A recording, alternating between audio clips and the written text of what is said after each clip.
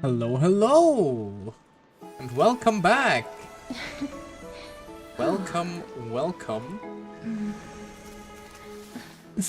I'm sorry, I didn't mean to continue yesterday, but I ended up just being, too EP, frankly. How are you doing today? Well, not as EP as I was yesterday, luckily, hence us streaming. But on the bright side, it did give me some time to start actually building Cass. Yes, first, I'm very proud of you. Aren't you always? I do plan to eventually add a redeem and stuff like that, and you can like flex it to other viewers if you really want to. Yeah, Cass isn't exactly like finished yet, as you can very clearly see. But we're at least getting somewhere. She now has actual relics. Her crit to damage ratio doesn't look too shabby, I think. For considering like I didn't pre-farm her all that much and she's still missing some core stats. 4180 should be. I got so scared by that noise, Jesus Christ. actually scared me. What the fuck? Found me on X, did you? Yeah, fair, I do post a lot there, although honest to god I mostly use X to yap about Hololive all day.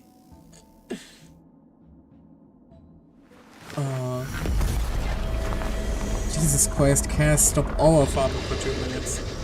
Just at 32 from the relic set, right. Aim? Yeah, the weapon doesn't give any crit, but with basically 7170 we should be set up well enough for the story at least, I think. Hung isn't back yet, huh? Huh, apparently he isn't. Where the frick is he? But yeah, that does mean that we can use her for the story at least, and conveniently enough, the Trailblazer is actually used in her most competitive teams. There isn't many fights except one actually, fair enough, but then we can at least like, you know, look at her. Look at that very, very lovely looking face. Just, you know, try to remember that the second you try to poke those incredibly squishable cheeks, you will die. You're going to die. Hugging Castris is not recommended. And ears. Fair. Why does she have elf ears actually? And why does Tribby have elf ears for that matter? Does like Leia have them too? Is it just hold on. Nope, Aggie just has normal ones. It does feel a little bit random at times, doesn't it? Like some characters will just randomly have pointy ears. Although like in Star Whale it can at least be explained by, you know, we are hopping to other planets, who knows what other like races they had there over time. In Genshin, some characters just have them. Never explained, never elaborated on. Why does Lila have pointy ears? Fuck if she even knows herself that she has those. Also, you can use your her to remember this live cone for RMC. I think it's slightly better. I was actually thinking about putting the memory card never falls on her, but I didn't have a chance to level her yet because, you know, I've been busy building casters, and I do need the Herter, the Yuri one for Aggie. RMC, you don't need level. That is actually a very valid point, yeah. Honestly. There.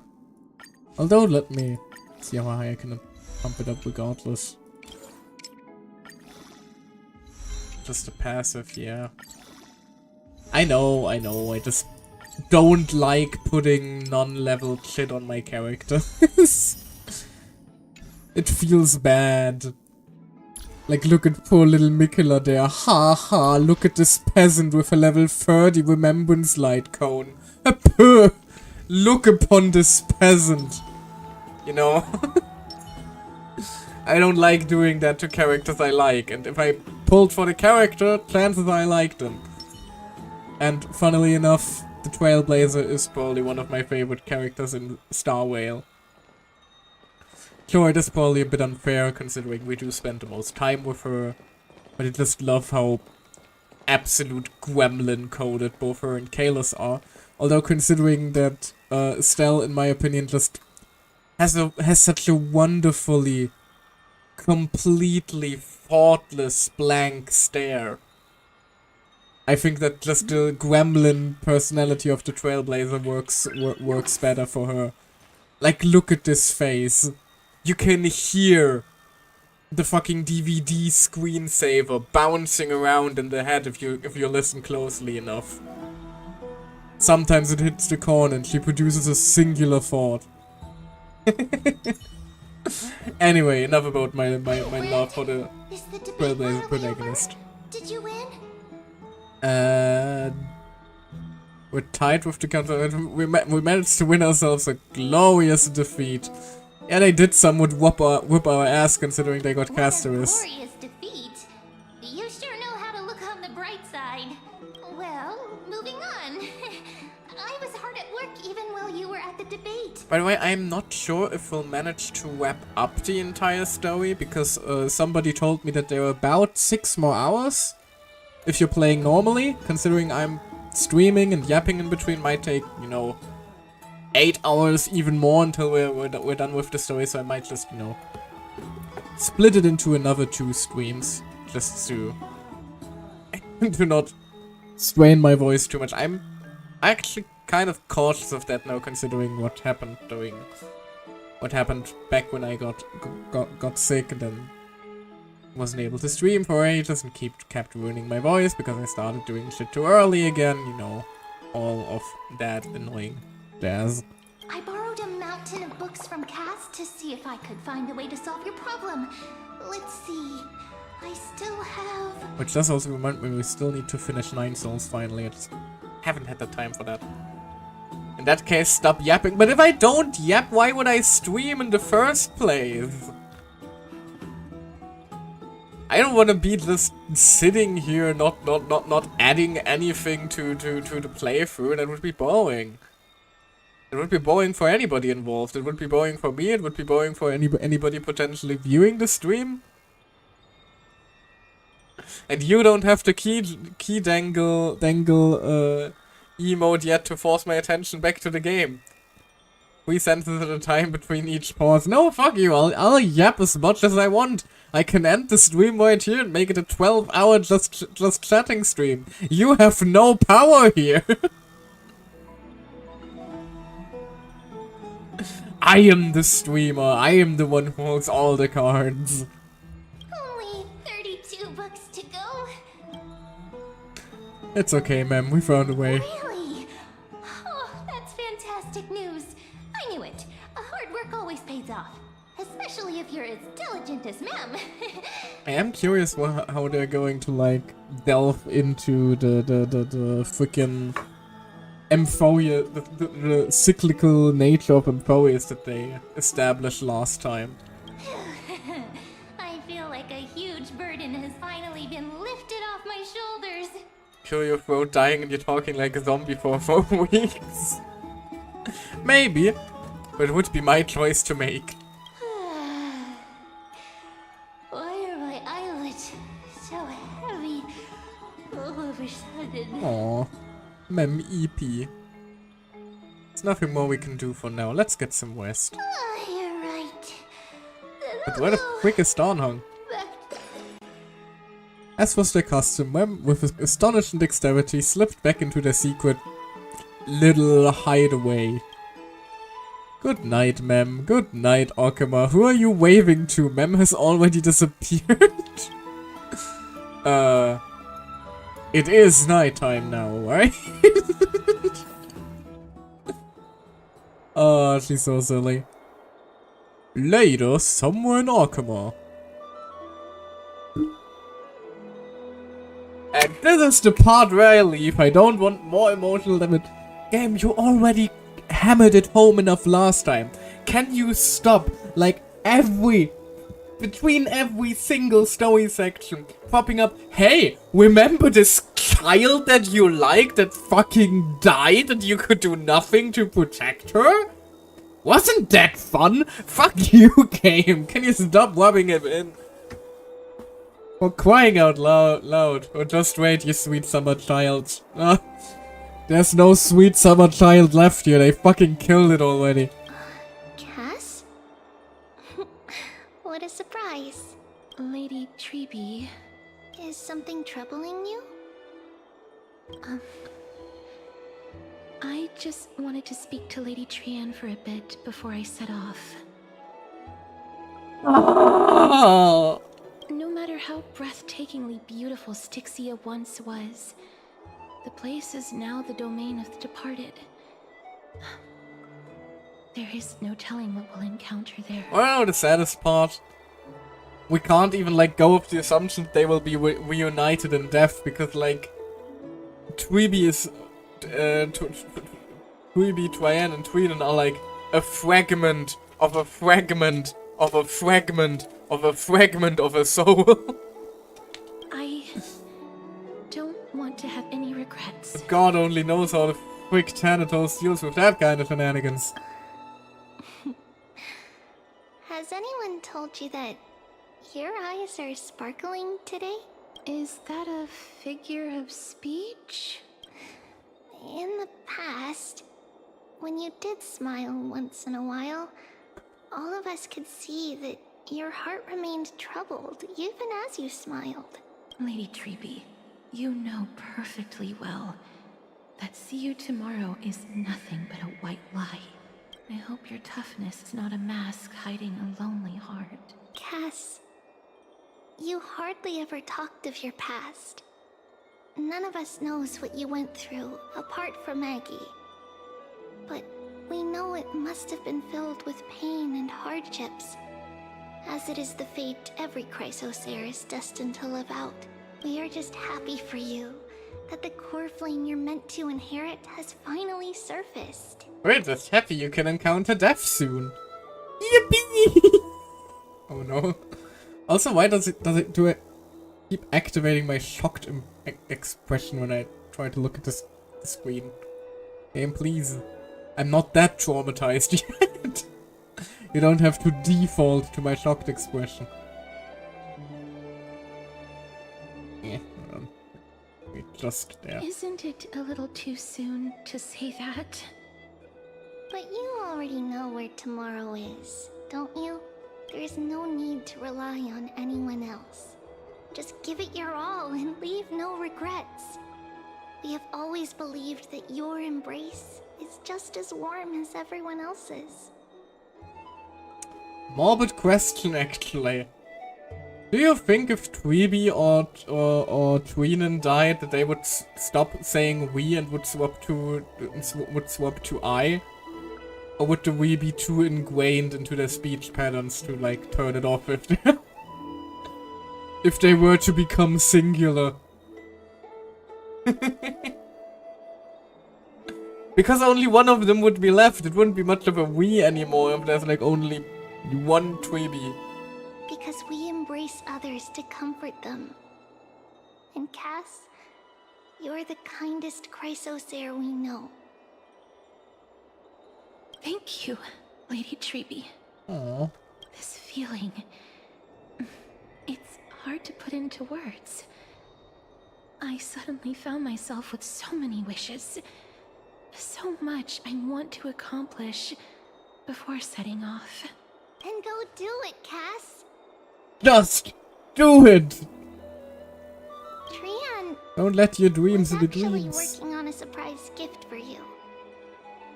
It's a pity she didn't get to finish it. Oh. But now Trinan and I are working on it. And we'll make sure to give it to you. The game just loves meet back here when twisting you the return from knife, doesn't it? Safe travels. See you tomorrow. Like, the game did the same thing back when Firefly or Robin were supposedly dead. The game just kept rubbing it in. Constantly. Non-stop. A barrage of, hey, look at this character you like that is fucking dead now. Maybe it just feels like it because I really like the Twibby triplets. Right time to meet a very not wet cat. I can change that. Let's not get too ahead of ourselves, but from the things I've seen regarding Cypher, goodness gracious. Anyway, I can't sleep. Who could it be? Is Danhong finally coming home? It's me. Never mind. Death approaches. Hey, Cass. I hope I didn't wake you. Oh, don't worry. Insomnia already took care of that. Sleep is a luxury when you're at my age. I'm glad to see you're as full of life as ever. No, actually, I'm very close to death right now. He's staring rather lovingly into my eyes, actually. I'm here because of Whoop. private matters, Sorry. actually.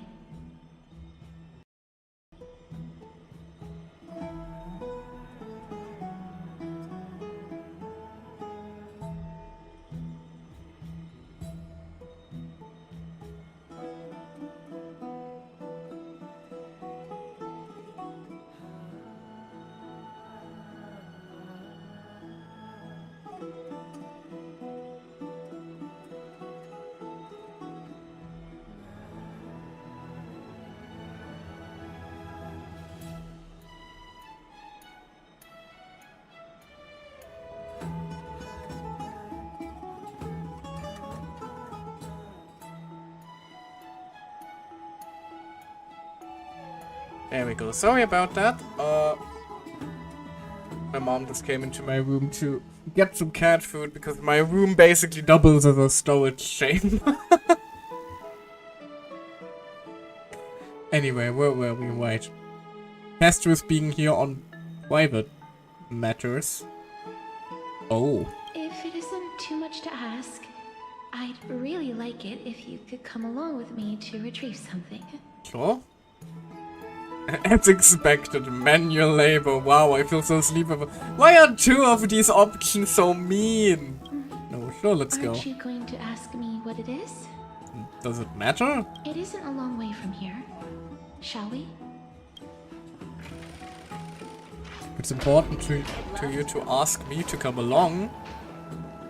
Doesn't really matter what its nature is in the end, does it? Also, quest I didn't pick up. Is that all? I still really desperately have to explore Amphorius, don't I? Just keep running past puzzles and chests that I haven't collected yet.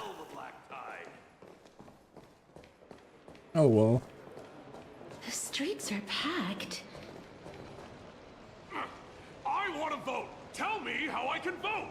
Take your ceramic shard engraved with the Kefali rune, select the Council of Elders in your heart, and pray silently until the shard registers your choice. Then toss it into the Dolium. Was the vote already ongoing? The Council of Elders? More like the Council of Buffoons? The Black Tide took my hometown long ago! Who are they kidding with bringing back Erechrysia? It's all a sham to create their own Erechrysia in Akama! The Titans are just. So long as we do not overstep our bounds again, we will not incur divine wrath. Oh, please. The time when these deranged Titans should have vacated their spot to the demigods is long overdue. You'll see soon enough, you old bogey. And I pray that Talanton smacks some sense into you with their scales. We shall see how this turns out. Oh god, more political discussion. The Titans are just cute as Titan of fucking stealing. I mean, technically speaking, it's just a trickery Titan. Not necessarily like the Grand Larceny Titan. That was quite a spectacle. Just another peaceful day in Arkama. I suppose peaceful is technically correct if no actual violence happened. Do you want me to change that? Whips out baseball bat? To this day, I still find it almost unreal that Akama is the only place illuminated by light amidst the crumbling ruins of Amphorius. And its people are even holding votes to reconcile differing opinions. This peaceful sight is making me forget that this is the end times. Yeah, we are in the midst of an apocalypse. You look very confused. Before coming here, I had lived for many years in Idonia, a city of rime and frost. The people there were devotees of Thanatos, and were well known for their unique burial rites and traditions. It is a bit of a weird thing to be known for. Like, imagine your entire culture is just known for death. Traditions that I played a major role in. Because of the curse on you? Yes. You now know me as the Mortician of Akama. But back in those days, I was Idonia's Maiden of War. I was trudging across the frosty plains on my own when the Idonians found me. They saw the curse in me as a blessing from Thanatos, and believed that my hands could correct the Eracrisia's mistake and lead them to meet the great god of death. They provided me shelter, but in return... This is referencing the trailer animation, I believe, so if you haven't seen that yet, feel free to. It is actually... All things considering it's a trailer for a gacha game, it's surprisingly like high quality animation and everything. I was expected to grant merciful deaths to war captives, prisoners bound for execution, and heroes alike. Game will show it in a bit like the whole thing, though? Isn't that just an executioner? Yes. No matter how kind or cruel the means, nothing can change the essence of death. Taking away someone's life is never worthy of religious worship. Well said.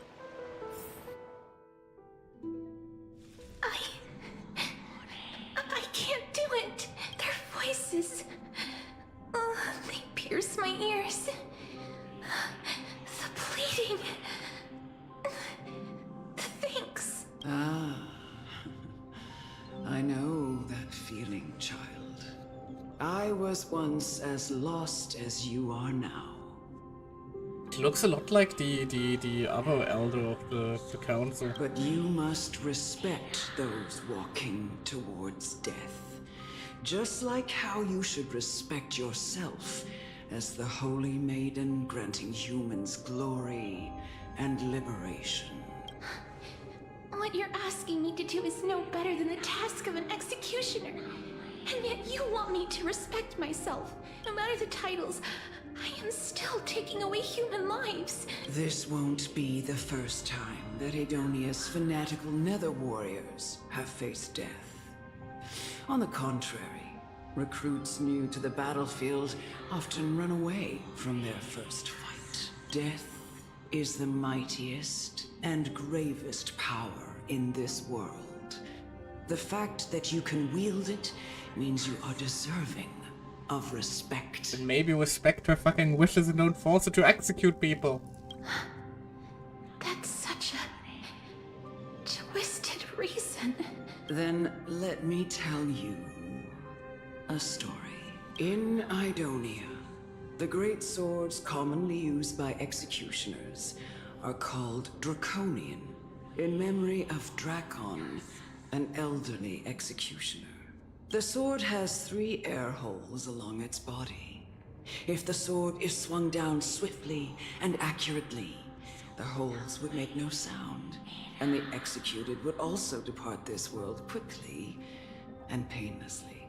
But should the executioner have any hesitation, the holes would produce a piercing whistle. On that cue, the screams of the executed are sure to follow. Why in the fuck would you make an executioner sword that allows such an error to happen in the first place? Every executioner after Drakon is to hone their sword skills every day in preparation of future executions. Every swing of their blade must be more resolute than the last, for failing to do so will bring pain. Pain for the dying, as well as pain for themselves. No. I can never get used to this. You misunderstand, child. I am not telling you to get used to it.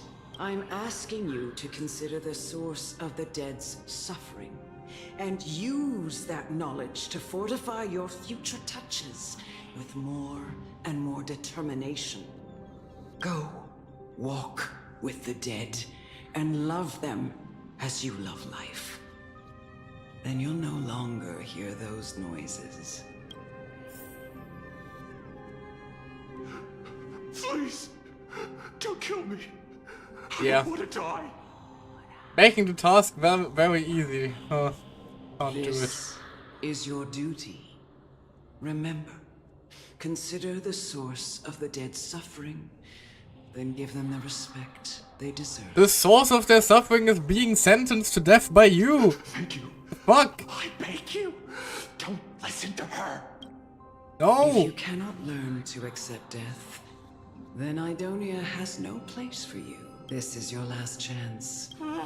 No, please, I don't want to die. Please, I'm begging you. Come on, game. Oh, the illusion of choice, huh? No. Also, the wet text is actually back. Acheron? Acheron, why do you haunt me? You gently touch the prisoner's forehead with your finger. His face is pale, his eyes flicker with fear, and his body trembles uncontrollably. Is it because of fear, anger, and hatred? Or is your so-called merciful touch of death simply a lie? She's just lost, don't mind Acheron. A dark purple mottles, spread like petals across the dead row inmate's face, then seemed to be submerged by spring water flooding his body. His trembling ceased, and the cries that had once begged for mercy slowly turned into a sigh-like whimper as he murmurs to himself.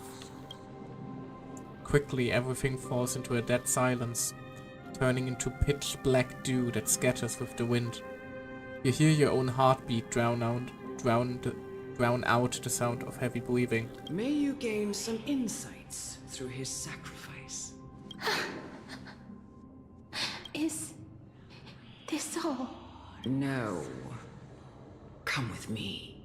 This is just the beginning of your life as the Maiden of War. You executioner!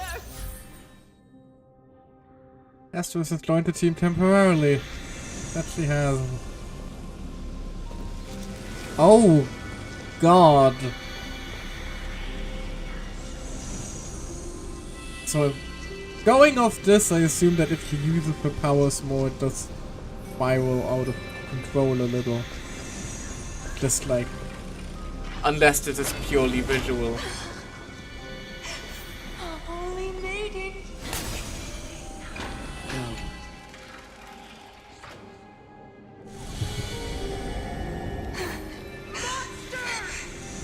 Thank you.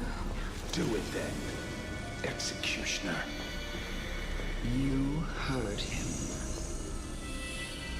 Posed with Outlander war captive. I curse you to live in eternal pain. Oh, this is fucked up. Grant me release.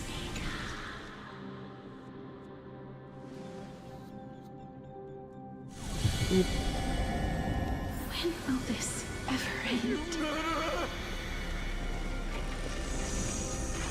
This is a messed up section. Jesus Christ. Oh, hello. Your turn now, huh? Come. Fulfill your duty. Wait, look at the kids. What? Why specifically? Just because they're all so fucking dead? Is there anything specific you want me to be traumatized by? What are you trying to do with me? I have aged. The time has come for me to heed the summons. Yeah, because it implies casted the two. And journey to their domain. The final resting place of every Idonian. You're not that old yet. You still have many, many years ahead of you. No. I'm already dead, or I have come to fear my declining health and impending death. Ah, Castoris. Will you give me one last chance to charge towards fear and prove that I am no coward? I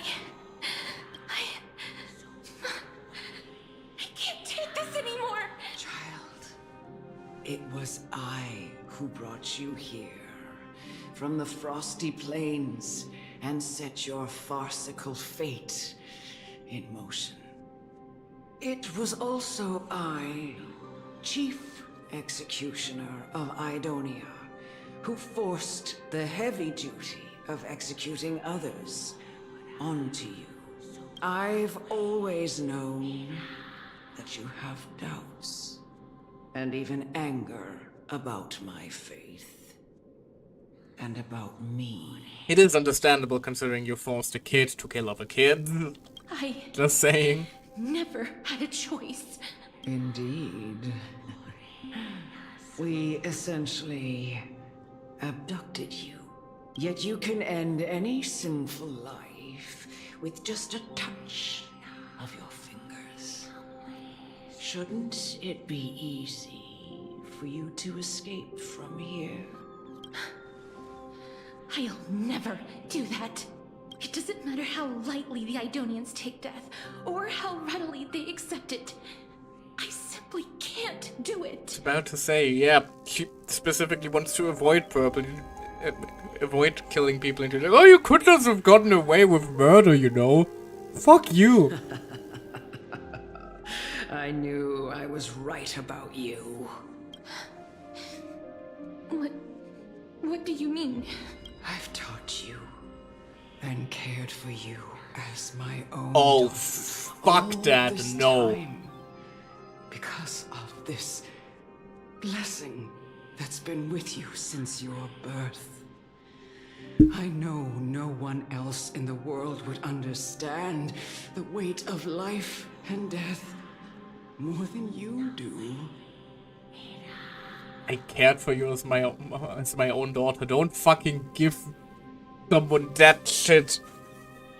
If all you've done is torture them their entire fucking life. In the eyes of an Idonian, death is the end of all life. A destination we will all eventually reach. Humans should not resist it, but learn how to face it.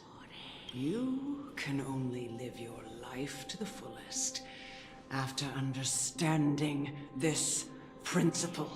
And when you do, even if you eventually leave Idonia's protection, even if you must carry the curse forever, you can live with your head held high, like everyone else. No. How can I? I hope Cass doesn't do it. I want to watch this hag just age as ungracefully as humanly possible. Come now. It's time. I've already taught you all that I know. Show me that you are a fitting holy maiden. Or at least that you possess the resolve to become one. Come now. It's time. I've already taught you all that I know. Show me that you are a fitting holy maiden. Or at least that you I wish I possess could the just say resolve no. Okay, making this big guy kneel with the press of a skill is at least somewhat cool. Emerge from your cocoon. Domain expansion. Big ass dragon. And even bigger freaking laser. May death protect us! Ah. It is so Cherish this overkill. It is so unbelievably overkill. I love it. Here. Like, that just seems unnecessary. How's this taste? I shall remember this word. Friends? Indulge yourselves!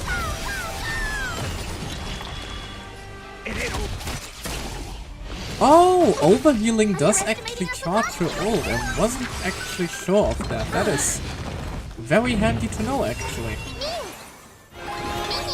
Go, Castorus. Fragile, as you wish. Embrace a new life.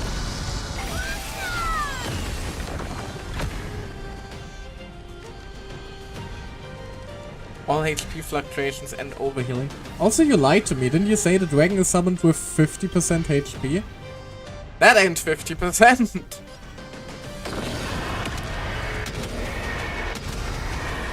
May death protect us! So the rotation is basically summon dragon and nuke dragon.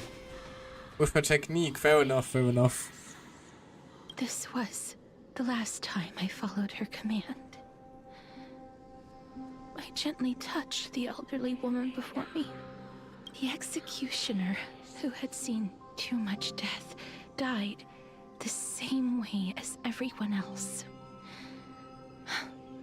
A gasp for air, a wistful look in her eyes, and a barely perceptible tremor in her fingertips.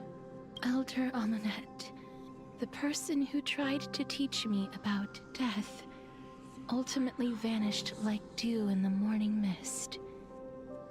She spent her life embodying the beliefs of the Idonians, and when death finally came, she embraced it exactly as their doctrine had taught. I have nothing but respect for her. I erected a cenotaph Not in her something honor you should in the have for marshes that woman. outside Idonia's city walls with the others I had laid to rest. Then, I set out once more in search of Thanatos. It was a long, long journey. I heard so many discussions about death along the way. Life finds meaning in death. The world improves because there is an end. It seems the most terrible darkness in this world. Everyone talks about its heavy weight. Some resist it, some worship it, and some even revere it. How did a disappeared titan become the deepest fear of humankind? And why do they haunt my dreams? I continued my travels to seek an answer. Initially, I was running away. Then, I started searching for it. And now, at the end, I just want to know if my touch, if my embrace, can do more than taking things away. Can I make anything? Can I leave anything behind? I don't want to die. Please, I'm Oh, begging you. damn, Just it let is me actually go. just the I full don't wanna animation, huh? die, Please, I don't want mercy like this. Just let me go. I need him. I don't.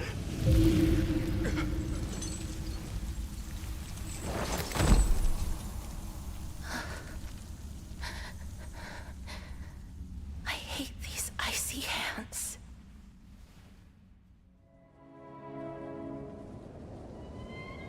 Well, you're all about Witness Peak cinema at the very least.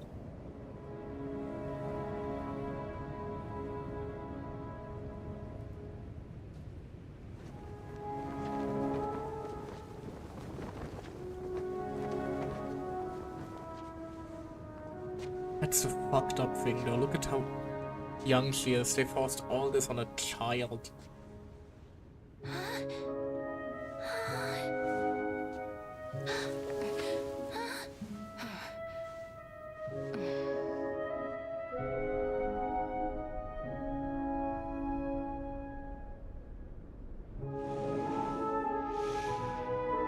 Get it over with.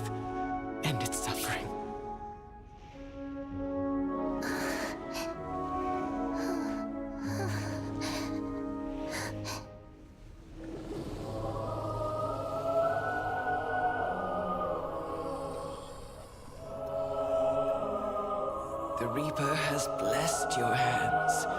Only you can grant them peace.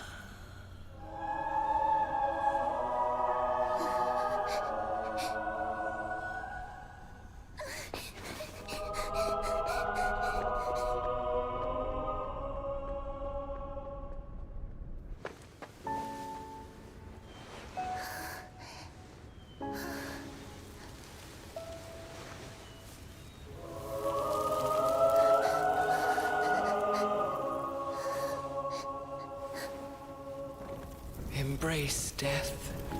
Walk alongside it.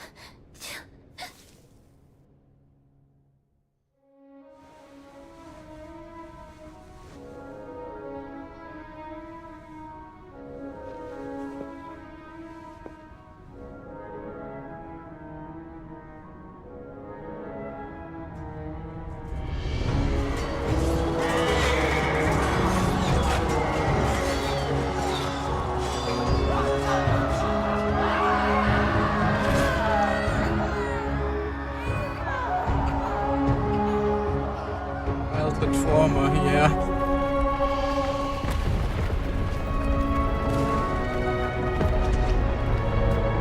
It sums up Castor as a whole, really.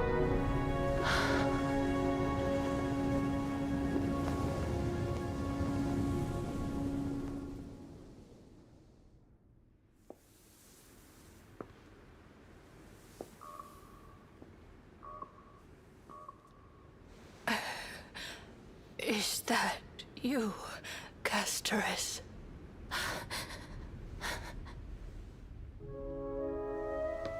All of them have gone, heeding death's summon, crossing into their domain. I must go too.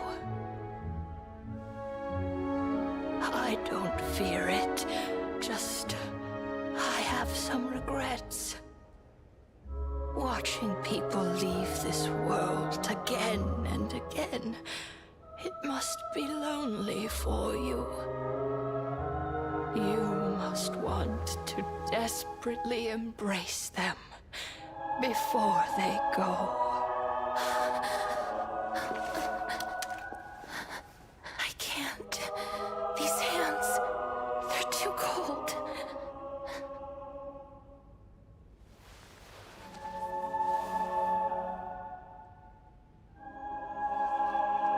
But Big Sister Castorus, your hands are so warm. Just like anyone else's. So go on. Don't hold back. Give me a warm hug.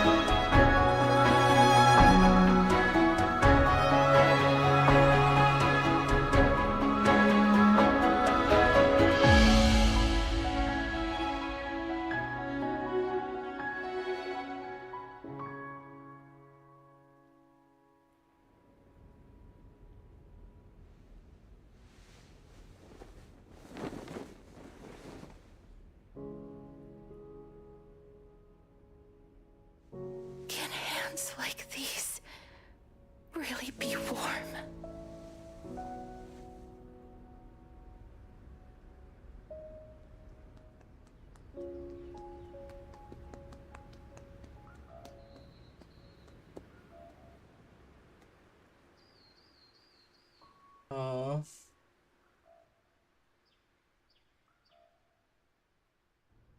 Wait, the fucking deer death stare, I On the forgot day about that that. Ornyx's trial ended, you must have had many questions. Sorry. I'm just happy that I watched the trailer before the game, before the patch dropped. Otherwise, I would have been bawling now, and I was able to at least contain it to like a few quiet sniffles. On a technical level, though, I'm happy that they're finally actually including these trailers into the game itself, because they do add a lot to the character, and they're very, very, very well crafted, as you just saw. Alright. Time to try and get my shit back together before we continue. Should have bought tissues. Anyway. I felt just as confused. Moving on for now. Why, as someone from beyond the sky, were you so cruelly dragged into Amphorius's fate? Oh, sweetie, this is the first time I was dragged into the tragic fate of a planet. Ever been to Belobog? Or the Lofu? Or Panaconi? Or heard a space station? I wished I could take action, but no matter how hard I try, I cannot simply interact with the living as ordinary people do. Even when we brushed against each other unintentionally in the grove. And it was obvious that nothing had happened, when an almost unattainable hope finally welled up in my heart. When I thought that perhaps my touch would no longer bring sorrow. Oh god, White Hope was immediately crushed when it turned out that we are already Omayo and Moshinde route. Fate declared to me, it wasn't that the curse of death had finally been lifted, but that your soul no longer belonged to this world. And there was nothing left for my hands to take. Nothing. And did I really think this time would be any different? It's not that I don't understand this reality. Just that I'm unwilling to accept it. Having walked such a long road, I am still unable to find the answer to life and death. I am resigned to eternal despair. Anything I wish to hold on to, death will inevitably wrest from my grasp. From that moment on, I lacked the courage to confirm it again. Until Ornyx laid bare the cruel truth before us. But now, perhaps I might have one last chance. Please, for the love of God, let her lift the curse somehow. This is so fucking painful to watch each time. Although, now that I think about it, like, after all of Amphorius is over and presumably like the fake sky is lifted and all that, would we be able to like bring her to Panaconi? And like have her enter the dream realm and like, you know, give her a big old hug in there? Or would it still cause immediate death? Because you couldn't die in the dream, right? Would Castris just cause people to wake up? Or would you be able to hug them? Questions for later. Important questions for later. I hope the devs thought about that. Long ago, Trinan read a prophecy to me.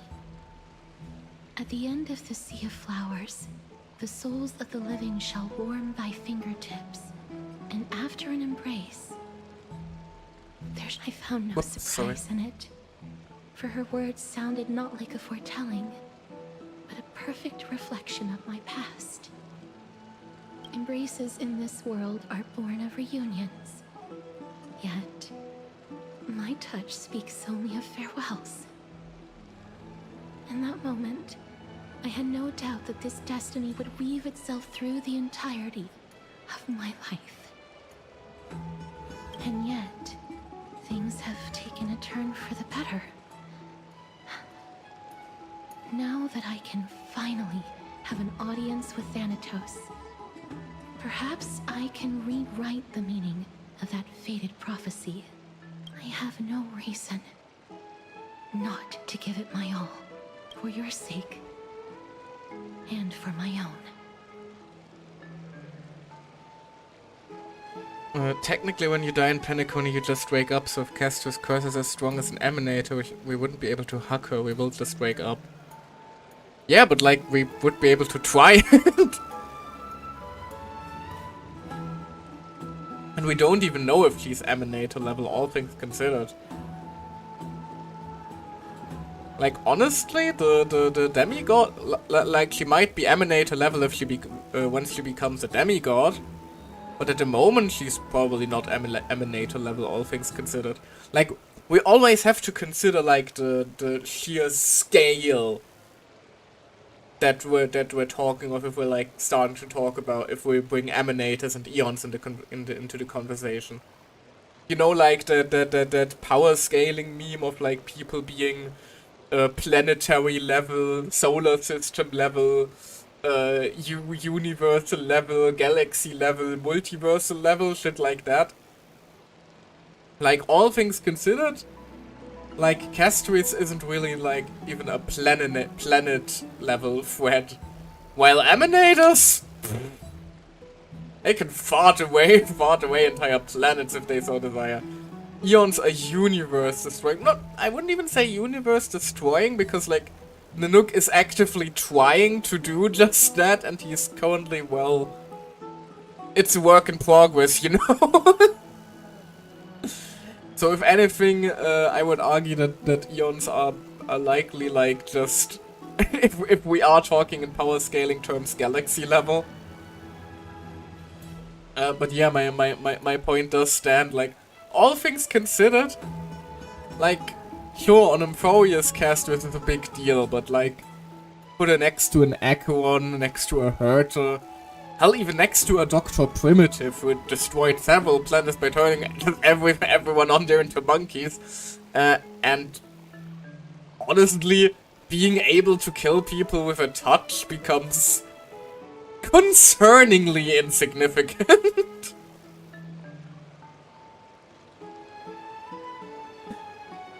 Like, that's the thing you always have to consider if you're talking Star Whale.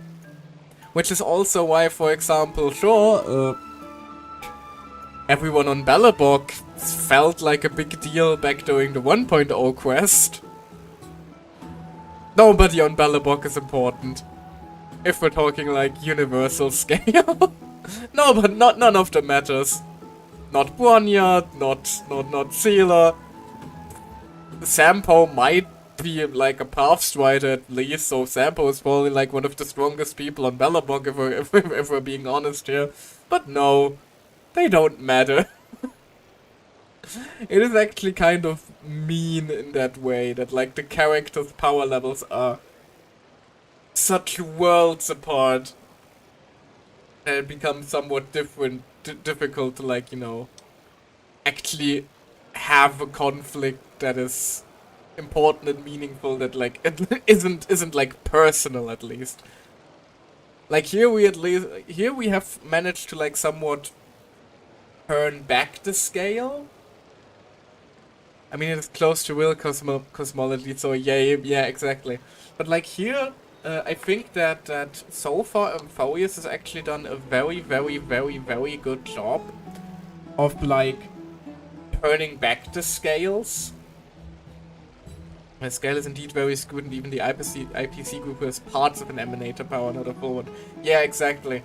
Like, we saw the shit that Aventurine was able to pull, and he has, like, a 10th of an Emanator's power. But, like, sorry, I keep interrupting myself, but Amphorius has done an excellent job at, like, returning the scales of power to, like, a more manageable and, like, a level where you can, like, have an overview. Because currently, the big bad is the Titans.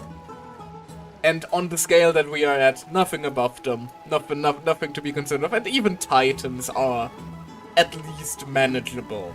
So, you know, there's nothing happening here like, I don't know, Lan coming along and just randomly nuking a fucking planet. Which, again, the Star Whale universe must be quite horrifying considering, like, at any time, if you have, like, even too many citizens who sympathize with the abundance, the Hunt might just come along and nuke your entire solar system, and you're just gone in the blink of an eye. Or, you know, Nanook pulls up. And God only knows what happens then. Anyway, thank you for telling me your thoughts, Gasteris. With that, I won't have any regrets. Castris talks to you about the gifts she gave to other Crisis S, and before you know it, she arrives at your gift. Let's put that aside for the moment. We've arrived. And when you phrase it like that, why haven't we gotten a Lovecraftian horror yet? I would argue that some of the eons essentially function as that, though. Like if we're talking like the Veracity, Aha for that matter, Nihility exactly. Like I would argue that the eons essentially have very, very much like at least parallels to like Lovecraftian horror. I don't know, like a true Lovecraft horror whose existence we are unable to comprehend. That is most of the eons though, like we don't understand them. That's the entire reason why Herta is posing the question of what is divinity. They're also unable to comprehend us because they think on a whole different scale. Yeah, that's just the eons. You're summing up the eons. We think we know some stuff about them, but good fucking luck trying to figure out what the hell Aha's deal might be.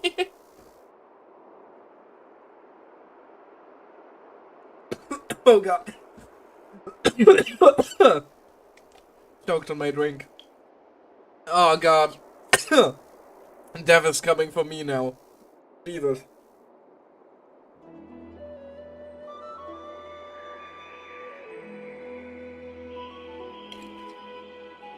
There we go.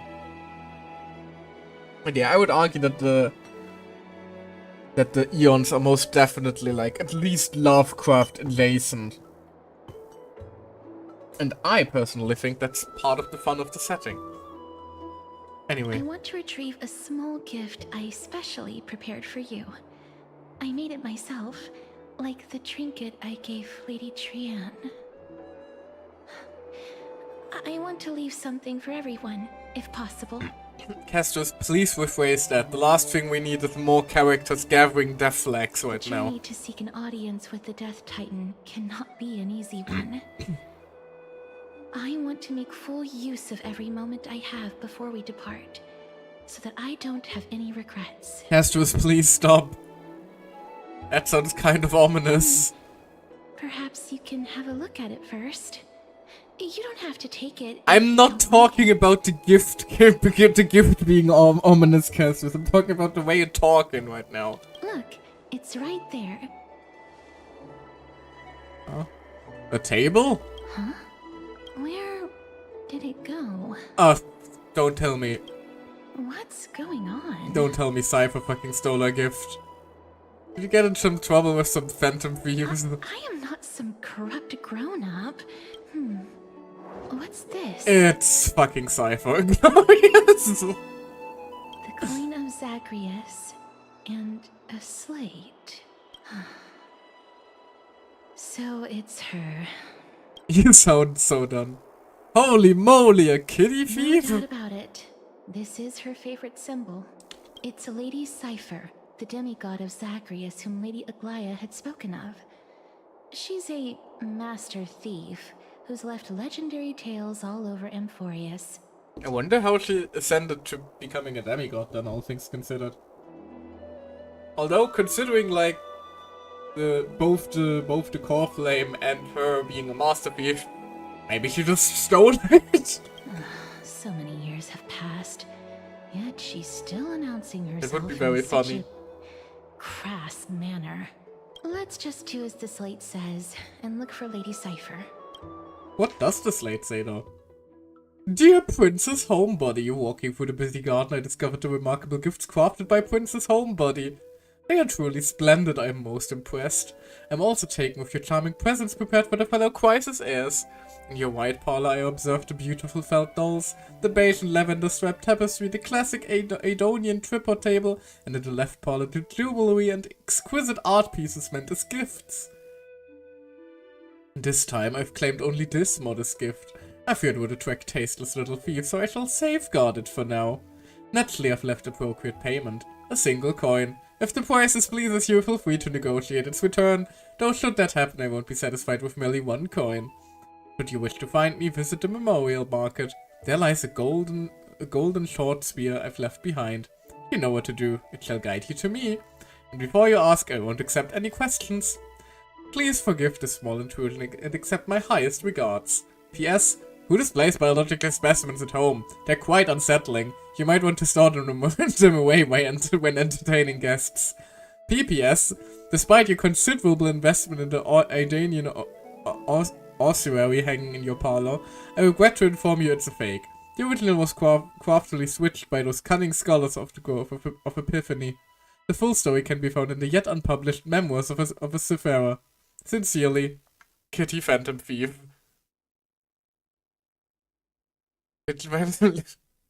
Like she isn't a brat, she surpasses a brat. Retrieve the gift to teach Kitty Phantom Thief a lesson. You head to the market and find the short spear you left behind. In desperate need of correction, one might even say. Okay, no, It's that's right not. there. Let's not go there, shall we? Anyway. Also, I just realized something. Oh. Neat. I still have this left over, don't I? Do I do this now or do I do it later? Because I'm... No, let's go there. Dunk the cat into water as punishment. No! Do I take care of these now or do I wait?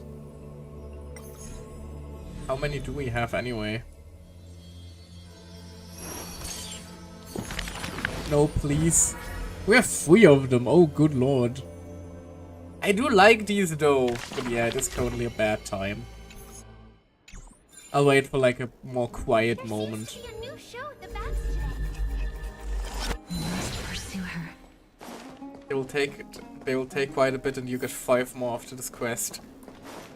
Fair, fair. But I like them. I liked like doing the dramatic readings in between. They're fun. This is a trick she left for us. Clearly, Kitty Phantom Thief wants to play a little game with you. 2 short spears, 1 correct, 1 wrong. Let me check the hint on the scroll. 2 golden short spears. Only the golden short spear engraved with the truth can lead you to Kitty Phantom Thief. The left spear is engraved with the words "Don't be fooled." The white spear is engraved with lies. Oh god, it's one of these riddles. I suck at those. The white spear is engraved with the words "Trust me," Grey Mystery. Both spears are engraved with the truth.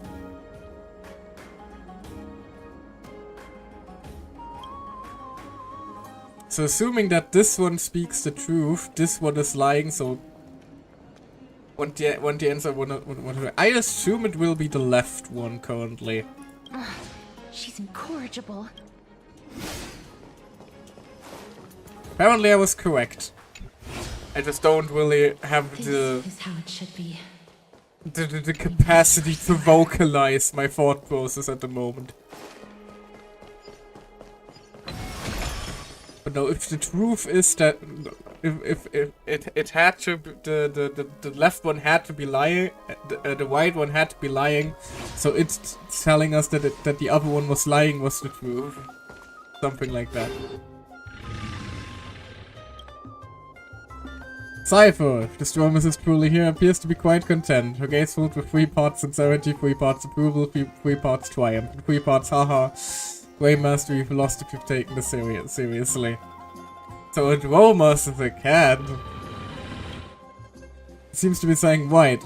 Oh, no, yes. After a moment of inner conflict, she reached a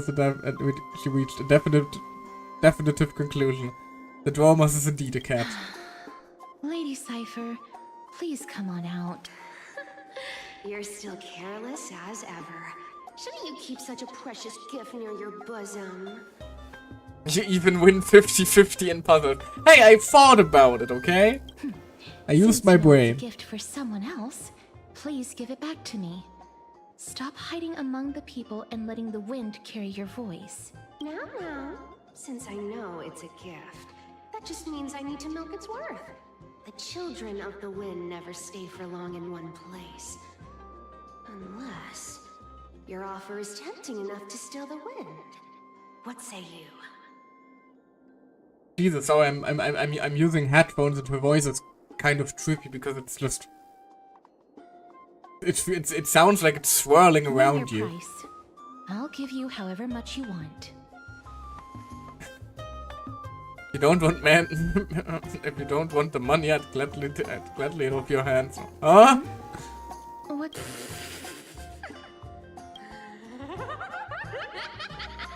No wonder they call you Princess Homebody. Why don't you two come over to my place? We're moving very quickly now, aren't we? You can find where I live through the winds I've sown. Please take me out to dinner first. Piece of cake. I can do that even if I can only sense your soul.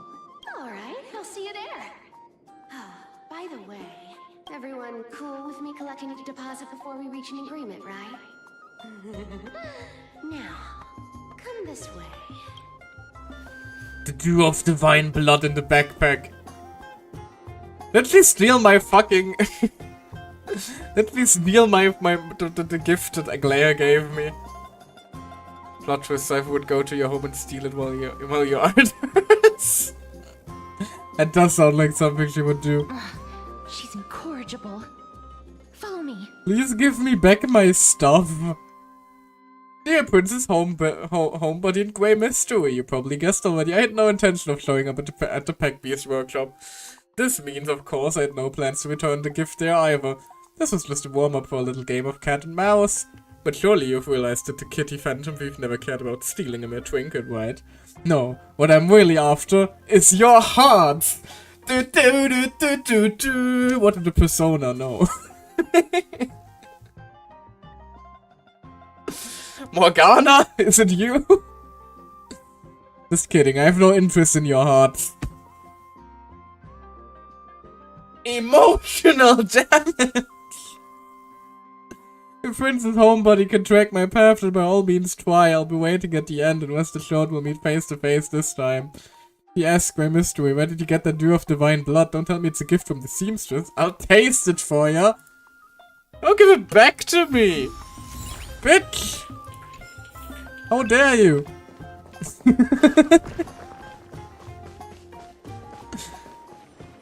He does feel like a walking Persona reference, doesn't she? Which I'm not necessarily complaining about. Wait, what is this over here? This would be the place that Tribby mentioned, but you don't even glimpse a hair of that great soothsayer. I think I accidentally just stumbled into a world quest, didn't I? The arguments are so slothful. Has carefully never taught you the virtue of punctuality in your labors. According to the School of Relative Cognition's first law of first law of waiting? When you wait without purpose, the relative time your brain experiences will experience a state of exponential increase. You decide to give your brain some exercise and pass the time. Remember who you were looking for. No, I don't know. Where am I? Who am I? Your true brain cells just went into the first light you saw. Hey now. Excuse my mock brain. Nice answer, you managed to get yourself all dizzy. According to the second law of waiting, your perception of time will be accelerated to 99% the speed of light. Of course, the above was all made up by the School of Relative Cognition. The baseballer is Engi. Rather than waiting around, why not catch the early worm? Ask around for Pesitail sightings. I shall not. Thank you, narrator-son, but that was enough shenanigans for now.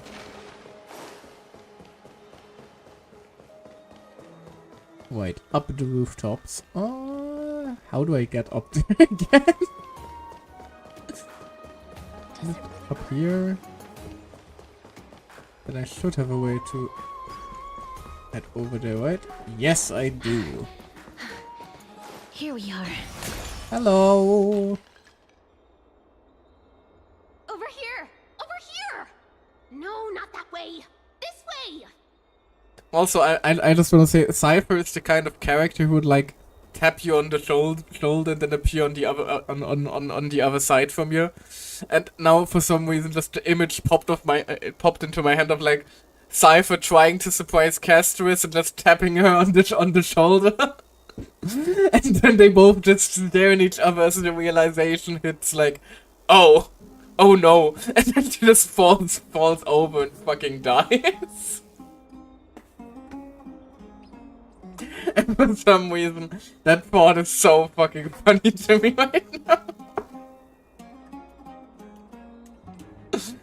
Like, it would be a very, very amusing way for her to just Come on. If I really wanted to hide, you'd never find me. Hello. So relax, you two. No need to get your hackles up. I'm not that scary, am I? Meow. Are your ears real, by the way? Or are they just part of your hood? Ew, what kind of quirk? Whoa, that upset. Calm down. I'm just putting on a show with the meowing. Some people might have been into that a millennium ago, but it's long since gone out of style. Okay, so she's not a real cat, confirmed. Loosen up, buddy. Shall we get down to business? To defeat the Huns. You know. Don't want to get Give me the copyright jewelry struck piece by Disney. first, or everything's off the table. Gift is a piece of jewelry? Materials are nothing to wow at, but the workmanship is superb as always. You're still skilled as ever, even after all this time. And you've put a lot of heart into this one. Mind your own business. Aww. Wait, the Cypher shippers. Oh, come now. Don't be so upset. Relax. Relax. Look, isn't the view here just great? You can see what everyone is doing and where they're going, and they won't even know you're here. Can repeat off to be Cypher the Bean. No, I shall not. Not yet, anyway. Now that we've broken the ice, let's get to the point. Everything I've said so far has been a joke. I'm inviting you two here for 3 things. 1, the seamstress found me and wants me to take you to Styxia to look for the Death Titan. 2, the Council of Elders also found me and wants me to make sure the core flame of Thanatos ends up in their hands. Look at you having a finger in both pies. And last but not least, I'm telling you that I'm not interested in doing either of those things. Don't go look for the Death Titan. The end. Some time ago. Whoa, this is some high-quality stuff. And this room is full of it. How much are these worth, Did you get all this through that Aranova gimmick? Some of it is family fortune, while the rest came from my business as a dressmaster. Don't liken the flame chase work to your shady dealings. Wow, I should have busted down your door instead of going around like a thief. See, I forgot she got a real tail. She's a cat, yeah, so he also probably will. Fair enough, fair enough. Well, spill. Why are you giving me so much money? Payment for doing work. You're worth this much. Did you forget my stance to all this? I thought I made myself very clear. You wish to run away. Run away from your responsibilities, from the prophecy. and from your destiny. You shall walk with greed and die over petty change. Oh, ominous. I understand this prophecy weighs on you immensely. That is why I have never reproached the demigod of trickery for running away. But I need you right now, so don't turn me down. You know, maybe the gods got your tongue with their golden threads, Aglaya. I'm not hearing any sincerity in your words. Honestly, my current ongoing theory regarding, like, you know, all the prophecies of the demigods is that basically I don't think that, like, there are only 2 Amphoreus loops at the moment. Also, Seal Event Trivia, Cypher also calls Trivia Big Sis Trivia. Oh, it's cute. No, but, like, currently we know of 2 loops, you know, the previous one and the current Amphoreus loop. I don't think that's all loops there is. I think there were, like, you know, 3, 4, 5, 6, 7, maybe even, like, maybe we're, like, into several dozens of loops. And my theory is that, like, each of the demigods ends up dying in every cycle in the same way. Which is where the prophecies come from, because it's, I don't know, how the first ones died, and since then that step has been repeating over and over and over and over and over and over and over again. And basically our main mission in terms of story this time around will be to, well, you know, try to avoid those prophecies coming to pass. So much for, like, my current theory regarding the prophecies. We will be able to, like, confirm or deny that the more we learn about the demigods. And the thing is, if the demigods die, how do they ascend to Titans? After their death, I would assume. Maybe that's precisely how they ascended. Because we don't really know anything about, like, the ascension process. Especially in like, relation to the prophecy. Anyway. Give me a reason why you're bowing your noble head to me. That's just my current theory. We will see if it turns out to be true as the story continues. We lost Trian. Oh. Oh, look at that. Acclamation from Cypher. The divine power of passages is running out. I need another demigod to escort Castorus and help her fulfill her lifelong wish. Oh, I get it now. You're sending Castorus to her death. And you want me to die with her. This is Castorus's own request. I have never seen her so determined. That's why she's being paid so much. So technically speaking, she wouldn't die over petty change. She brought this up herself? You're not pulling my leg. Smart move from Aglaya, all things considered. She's also made up her mind to leave her confused past behind. As will you, Cypher, when you finally make up your mind. Don't be so sure. Time is hard in the likes of you and I. But Castorus remains pure as driven snow. She can always turn back before the end, you know? Maybe she'll remember Trian's sacrifice. Maybe she'll remember the countless martyred Chrysos heirs. Maybe she'll remember you, with your one foot in the grave. I ain't as optimistic as you about what she'll want to do. Tell you what. Why don't I take this room of treasures as a security deposit, and we make a bet? Go on. I bet she'll change her mind and turn back. Now, if I lose, I'll do what you want me to do. Return this deposit to you, plus giving you another room full of treasures. How does that sound? You sound like you have all the confidence in the world. Also, I'd listen want to note real quick. Cypher's voice isn't what I expected from her when I first saw the character, but I actually quite like it. In that case, let's make a pact with those conditions. I hope you're prepared to lose it all. In conclusion, too deep, yeah, but I think it's strangely too mature, I suppose, yeah. I did expect something like more Nekomata-like, all things considered.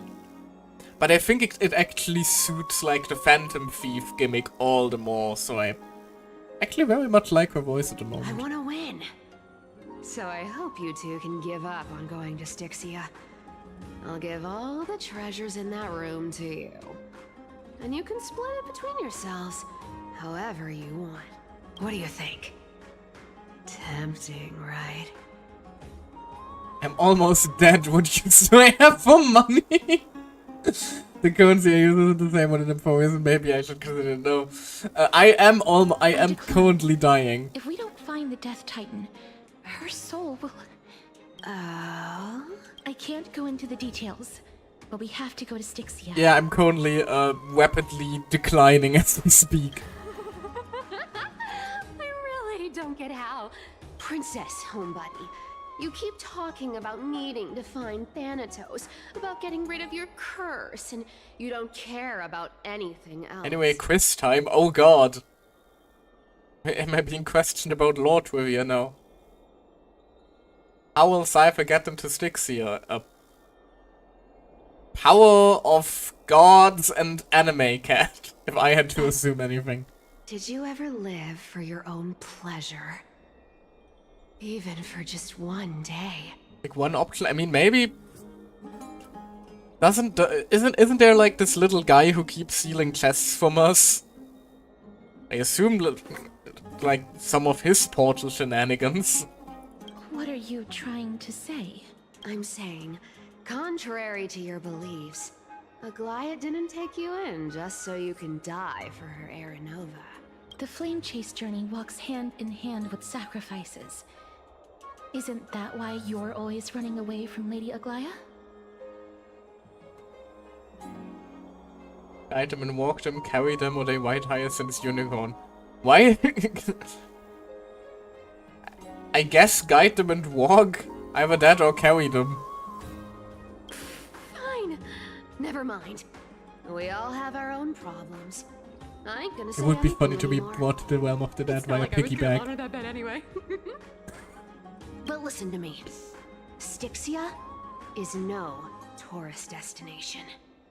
Sure, the treasures buried in there are 10, no, 50 times richer than Aglaia's vault. Yet, I've never been there. And I never plan to. Piggyback. Because even a demigod Wow. can't be sure they can walk out of that place alive. Mods, please time him out for 23 seconds for that one. Thank you. If there are even any mods in this chat right now. If there are mods, time him out for 23 seconds, please. Thank you very much. And now I'm supposed to escort you to Styxia. Sure. Pay up.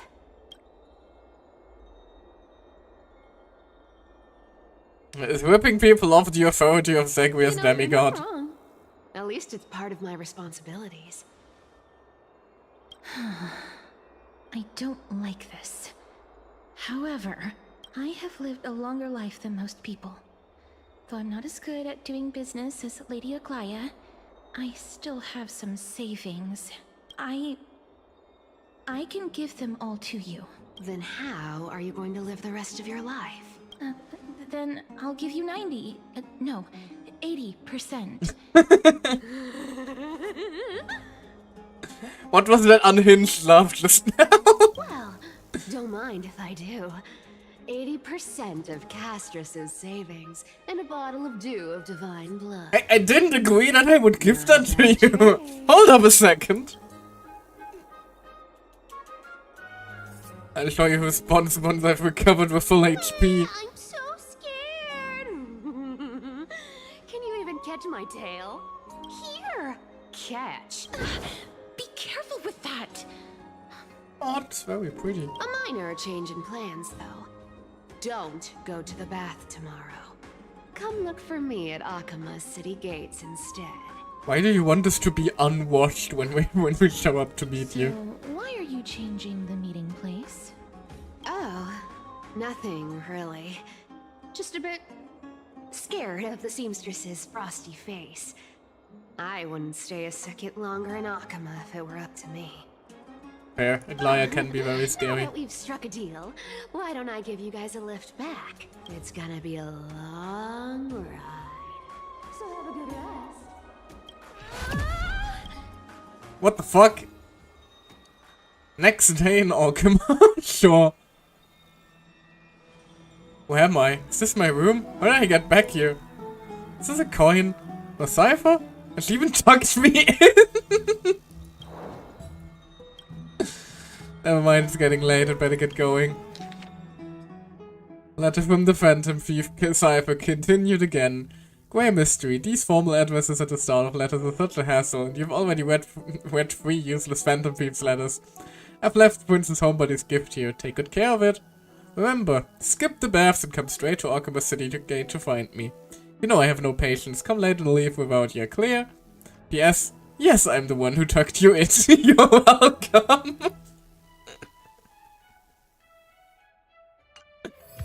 Thank you. Oh, she gave us the dew of divine blood back. Need. Investigate. Never butterflies pondering. A handcrafted silver wing. If you hold it to your ear, you can hear the sound of melting snow. In Aidonia, the departed seal ice and snow into a wing before their final journey, offering it to the living as a token to walk the rest of the path in their stead. When the ice melts and the snow fades, the flowers will bloom, and you will find me. Aww. Embrace your long fingers. Can I actually wear it though? Can I put it on? He's basically a wet Loki, yes, so Loki. Have you ever read any myths of Loki? Loki is a brat. Loki is a little shit.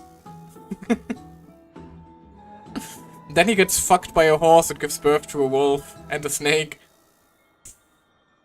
Norse mythology goes some wild places, man, I tell you. Anyway, can I do anything with it?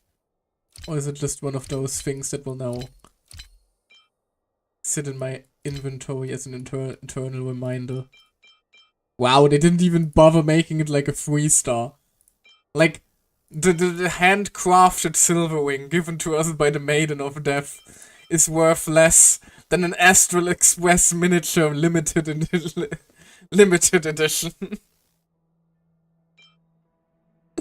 That's unnecessarily mean game, isn't it? Could have at least given it like the Jade Abacus of the Allaying Oath level treatment, right? Also, right, we do have a quiet moment now, so... Cypher did tug us in, so let me read you a bedtime story, shall we? Whose visage comes into view? Where are we starting? Chat, give me a number from 1 to 3, please.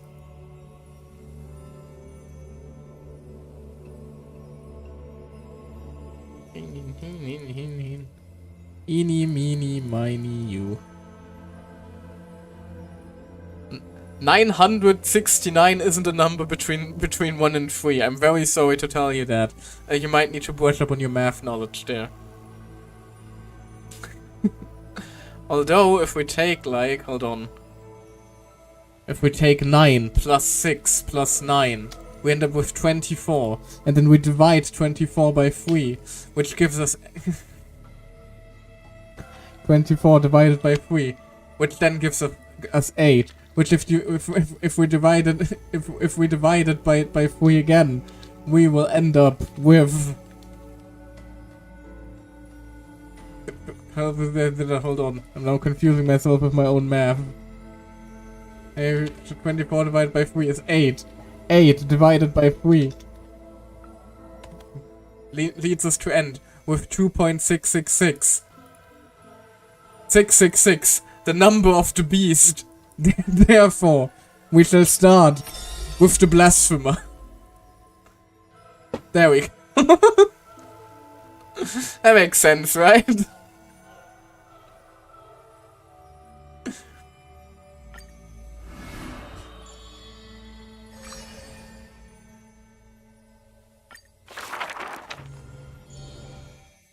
This is a tale buried in history.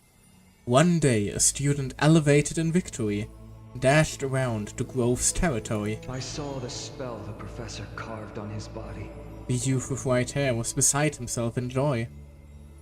It must be a power most secret. A means for one man to stand against 1,000. I wish I had an ASMR mic for moments like this, that would be fun. Oh well. That spell was rare indeed, for it was a secret way to overturn a cart of hay.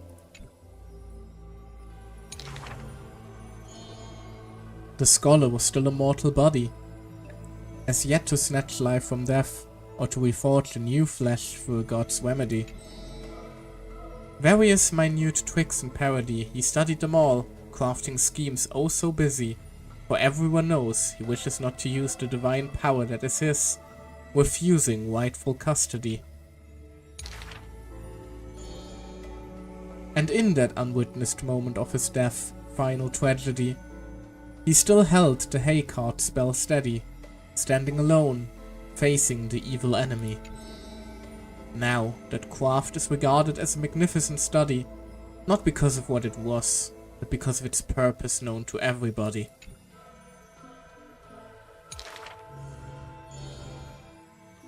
Also, I just sent you some baked goods? What the frick do you mean by that? Ah, that's what you mean by that. Fair enough! Anyway, in fact, he once crafted miracles, forging silent servants using soil as vehicle. Through no sentience, they do their job without obstacles, rivaling Titankin in spectacle. However, one day he suddenly changes his tune. Creation is the Titan's work, and slavery is the Titan's manacle. When imitating divine evil, there's no need to invest reason, most pinnacle. When the servants have all been recycled, he deigns not to explain, fearing to waste his reason or muscle, so he jokingly concludes the questioning with a chuckle. If it's just for odd jobs, students are a better gamble.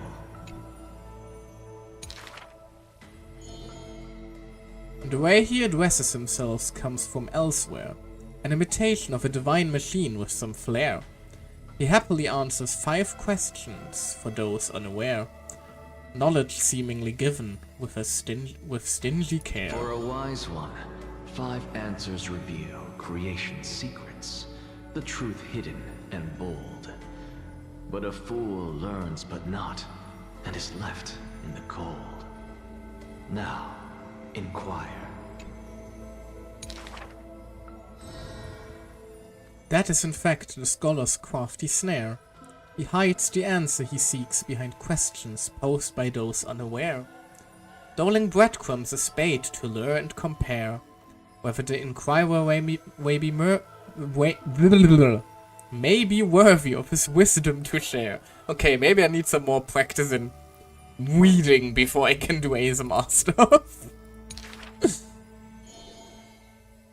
The scholar never looks at laws and measurements, ignoring the flow and shift of time's passage, and uncomprehending students' gossip in eager regiments. He is panicked by the flow of time, for his work is yet done, yet to implement. The stubborn This assistant. man is too arrogant, and he intends to desecrate Orynyx's accomplishments. Fair enough, that one was taken from me. Outside the courtyard, the gossip flows into the scholar's ear. He silently gives a grade to every question and argument, but none know the true answer according to his judgment.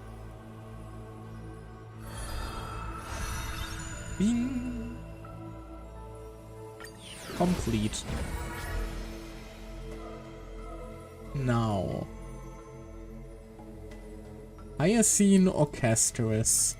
That give me another number.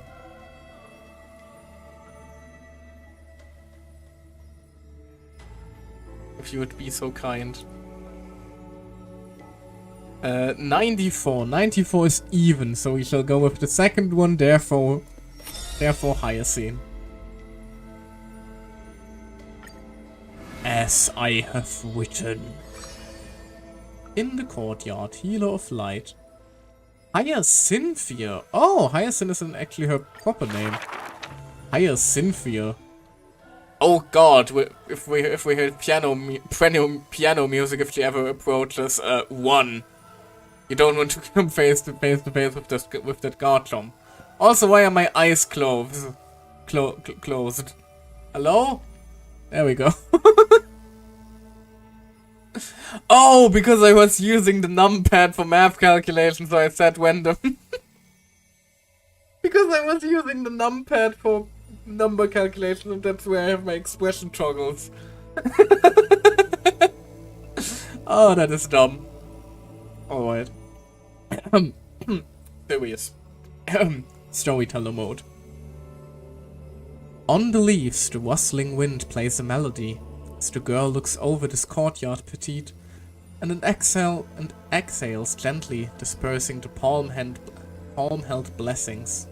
The entire yard is lit softly, like a dandelion bathed in sunlight. Is this courtyard a tad too small? It's okay, Clementine. As long as it provides warmth plenty. The girl makes the courtyard tidy, and the Evernight lands outside the holy city. There's now a light curing soul's melodies. The girl's skills can bring forth miracles, but today she welcomes a patient quite special. Welcome to the Twilight Courtyard. How can I help you? The gravely patient shakes their head. The end times are coming, and we all wander more and more. Oh, you may heal our wounds, but you cannot cure despair. The girl watches the patient leave, and her heart swells in sorrow. Clementine, prepare some things of me. I want this place to be brighter tomorrow.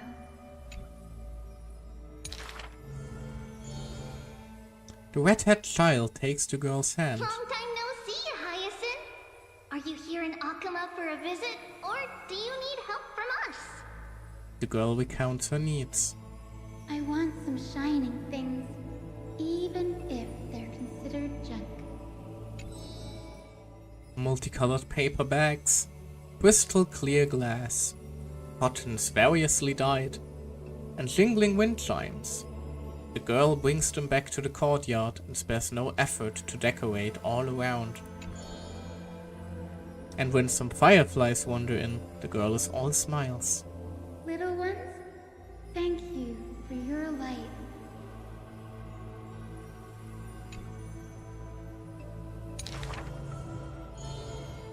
The patient returns here and opens their eyes wide. Multicolored dreams on the rooftop now reside, and the lawns contain the sweet whispers of sunlight. A soft breeze passes with no hint of cold, only serving to wake the playful chimes and the cariners of delight. Wow, there's light everywhere. What a warm place. The news is soon spread by the grove, and people with empty hearts visit in droves. The girl prepares candies and teas and listens to every visitor's complaints. People say there was once a star called the sun in the sky, but now that star's no longer there. People say that Aquila took away the world's light, but they still left behind a heart bright to illuminate this happy dream in the night.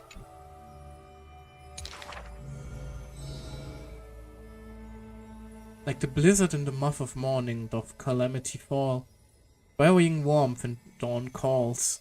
Orderly tides swallow up the growth of reason, and that tiny healing haven is also extinguished, broken, and barren. When the girl far from home hears of such grave news, the wind brings to her a moment of confusion, but also evaporates the tears that briefly sparkle into being. The girl still smiles, bright and happy. Soon the people of Arkham will see once again.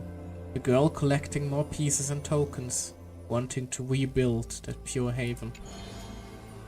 But she never realized that wherever she stood, she herself was that holy courtyard, that light-filled haven. Aww.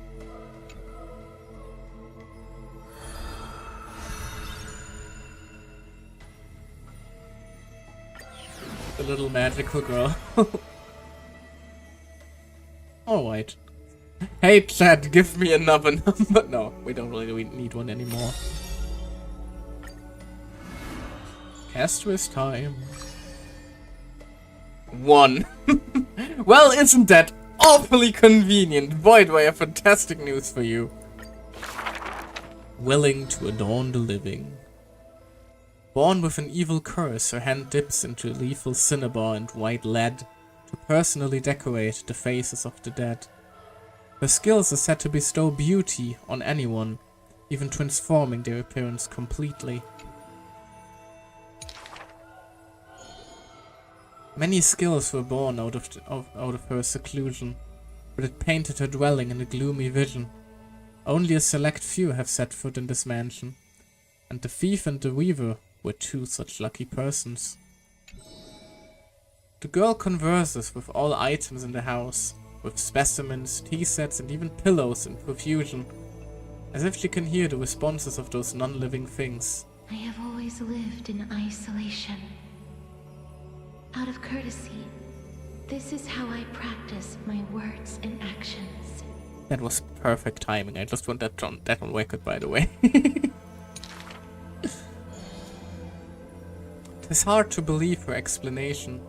Her face when talking shows such a gentle disposition that unless she is telling fabrications, she must regard her partners as mere children.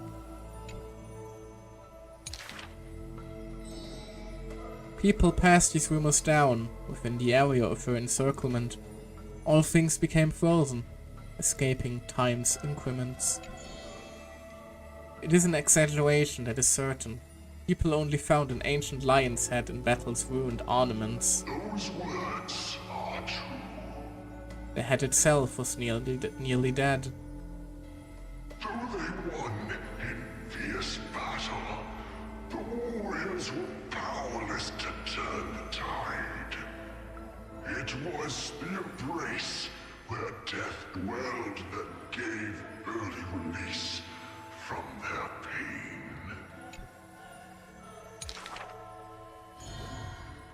This is how death escapes time.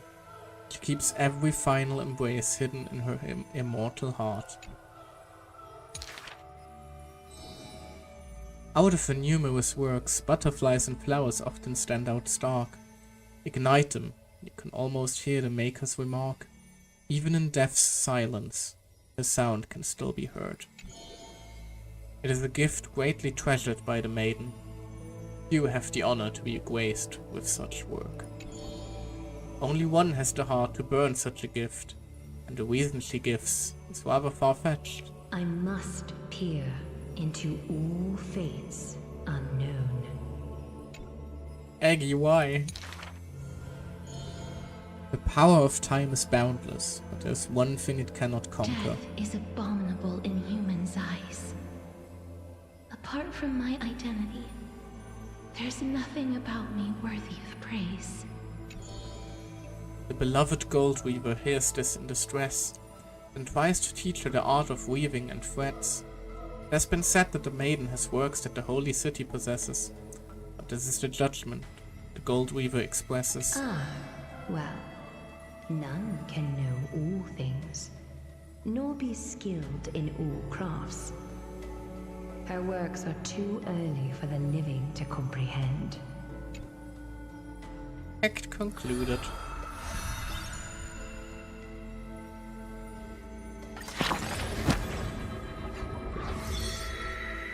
Wow. Flame Chaser's path has been lit. Wonderful. Mem. Everyone's stories are so deep, I can't keep up. Does Mikkel understand them? What is a god exactly? Oh, that is a complicated question, ma'am. I'm not sure if we have the if we have the time to answer that one. Someone like me, I am your god now. Well, I guess you could say that. So, Mikola, how about you become my god? Please protect me, okay? I was kidding. But still, I don't quite get it. So let me ask in another way. There must be a difference between gods and us, right? Otherwise, why would anyone ever want to become a god? To avoid being controlled, to escape the pain. You've stumped me there. I ain't dealing with those philosophical questions right now. Right, when you really think about it, there's nothing that can only be done as a god. How strange. As I keep asking, I only get more and more confused. Maybe I'll wait until I've grown a little more before discussing these things with Mikola. Right done. Although it is quite interesting because this did also just reveal that when they met Castris, or rather like recruited her for the Flame Chase journey, Cypher was apparently with Aglaia at the time. So the question is, did they just have a falling out, or like did she hire Cypher to help her get to Castris? Like, what's the story there? I do think a falling out of sorts would make for an interesting story, actually. Also, why am I running by foot if the quest marker's probably quite a while away? Yep. There we go.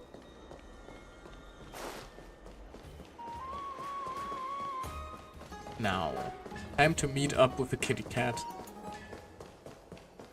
Aww. Rainbow! Yippee! Double rainbow! No, it's single rainbow that curves. Okay, my bad.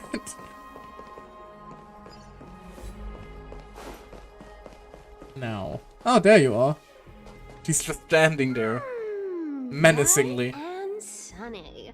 Just the weather for farewells. You're here.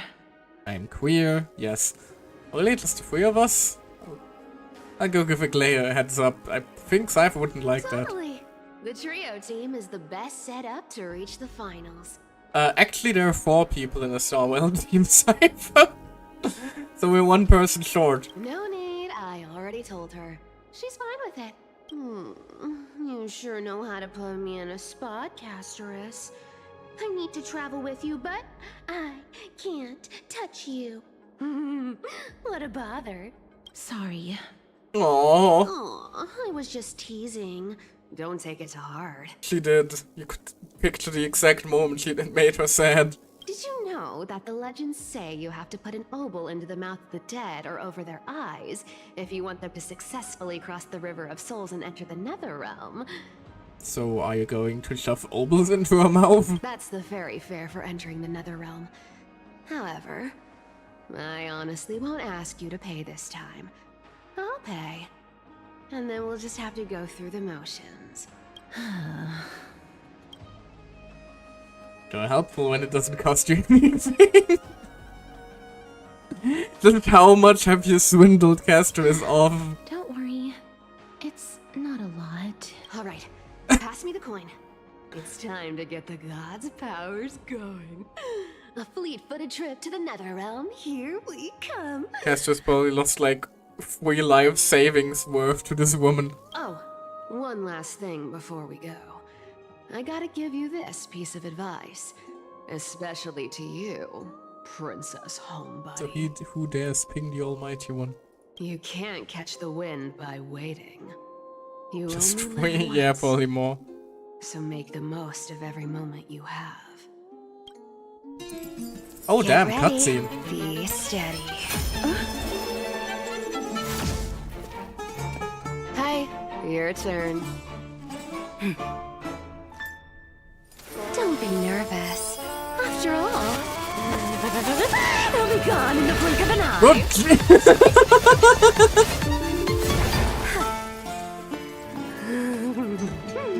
All done.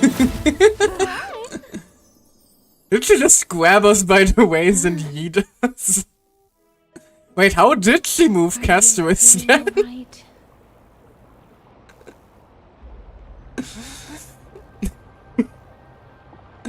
How did she move Castorus? Did she like web a... It was too she kitty backed us. How did she move Castorus though? Did she like web a rope around her and drag her along? Because apparently we also got like frozen in time for a moment, and so now I just picture her like tugging a frozen Castorus along by a rope. Zero idea, the devs didn't show it, to be honest. Answering that would be so annoying. Fair enough. She can't just do that, apparently. I swear she was speeding. She's the demigod of trickery. When she flips the coin of whimsy into the air, she gains incredible speed that lets Coin her of travel anywhere in an whimsy? instant. Oh, I like that. She used the power of whimsy to bring us into the realm of the dead. Just like how Oh, she Jesus. clearly had no intention of lingering here for even a second longer. We can only depend on ourselves for the rest of the way. Don't worry. Mem's here to help. Can you teleport too? Ma'am, did you pay your fare? I don't think I even meet the height requirement for the ticket, so I won't need one, right? I think Cypher might have a different idea there. This is Styxia, the city of dragons and waves. Oh, that is quite the set piece. Alexa hypothesizes that the missing Thanatos is somewhere in these ruins. This is the land of their birth. Or perhaps of their death. Or perhaps both. Yep, the walls went over. Right, it was the area that gave you so much trouble, wasn't it? Well, at the very least, you can see how it is supposed to look, right? Silver linings, I guess. I know this once. They returned when they came. No, not yet. Any other clues? Alexa had used a secret alchemical art to temporarily fuse his soul with Circe's and Kephae. And when he was on the verge of death, he was pulled by Thanatos and caught a glimpse of the flowing river of souls. This alchemy, considered a sacrilegious act, might actually make the souls of mortals and titans attract each other. Well, if Circe needs a mortal to be attracted to, I'm right here. Finger guns, lowering sunglasses onto my face. Okay, sorry. Even though I'll behave. Thanatos has been missing for 1,000 years, and even their followers haven't been able to find them. Perhaps that special attraction could summon them here. Oh, so are we going to use that Philosopher's Stone to conjure the Titan? I guess that's the only way. The only leads we have now are the name of this city and the fairy tale about the dragon. Thanatos is even more mysterious than I am. Damn, I'm so mysterious. Indeed. Even one as erudite as Anaxa could only point us to this place, and no further. We will be entering the unknown as soon as we take our first steps. But that won't be the first time in my long journeys. I believe that, rather than standing still, taking action is by far the better option. Perhaps fate might take pity on us today and show some compassion. That's ominous. Cruel night oppresses unfortunate mortals.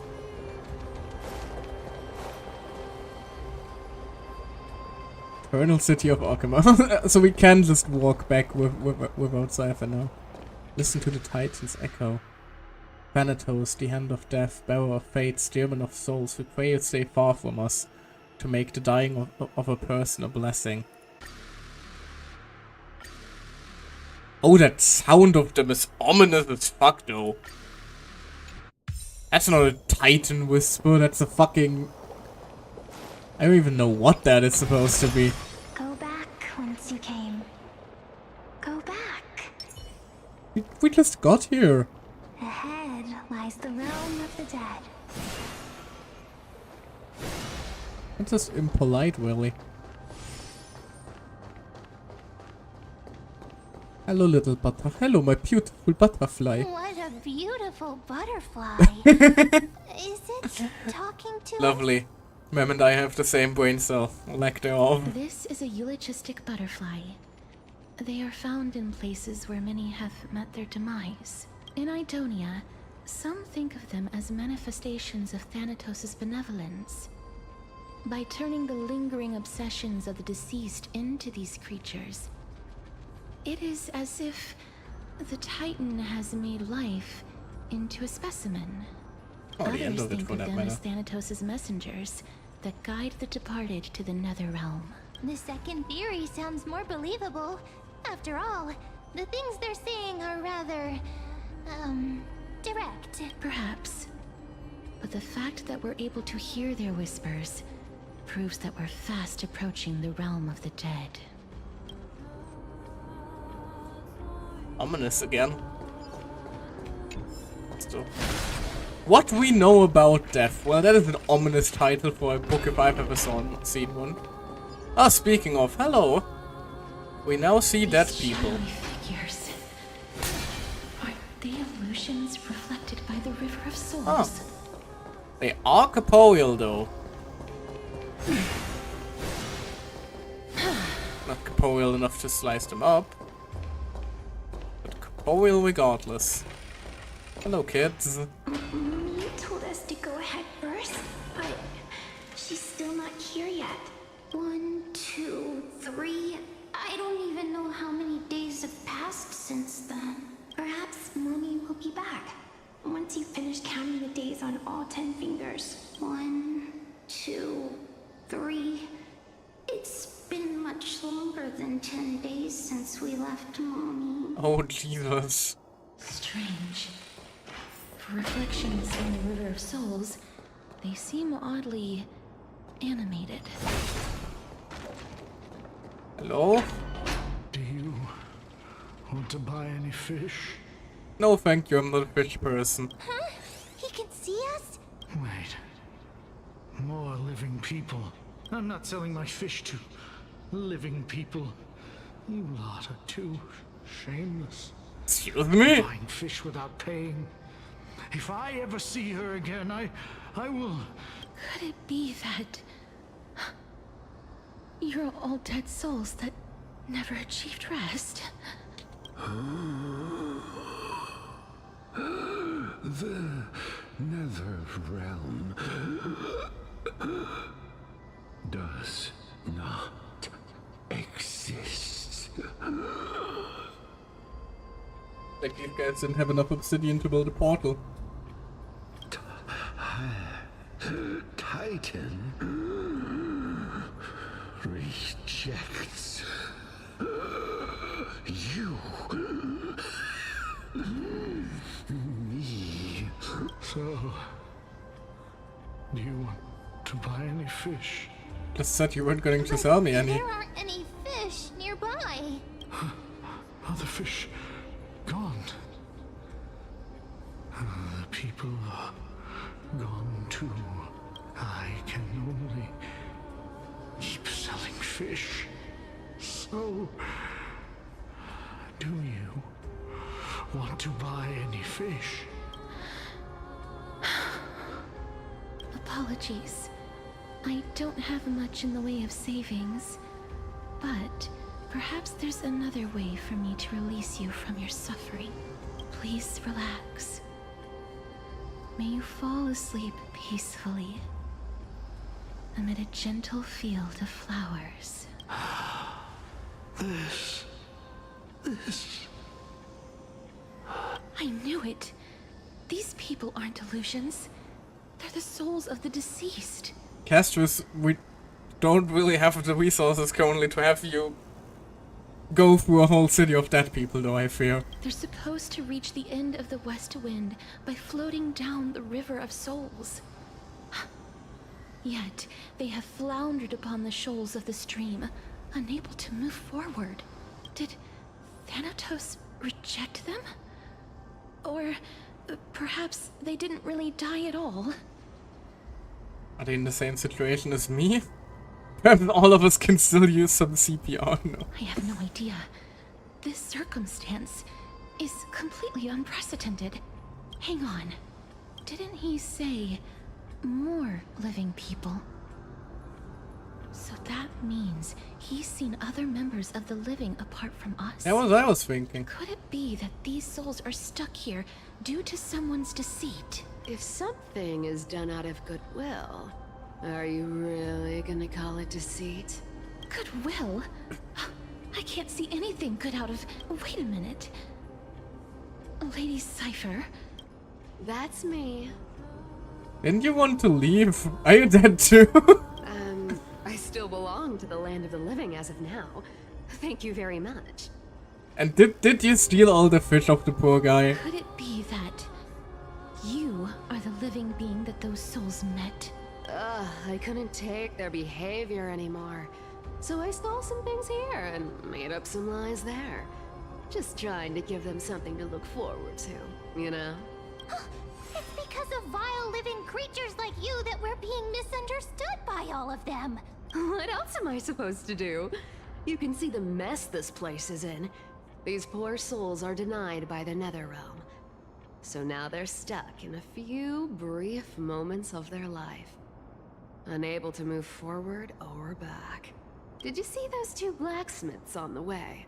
They've been here for as long as the sun's been around, wailing over and over about casting a shield. Styxia is so freaky. Then why have you come back, Lady Cypher? Hey, I'm not here to aid your adventure. I hate water more than anything else in this world. Especially that stinky river of souls. Although, fair enough, anybody would probably hate a river that consists of the wailing screams of the deceased. But, I just discovered some stuff before I left. And I reckon you should know about it. Thanks. It's about that boy who defied death. I found traces of him here. You mean Mighty? Lord Mighty? Oh, right! That's his name. Well, now you know. What do you mean that's his name? He's a fellow demigod! That's for you lot to figure out. So long, Princess Homebody. So long, Grey Mystery. It's very funny that like everyone has their own unique nickname for us at this point. Huh? She disappeared just Like like Castrus calls us Miss, we are Little Grey for Twibby, and now we're Grey Mystery for Cypher. Lady Cypher has always been a free spirit. In any case, she has brought us some valuable information. If Lord Mighty is also somewhere along the river shoals right now, then he will certainly become our signpost. After all, he's different from those wandering souls. He will find his way, even in the realm of the dead. Speaking of finding the way, how are we supposed to get over there? It's time for me to shine. Ornyx's rune of recollection is nearby. Use prayers to return the river to before it got flooded. No. Right, considering... No, we didn't pass the trial yet. We are in the middle of the trial. I was about to say, considering we also are demigod, shouldn't we have gotten a power boost? But no. Hey, over here! Very fair. We are still in the middle of the trial, basically. Also, she didn't say Mighty was here. She said traces of him are. That is the difference. Interact with the rune base to obtain Rune of Recollection. With the rune in possession, the miracle orb illuminate... River orbs... Miracle Orb's illumination radius, Jesus! Moves with your character and reverses the surrounding space-time. With the Rune of Recollection in possession, interact with the rune base to drop the rune, and the Miracle Orb's illumination radius will stop following your character. Fair enough. Ornyx's miracle has appeared. We just have the power of orb. Amazing! It's like we're inside a giant bubble. Even the river got parted. We're doing our best Moses impression right now.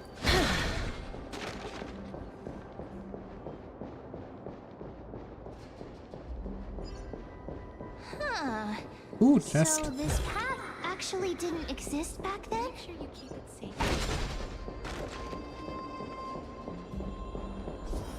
Oh, that is cool.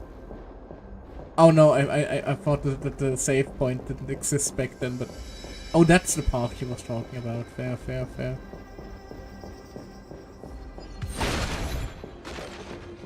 Time is not your friend. That is an oh, because the chest disappeared. Ah, that does make sense. There are wandering souls of the deceased here as well. We must first return to the present before we can communicate with them. I want to make something with it. But what to make? Hello. How can I help you? Ah, by the looks of it, you must be the foreign warriors that the Queen had mentioned, right? Well, we are foreign warriors, although I'm not sure if the Queen was Since talking the current about us. campaign requires the utmost care, I wasn't able to make time to welcome all of you. Please. Foreign warriors? A priestess, a warrior, and a divine beast. You look identical to the blessed saviors that the Queen described. It's my pet, so I'm actually of the hunter class. Oh darn, no healer in this. Why are both options just goblin style again? What? She's so offended. What? A campaign? Who are you campaigning against? Mem was about to like jump at our throat Nobody there. knows, as of now. Of the scouts that went ahead, only one has managed to return. He says that the land ahead is a forbidden land that should not be approached, as it is the doorway between the netherworld and the mortal realm. As for the rest of the scouts, they've completely lost their souls and are decaying by the day. While there is still dissension within the city, the scholars agree that this calamity was so unprecedented that it needed to be given a new designation. An unprecedented calamity.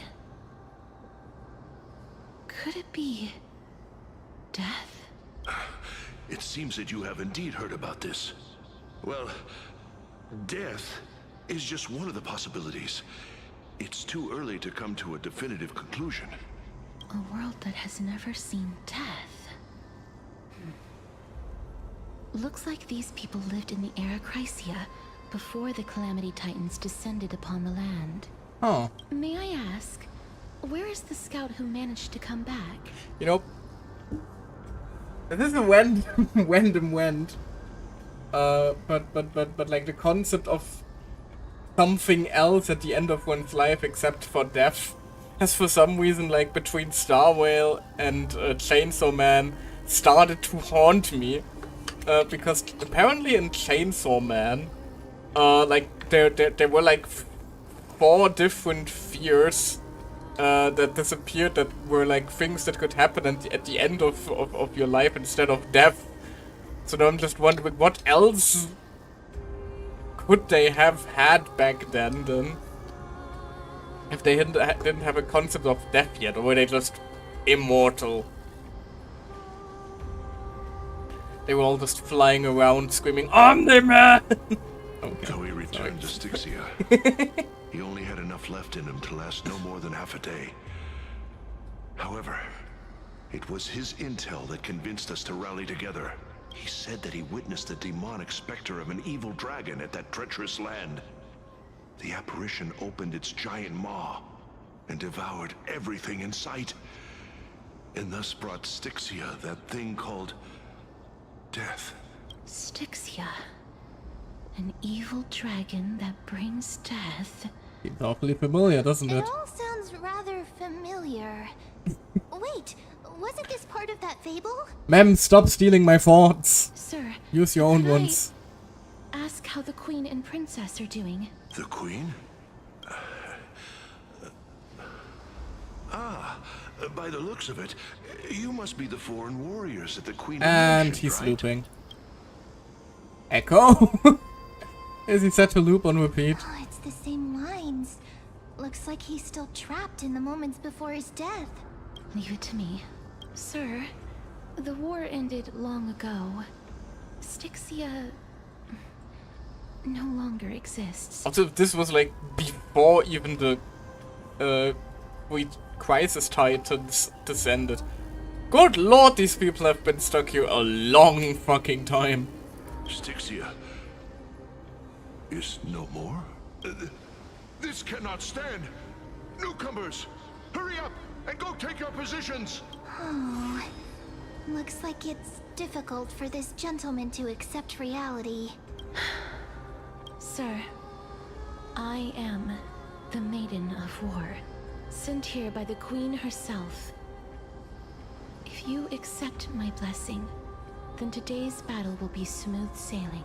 Like, can you blame him? Imagine you're being stuck in one place for like 5,000 years and then someone comes along and tells you, you are already dead. Maiden of War? I've never heard of this. There's little time to waste. Please don't take too long. I too would have trouble processing that. Don't worry. I'm typically unwilling to prolong such a moment. Is it over? Have we won? Cass! Oh, are you alright? I'm fine. I just didn't expect that I would still have to embalm others, even in the realm of the dead. There's just Castrum criminals all over again, isn't it? Is this a remnant of his soul? What? The Soul Eater? Why does it look so ominous and evil? What kind of man did we just save? If that is how his soul looks. Well then, why should I place my trust in you, holy maiden from afar? Wait, this is... I don't quite understand what you're trying to say. Since the prophecy has already pronounced your name as Chrysos' heir of death, Akima ought to treat you as an esteemed guest. However, you seem to have no intentions of concealing your involvement with the Council of Elders, while most likely being aware of my issues against them. I cannot deny your claim. It was the Council that offered this room to me, and they had only one request. They want the curse of death to be completely subjugated to your will. I was agreeable to that request. But why? I am unable to rid myself of this innate curse. However, backstory. From this day onward, I shall use it according to your will. I will never make any superfluous moves on my own. I see. So that is how they plan to control the Flame Chase journey. They have shifted the heavy responsibility of granting death over to me. If I ever become obsessed with executing people, they will then have ample reason to terminate the Chrysos heir's journey. And yet, you seem to not mind. Because she doesn't intend to use it. This is quite surprising to me. That's because the fate that we were born with is a burden far heavier than that of an individual's life. I've woven many unforeseen events into the tapestry of fate. This is but one instance. Tidy up your precious garments and come with me. Akima welcomes You are interrogate, fair enough. But you know, like, use it sparingly at least. He seemed to hear a sigh of contentment as if coming from the mouth of some colossal being. Then the scenes of the past abruptly dissipated. I didn't think we'd find vestiges of memory here. Maybe they've got something to do with Ornyx's room? She didn't plan to actually follow up with the plan, but still. Yeah, fair. Perhaps. But I do not need a reminder from them. This memory is one that I will never forget. So it seems that the Council of Elders has manipulated you once already. Indeed. While my relationship with the Council has always been quite ambiguous, Lady Aglaya has never taken any precautions against me. Instead, she's shown me nothing but complete trust. I really want to repay her for that trust, but why would this memory appear right now? Is this really Ornyx's power? Probably some game designer wanting some more exposition between heavy story moments. You know, for dramatic build-up purposes. Could these dead monsters actually be? If Lady Cypher is to be believed, this could be the handiwork of Lord Mighty. I would Mighty be He's spreading still these fighting guys against though. the Black Tide, even in the Netherrealm. Why? Okay. I was about to say why it doesn't lock on. Lock Can on. they swim in the River of Souls? Even Thanatos wouldn't be able to accept Black Tide monsters into their realm. These traces seem to suggest that anybody who trespasses upon death will pay a heavy price. We're also here to trespass upon the Titan. Since the realm of the dead must remain peaceful, it's imperative that we rid the place of such discordant noise. Please stay back. Let me deal with these enemies. I was about to say, we must return peace. You combat against enemies. Okay, yeah, that's literally what we're doing. Fair enough. Mem.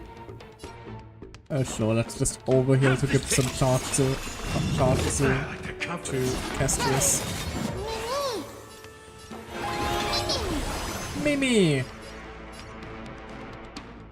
Again, that was not the button I wanted to press.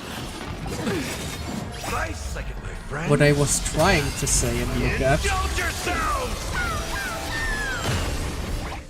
was that they've done a very good job once again reusing an animation skeleton but changing up the enemy just enough so they look distinct. Man! Oh. Step up, let's see. Embrace a new life. Alright. Nope.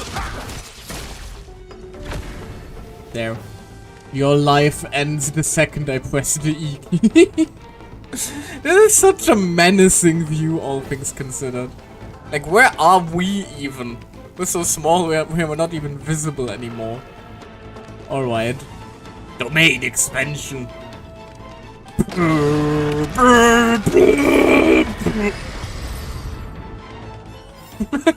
May wandering souls find their own way out. The path ahead is Just blocked by the River of Souls absolutely again. nuked the poor bastards. In that case, let's go back to the past. This miracle sure is handy. Oopsie daisy. This is yet another aspect of a Titan's divine power.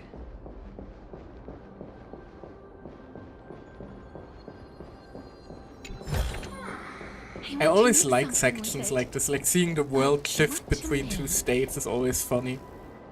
Especially if you just walk somewhere and suddenly something pops up right in front of you. He'd definitely be able to raise the waters of the River of Souls into the sky. If Lady Hycelens was still alive, I think she might be able to do that too. Suddenly wall.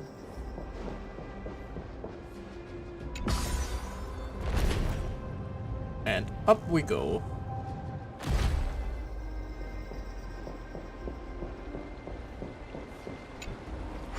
You seem to be able to discern both the past and the future.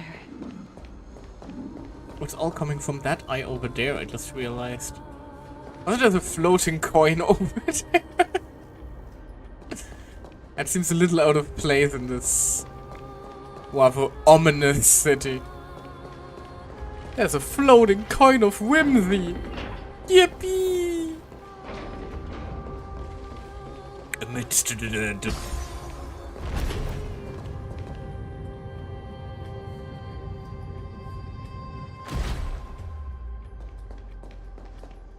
Oh, more ghosts. Delightful.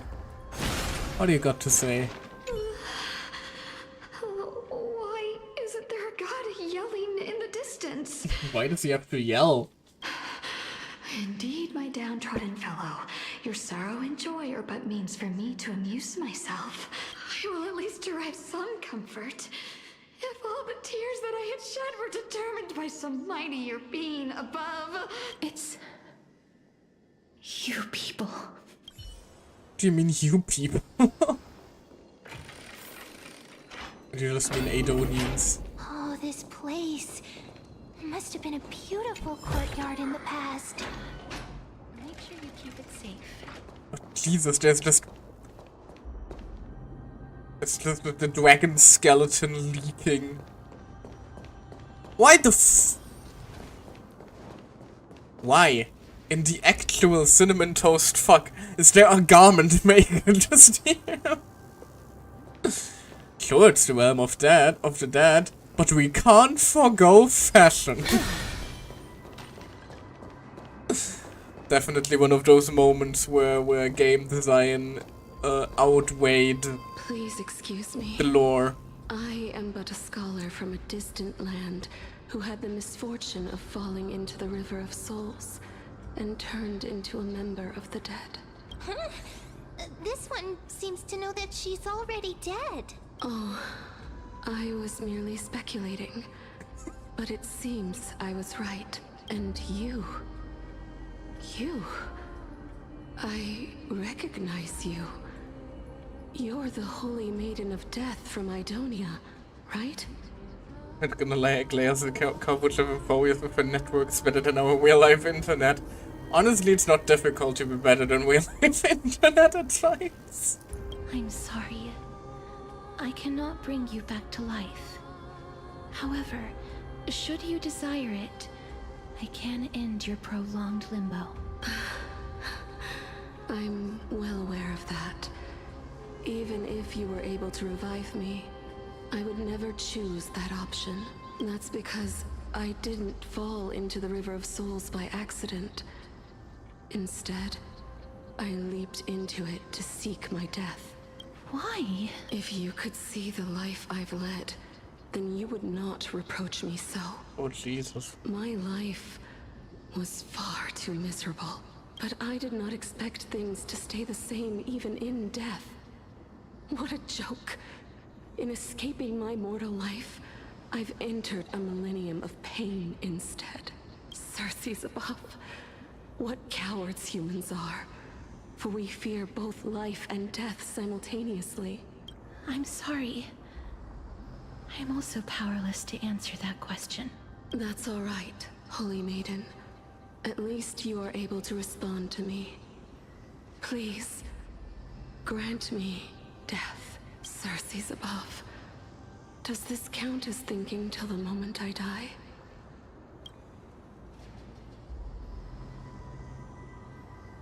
She seems free. I have seen too many farewells. Her distress is quite commonplace. There are those who will end their lives over what seems to be the smallest of worries. For some people, this power that I possess is a blessing rather than a curse. But I never managed to convince myself of that. Good, and you shouldn't. Cass, are you still trying to create a world without death? Yes, because when placed under time's vast scales, there is no worry in this world that cannot be solved. You should chat with Darnhung about this, yeah, actually. This is a wish that I've held for almost a millennium. My mind might have changed once upon a time if people managed to strike up a friendship with me. Isn't that what we are doing? But I've never been more firm in my conviction. Now that I've learned about your near-death state, it is my duty to wipe death from the face of this world. Jesus. She would end death just to keep us alive.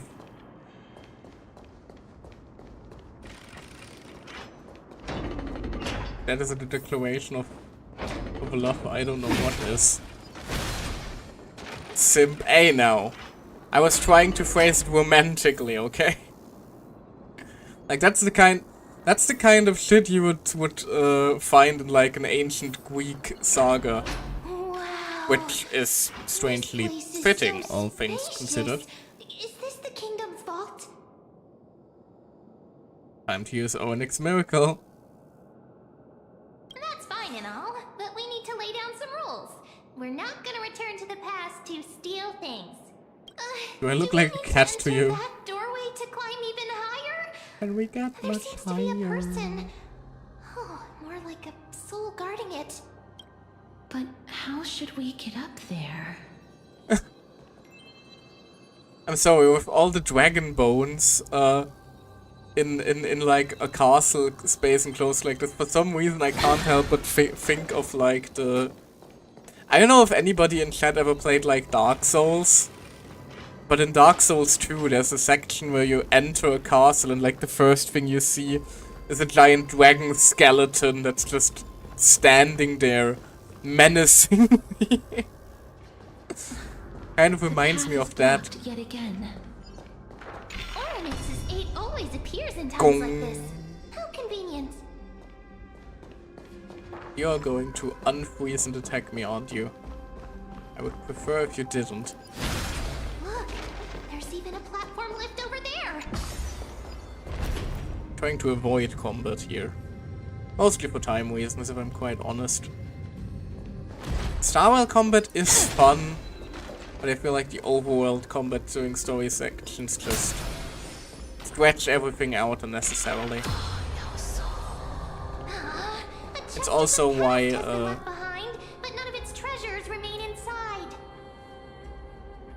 it's also why you may often see me, you know, just running past the chest unless it's directly in the way, or just ignoring one of those collectible bugs, because I want to use the little time I have for streaming to actually focus on the story and experience that with you all.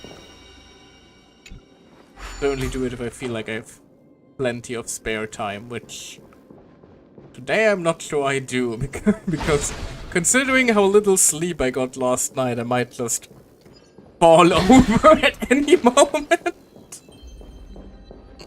If I'm being quite honest. I mean, there should be like 2 or 3 hours left. Okay, lovely then. Lovely then. In that case, I should be able to make it. What if the miracle suddenly loses its effect? Then we die. Ma'am, do you really want me to answer that? Finish this area, then an accident conclusion. Wonderful. In that case, we'll probably be able to wrap up the story today. Because I do like experience. I did lie. I'm gonna go on a little tangent here again. Like my initial plan was like to have like basically the entire backstory as an archive, not backstory, the entire main story of Honkai Star Rail as an archive on YouTube eventually. And then I fucked up the archive for like the finale of 2 separate arcs and didn't get an archive of that, which is unfortunate.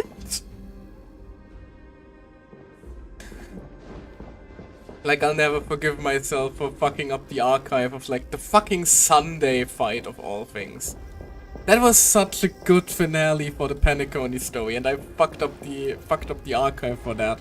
That is still so upsetting to me. Oh well. I'll guess my, like, my lore backlog that I can try to use to force people into giving Star Rail a shot will have to survive having 2 missing episodes, unfortunately. But yeah, that was the initial master plan. Have a way to quickly send people like the first story arc so I can attempt to drag them into playing the game with me. I like having people who I can just yap about the lore of a game and stuff like that. Games are only half as fun to me if I can't like share my most random thoughts about them with others. Is that just a me thing, or are others in the same way? That's why like I love Wing Waves at the moment. I'm having a blast with that game, but unfortunately I don't really have anybody who will like deep dive into my Wuthering Waves lore theories and anything like that. Which is why I've been considering to start streaming the game, to be honest, but like I don't like to start streaming games in the middle of them. Which is also why I stopped streaming ZZZ. and why I'm considering to stop streaming Genshin. Like, the advantage of Genshin was that, like, I did stream, like, Fontaine and Natlan, but the big advantage there was, well, we were very much at the end of an arc, so it was a new beginning in a sense. Which is why I'm torn whether or not I should stream ZZZ again once the 2.0 rolls around. By all means, if you would be interested in that, do let me know. Like, I'm always open to suggestions. Although, if I stream all 3 major Hoyoverse games, we might never have the chance to play anything besides a Hoyo game ever again, considering my streaming schedule, so I'm not... Even I'm very much on the fence about whether I want to stream ZZZ or not. Like, ZZZ is fun, ZZZ is very fun, the writing has become significantly better compared to early ZZZ. I just have so little time, so I feel like I must be more selective in what I want to stream. Like, 9 Souls has been on the backlog for literal months now. I think I haven't been able to touch that game since January. Which is unfortunate, because it is a fun game that I had an absolute blast with. I just don't really... Like, the conditions have to align for me being able to stream, and that is, you know, having the time and energy to actually go live. And it's not a luxury I can afford as regularly as I would like to. And that's why 9 Souls has been on the backlog for so long. Do hope that I'll... Maybe over the weekend if I manage to wrap up the Starwell quest, but you know, because streaming isn't my only hobby. There are other projects and stuff I do outside of this, like in terms of free time. I have very little free time and way too many hobbies to that are trying to share that free time. Oh well, that's enough random tangents from my end. Let's see what this vault officer has to say. Hello, sir. Apparently you must be dead when I talk to you. Stay back. Don't come any closer. Oh, that's just mean. I just got here. Don't come near me. Huh? Why does he look so panicked? Did the black tide monsters frighten him? Could you blame him? Those things are scary looking. Or is he actually scared of his own extraordinary power? Let me fight! There's no need to be alarmed. We're just passing by the area. I didn't even read the other option. None of us look threatening. Castris, with all due respect, you are a skeleton-themed butterfly lady with pointy ears, blank eyes, and a giant fucking scythe. You look extremely fucking threatening to normal people, if we're being quite honest here. Not to mention there's a modern-looking person with 0 brain cells, a baseball bat, and for some reason this fucking thing right here. Like, if this trio approached me in real life, I would be horrified. So no, Castris, we do look threatening. We very, very, very much look threatening. You have a point. We do not. Also, while this might once have been the royal vault, it's since been plundered empty. So please go away right this instant. You've misunderstood us. We simply heard your shouts as we were passing by, then decided to come over to find out what happened. My goodness. Did I really yell out loud? How rude of me. I'm sorry to have bothered you. Yolt. I merely saw a warrior. While that spirit didn't harm me, his blows really packed a hefty punch. That spirit did... don't tell me the fucking Flame Weaver... Flame... What's his name? Was it Flame Weaver? Was it Flame Weaver? I'm not sure. Flame Weaver of the Deepest Dark, yes. Is the fucking Flame Weaver here again? A warrior? Could it be... Wait a minute. You seem to be quite different from him. Are you actually alive? How can you walk around here while alive? Because she technically is death itself, and I'm not technically alive. Long story. We're here to seek an audience with Thanatos. Thanatos? Who's that? Is it possible that he's also living in the era before death descended? Wow, that means that the Flame Weaver has been around longer than death itself. Death. Could it be that you are here to defeat the evil dragon Pollux? Pollux? Is that the embodiment of No. Death? According to the warriors under the Centurion's command, that evil dragon has been dead for quite a while. The curse that condemns people to death didn't originate from it, but they saw a girl within the dragon's embrace, and she is the true Reaper. Pray tell, where is that girl right now? Right in front of me. Oh. I've heard that the Queen spared no effort in bringing her back to the castle. Her Majesty intends to control all of Amphorius with this unprecedented power. As for whether this rumor is true, well, no one knows. You have my thanks for the invaluable insight that you've given us. Please, treat this touch as a token of my gratitude. You... Are you...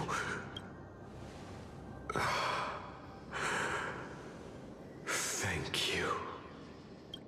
This is his... That is once again very ominous for his soul. And off it goes again. Then you granted him death? That isn't like you. You would have refused even if I commanded you to do so. I don't know. I did it out of sympathy, believing that I wouldn't be racked with agony, but I am still in a state of turmoil. Sympathy? Sympathy for that youth who triumphed in every battle? That young man was favored by Talantin, who taught him a move that will defeat any mortal enemy with a single blow and emerge victorious every time. I keep hearing about Talantin. I hope that we finally will get to see who their demigod is currently. He could rely on that move to always achieve victory during Era Chrysia. However, now that death has descended upon the mortal realm, that divine swordplay also means he can send others to death at will. In other words... You feel that he's similar to you? Yes. Since he can never be inferior to others in martial combat, death would be the inevitable outcome every time he strikes. That's why he approached me and pleaded. Pleaded for me to put an end to all of this. You are perhaps feeling lost from making your peace with death in so abrupt a manner. I have not made peace with death. I've seen the people of Idonia stand tall and proud in the face of death. Even before the fated finale arrived, they were already content with the lives that they'd lived. They had such proud expressions. Expressions that made me believe death would be an insult to these mortals. If the concept is truly a power that a god had carelessly cast down upon the world, perhaps death's authority was never meant to exist in this world. Just like how I shouldn't exist. I won't refute your beliefs for now, but would you be interested in listening to a story of mine? No, but you're going to tell me anyway, aren't you? It's a fairy tale from foreign lands, told by the person who brought you to me in that ice field long ago. A tale told by the Queen of Styxia. What? Wait a minute. That means the girl born in the dragon's embrace, the personification of death these souls talked about. That's you, Cass? You're only putting that together now, man? I thought it was pretty obvious. I've already had an inkling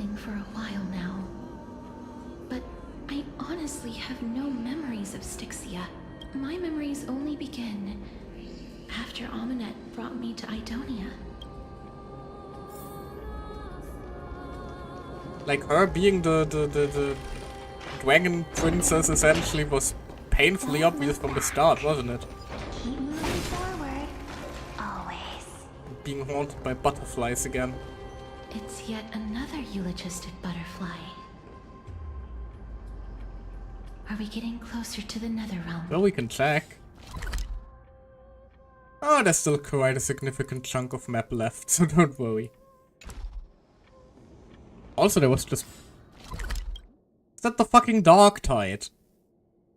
Well, that's not good. Also, I will be right back. I have to take a quick bathroom break, actually. Also, my face still turns shocked whenever I so much as look onto the chat screen for some reason, so I'm sorry.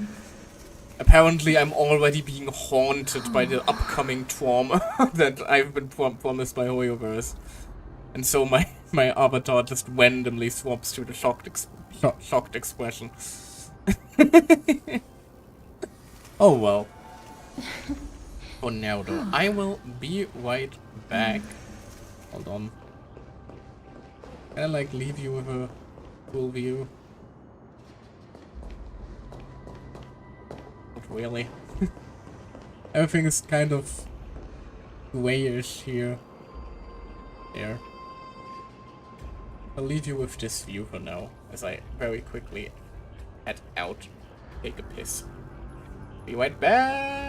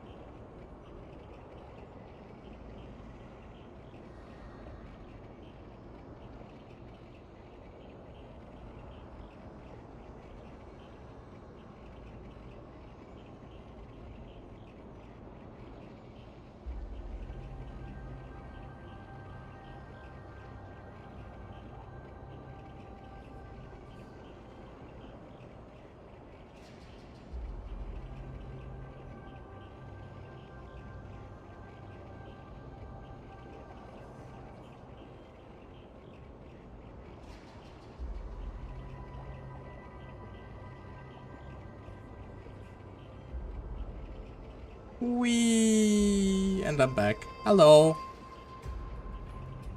Could have probably just used my Be Right Back screen instead of whatever the frick that was, but hey.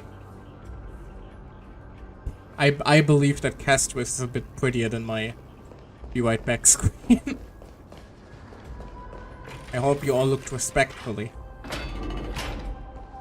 No. Ooh, chest. Yoink. I want to make something with it. Oh, this is... Oh, this feels very menacing. Living ones? Hello. How are you doing?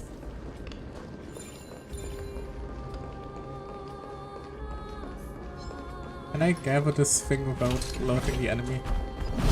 I cannot. Unfortunate. What?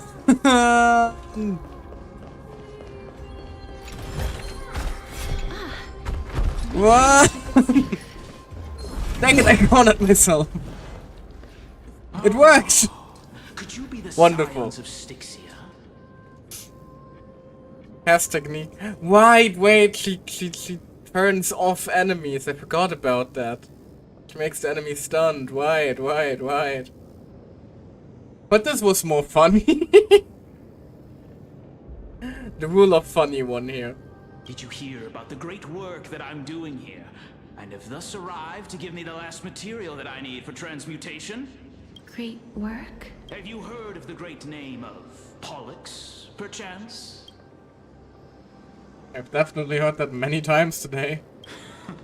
You have? Then that's good.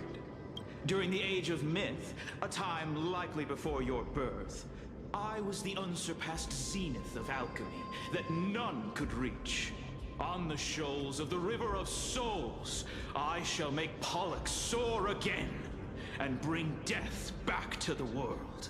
But didn't that dragon already bring death to the world? Oh? Looks like you don't know the whole picture. Well, it's true that the missing girl can grant death to mortals. Pollux, the one who delivered her onto this world, makes it so that humankind cannot die. So, it's just as I feared. What did you figure out? This is my guess. The deceased are supposed to drift down the River of Souls until they reach the end of the West Winds. But this River of Souls was blocked by Pollux's fall. That's right. That's why it's imperative that I bring the dragon back to the mortal realm and make it soar the skies again. I have long since prepared my alchemical matrix in the tower. Although, I am still missing the most crucial material of all. Are you going to say a Philosopher's Stone? That final ingredient, the final sacrifice, is none other than the girl who lives out her days with death. Huh? What's going on? You didn't touch him, did you? I know that I am no longer capable of carrying out that task. Take this, all of you, and please fulfill that great undertaking on my behalf. This... We had been inebriated in Fagusa's feast too long before we began to seek divine bestowed death, so that we could be freed from the whims of fate. However, that brought doom upon us. Instead of summoning a supreme god, we encountered a monster that cut off the River of Souls. That detestable dragon Pollux denied all the dead from the gates of the nether realm. Unable to rest in peace, these departed spirits engulfed Styxia like a roaring tide. A black tide, one might say.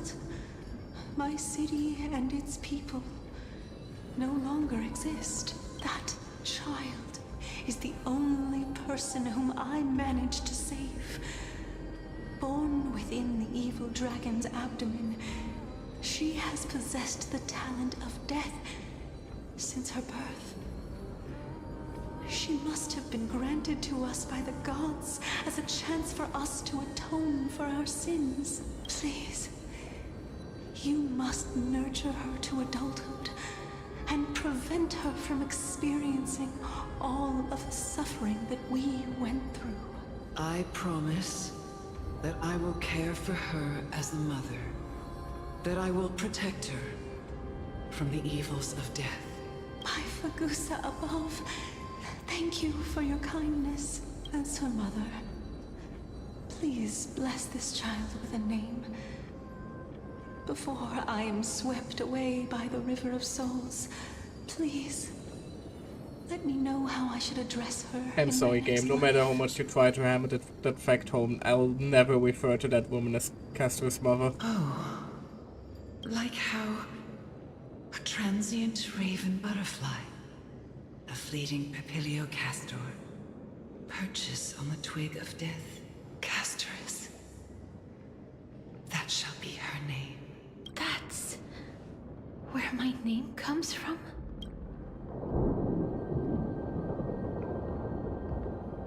As if what? It's more like a thunder. The sound's back. What is making that ruckus? Presumably that giant deceased dragon. Living ones, don't waste your time bickering. The Netherrealm's wrath is falling upon you. Black Tide creations. When did they miss? Please fight them with caution. Be careful not to suffer the same fate as those Black Tide creatures. Everyone, hide behind me! Alright, time to commit more murder. Ow. I like the glitch effect that the sword wielding ones have. Looks very fancy. Ow.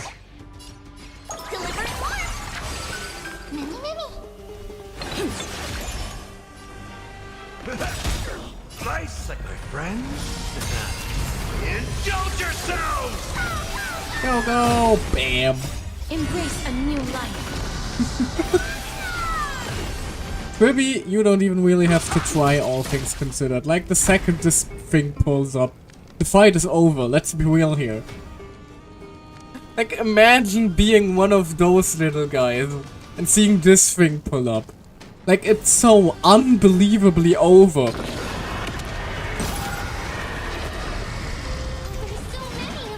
Oh, you're new. Hold on, let me look at you before I murder your ass.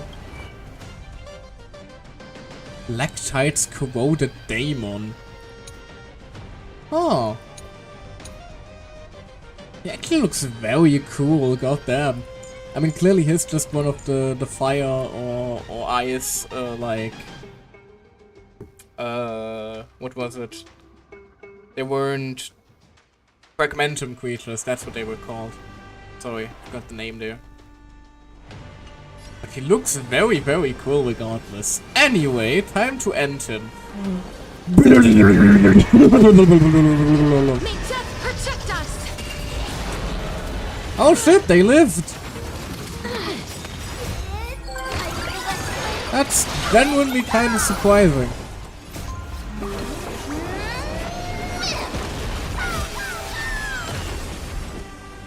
Also, I hope that the combat audio isn't too loud. If the special effects are blasting away at your ears, let me know and I'll lower it again. Time to mix things up. I shall remember. Mimi!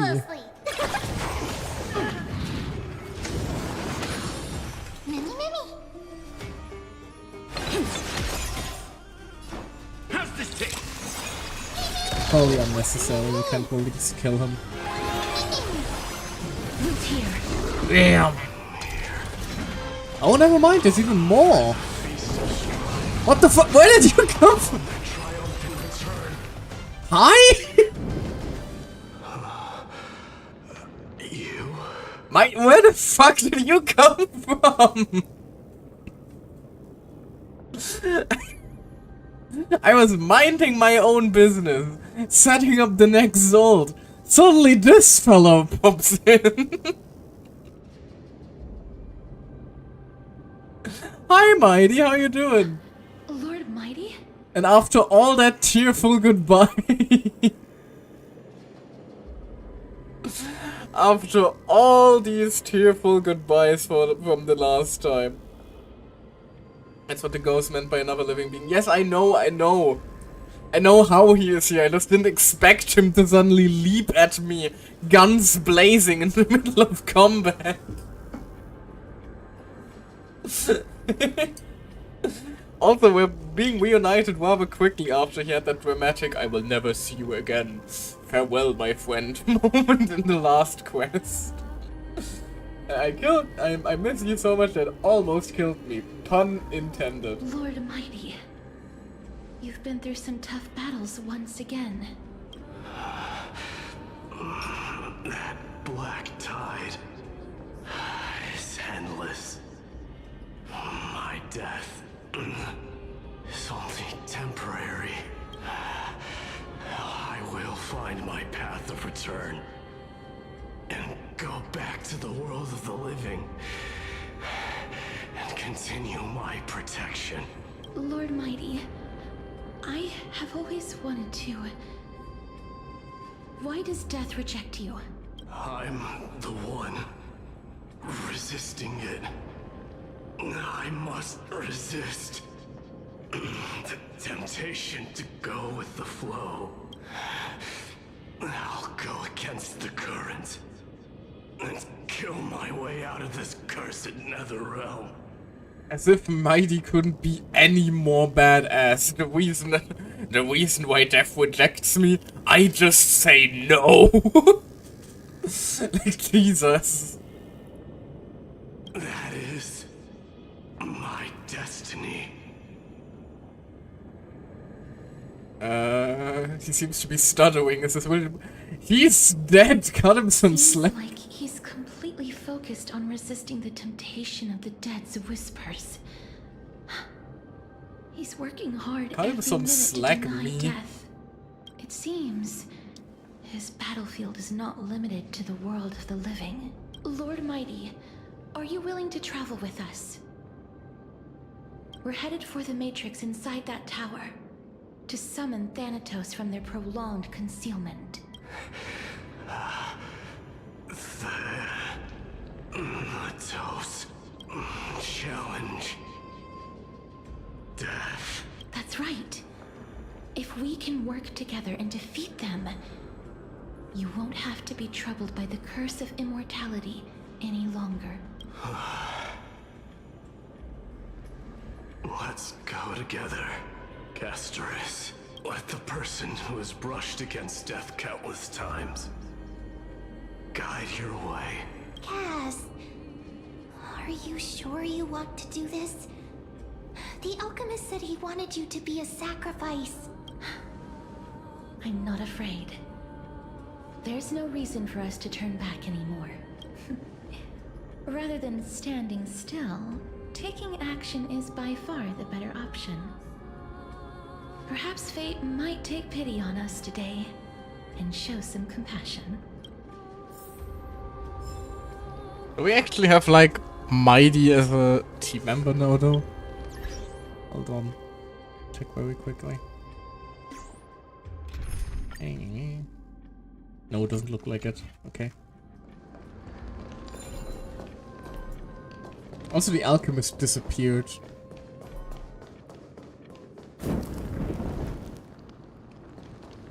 Why do flames... Why do, like, these braziers always know, like, the moment... The perfect moment to light up dramatically? You scared the fuck out of me there, fella. That actually jump scared me. What the hell? Nah, screw you. I'm not playing with you. You don't get to just jump scare me and then still have me do what you want. You're a mean doo-doo head. Bing.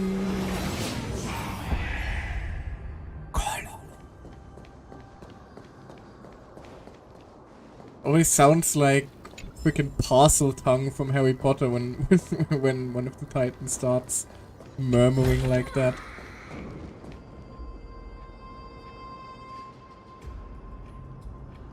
That is one hell of a fucking shot, good lord.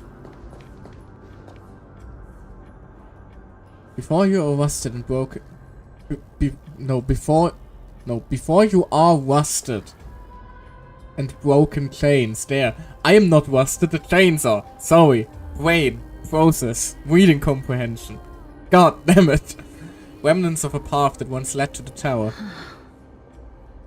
This is going to be difficult. Not really, the blessing is right there. Didn't Custom Remnant also have this? I'm familiar this kind of mechanism, but I've never repaired broken chains. If I was more powerful, I would be able to carry one person with each limb and fly the four of us to the other side. But you aren't. The Rune You're of small and Recollection weak. is here, but I can't find a miracle orb anywhere. So weird. Oh, could it be in that collapsed tower in the distance? Looks like it's your time to shine. 1 minute of Mem being useful comes from a training. From 1,000 days of training, Mem. No, that would be mean. It's still up to me to step up in a crisis. Wait here. I'll go check things out. Go, Mem. Fly, little fella. Fly. Just shout for me when you need my help.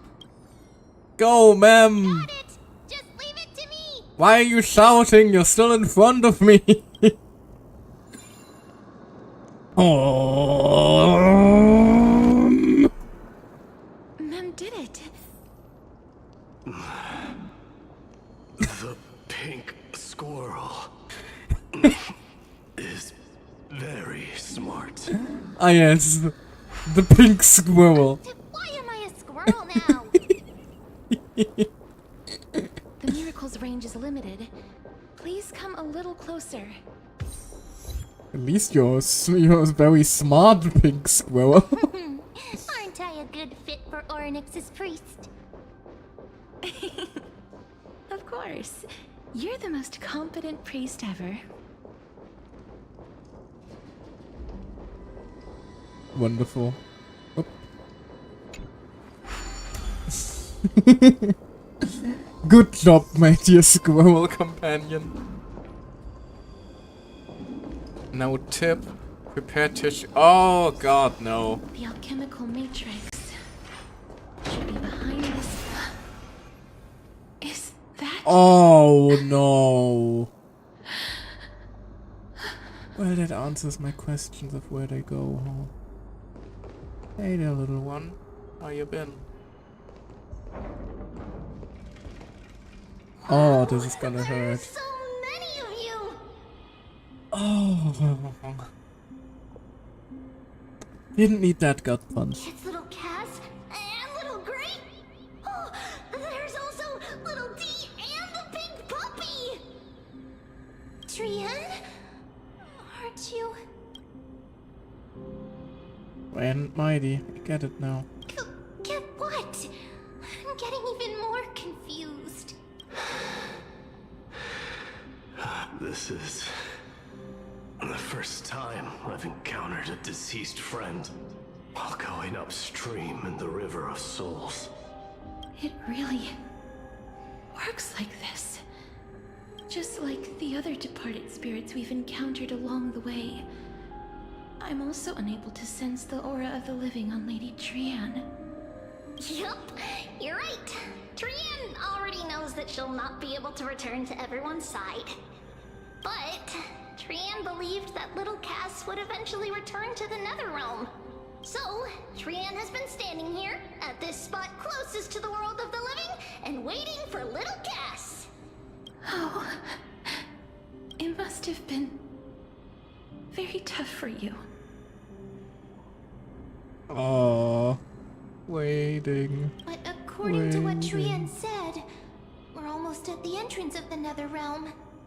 Trian promised Trevi and Trinan that when little Cass got here, Trian would get the gift ready and be the first person to run over and welcome you. So, little Cass, don't cry. Please, You're asking a lot there. we finally finished it. Oh.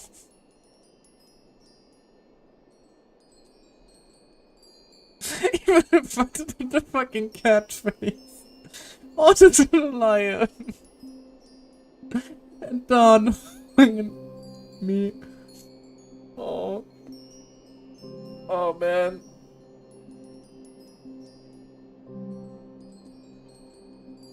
This is what Lady Treeby once mentioned. The gift for me that you didn't manage to finish. The Holy Maiden of Yanis. Even when separated by life and death, Their thoughts are still connected. I just realized because I went to different resolutions, I didn't even get to see the full image. Well, you get to witness it all now. Continue them. I do not. Oh. Trian spent a lot of time drawing this. Trian hopes that little Cass likes it. Seriously, it's seriously a wonderful drawing. Lady Trian. Look at the way they dwarf Valen. And the only one not smiling is of course an exile. This is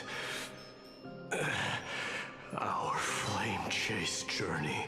Little Cass, we don't know what your journey was like before. Trevi has always said that it must have been a very harsh and frightening journey. But little Cass no longer has anything to fear now. Because everyone is here with you in this flame chase journey! That's right. Only now, when I see Lady Trian's gift, do I realize that I've already obtained so many things I would never have dared to dream of since I embarked on the flame chase journey. It's the first time I've gained so many companions. The first time I picked up the hobbies of crafting and photography.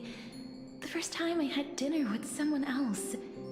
The first time I went to the market to buy the Chimera doll I'd liked for a very long time and hugged it to sleep.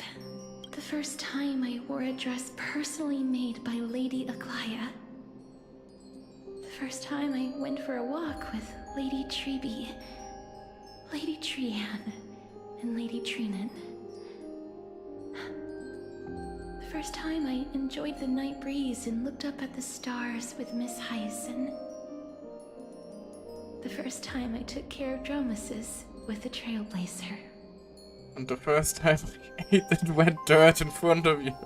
Looking back at all these experiences I never thought were possible, it feels as though the scales of my life had shrunk from centuries and decades down to minutes and seconds. And all of them are so precious. I took countless photos in the past, but they're all black and white landscapes. I don't have a single one with friends. If I had known, I would have taken more pictures.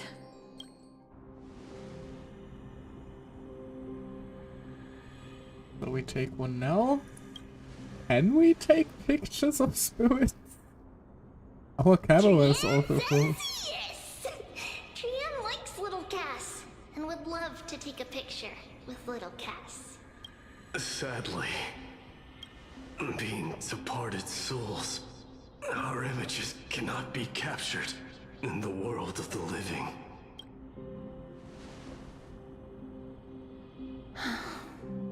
I thought so too. What? Are we seriously going to leave any room for regret?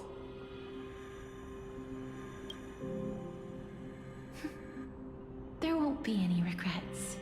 This vivid drawing surpasses any photograph from the world of the living. Little Cass smiled. Trevi, Trinan, and Trian's wishes finally come true! I remember you Dad, once said, why do you think I sound like this currently? Of the road, but where people tread beyond the gate. Now, the path that belongs to me is about to reach the end. Thanks to noise cancelling that you're not constantly hearing sniffles. Thank you for bringing me the final key. Key? Little Cass, why are you talking in riddles all of a sudden? I have a feeling that soon, this gift of yours will become the key to saving Mrs. Life. Wow, that's amazing! Then keep smiling and carry on bravely! Little Cass, Little Gray, everyone, see you tomorrow! See you tomorrow, Trian. A blinding smile, Triane's golden form disappears in the thin fog of Styxia's moonlit night. Lady Trian. Come on, this would have been a prime chance to finally give a onto the background. Yeah, I just saw. What the fuck are you doing here now? We're having an emotional moment right now. We don't have time for your shit. The aura of this place. We have indeed reached the end of the stream of souls. Oh, if I go any further, I might lose myself. I must leave now, for the black tide still wreaks havoc in the realm of the living. We'll visit? Can you find your way out? Or do you need me to, like, help you? I have broken free from the chains of death countless times. This time will be no different. Castorus, will you fulfill your duty for the flame chase? I have yet to make my decision, Lord Mighty. No matter. Make the choice your heart desires. Even if it takes 1,000 years of waiting, I will continue to fight till I die. Then rise from death till the miracle descends. Sounds like Gnaeus now, doesn't he? Yep. There is one more thing you should know, Lord Mighty. What is it?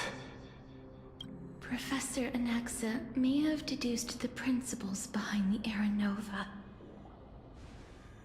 You and I may be reincarnated as strife and death in the next cycle. We have all three calamities here right now. Calamities wreaking havoc upon the world. We have trickery, death, and strife. All three calamity titans in one place. I see.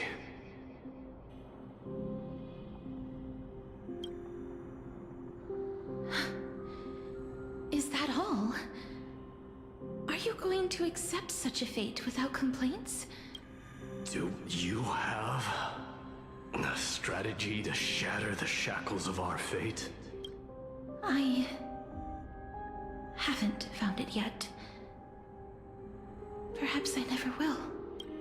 Then, cease wasting your thoughts on futile matters. Control what little you can. And when fate's inescapable grasp comes, resist it with the strength of your mighty will. Of your mighty will, you might say. Sorry. Thank you, Lord Mighty. I will find the right decision. So damn, I take back when I say I still got 2 to 3 hours. I told you streaming is slower. Be around Mighty. Especially when you're busy sobbing. In the name of strife, may you meet a fitting end. Are we just not going to acknowledge the fucking cat behind? Like, Ma! Ma, there's a weird looking cat outside. This must be the alchemical matrix the spirit mentioned. Let's see. We need to insert Aquila's sky, Georios' earth, Kephali's fire, Fagusa's ocean, Or and chemical Nestia's love. Elements and love, apparently. It seems our sweet Princess Homebody has made up her mind. Finally speaking up, are ya? In that case, seamstress, I suppose I no longer need to deliver your message. My time is rather precious after all. Whether you Off wish she to break fucks. free from death or not, please, follow your heart. By the promise you once made, I ask that you fulfill your duty one final time. Castorus, please, live as a human, and die as one. Also from the drawing all the titans from missing flame chasers of Fugoso, whose aim is dead, Geovius, who I know about, and Talentin, whose heir is missing here. Wait, Fugoso is dead? I don't think that's right.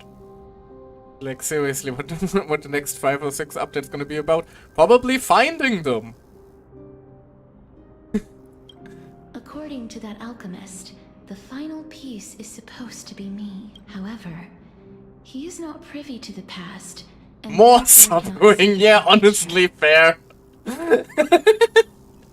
Good answer. Xeed doesn't even play any Hoyo games, but he understands. He understands. He knows. The past? I saw the twins of death in Kefali's memory, and now I am certain that I was one of them. The trial of the Hand of Shadow demanded taking the life of your family. I died during that trial, falling before the gate to the new world. And my sister, whom I never met, became the Titan Thanatos of this cycle. She was consumed with regret over my death, so she used the Titan's authority to reforge my soul.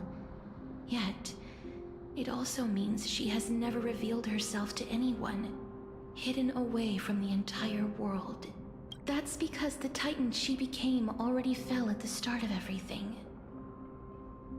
They died for me, and now lie in slumber in the River of Souls. You mean... Pollux? That's right. The River of Souls is no material river. It cannot be blocked by ordinary means. Only a divine corpse can prevent the dead from reaching the next world. Strangely poetic, isn't it? That death has been the first one to die. And that's why we have to awaken Pollux from death before we can retrieve the core flame of death. We have to reforge its body with the power of alchemy. Grabs popcorn, time for an epic.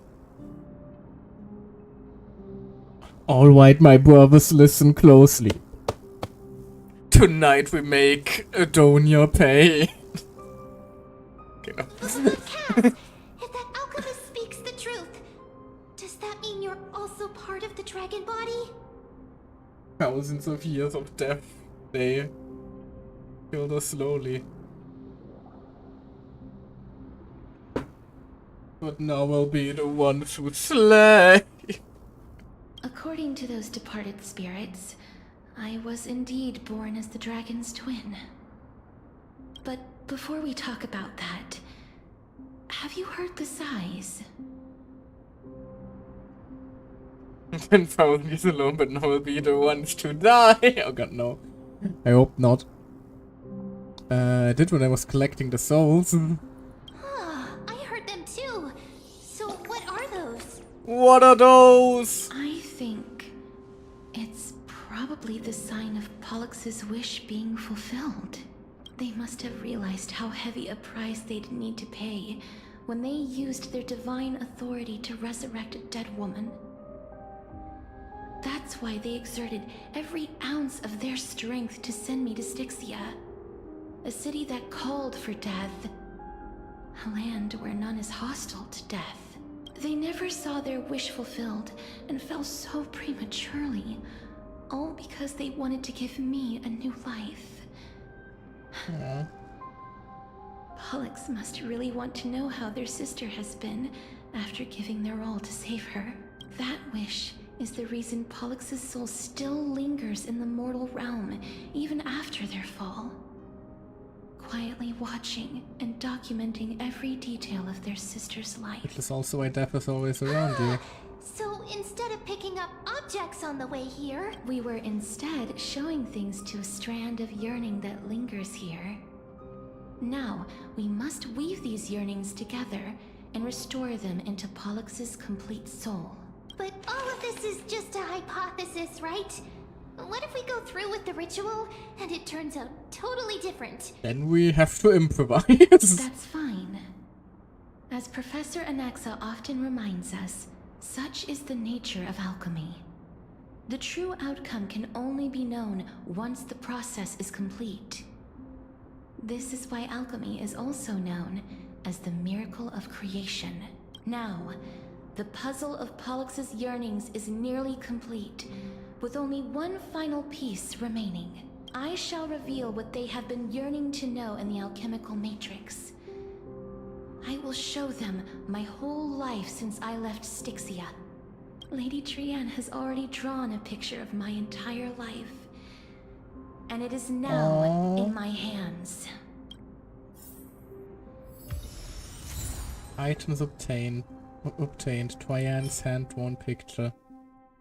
Trianne secretly prepared a small gift for Castus, a childlike drawing of the companions on their flame-chased journey. Castus perceptively noticed that it and the memory it represents would be the key to saving Mikola from the Netherrealm. But little Cass no longer has anything to fear now, because everyone is here with you in this flame-chased journey.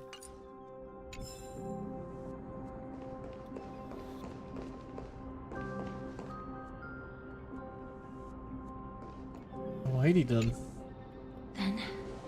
If this isn't the boss arena, I don't know what is. Bomb.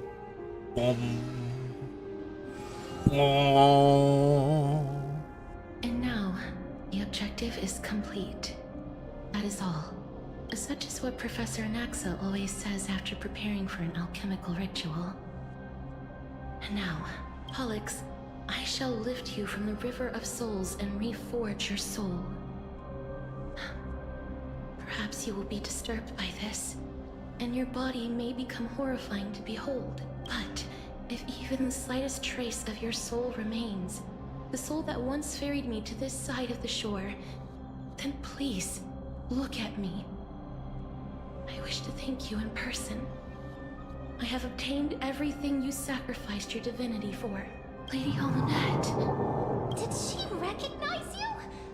Oh, she must be the first soul we can communicate with here, right? Hey, not Mom. I'm afraid she is just another spirit trapped here, like the rest of them. The only difference is that I was there when she died. Please, go on. I'm listening. Are you about to tell the story of Styxia? Yes. You're just as smart as I imagined, but... never mind. Now's not the time. There's no need to worry, Elder. Take a look around you. You're already at the resting place of the dead. The world of the dead? But how?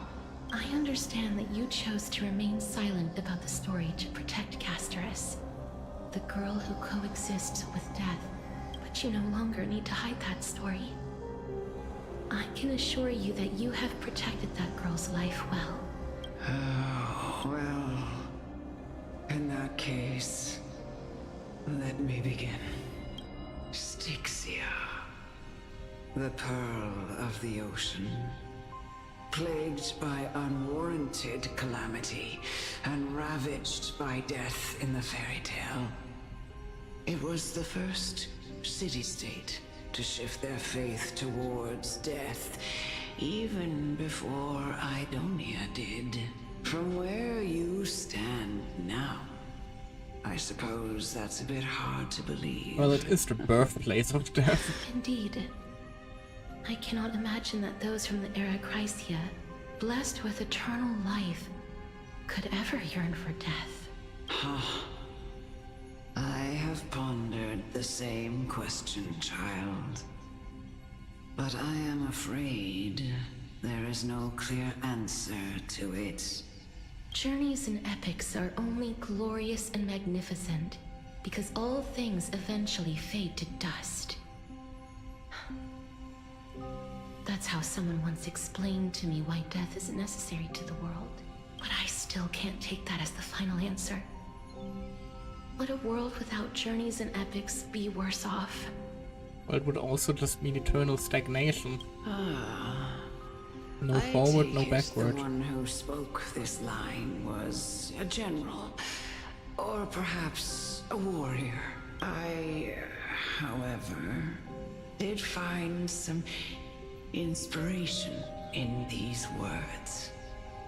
Would you like to hear my thoughts, Castoris? Please enlighten me, Lady Amunet. Though I have already made up my mind on how to handle the authority and core flame of death, your words might truly guide me toward the path forward. You and I are neither warriors nor generals. Therefore, journeys and epics cannot truly resonate with us. But what if I reframe it like this? What if love is not a trait bestowed upon mortals by Nestia, but a blessing from death? Love.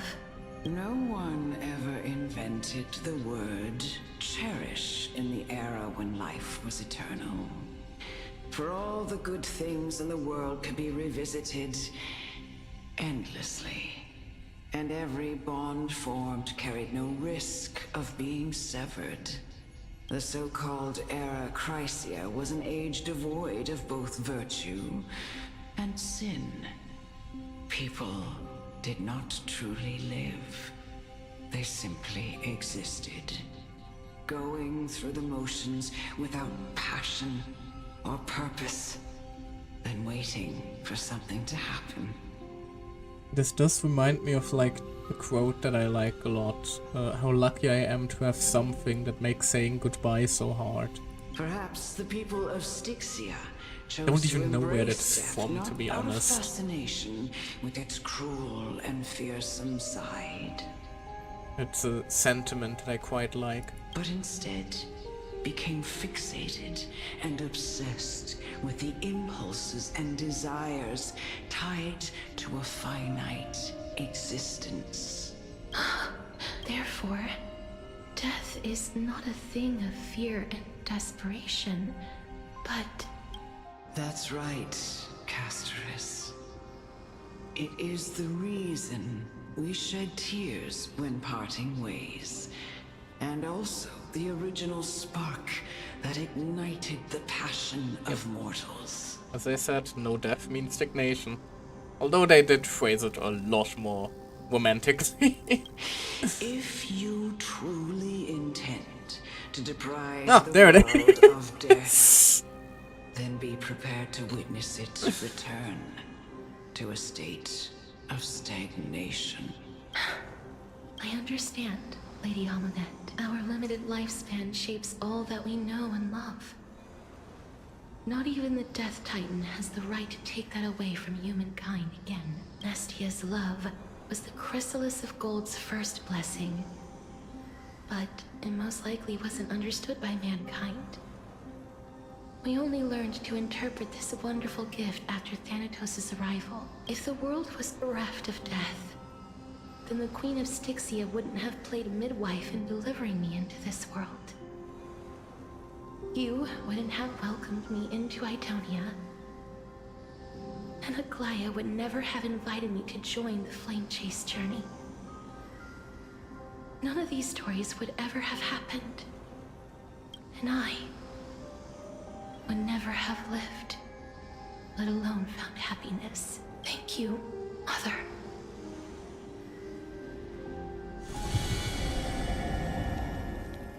I will use all the love I've experienced in this long life to complete the final miracle.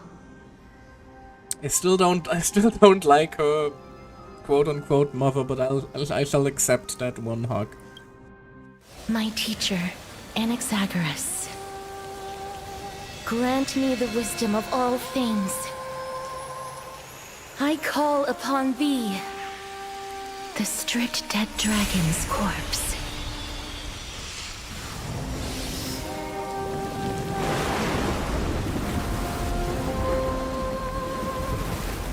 Rises from the earth, falls from the sky. As above, so below. This is the greatest power of all powers. unstoppable in this world.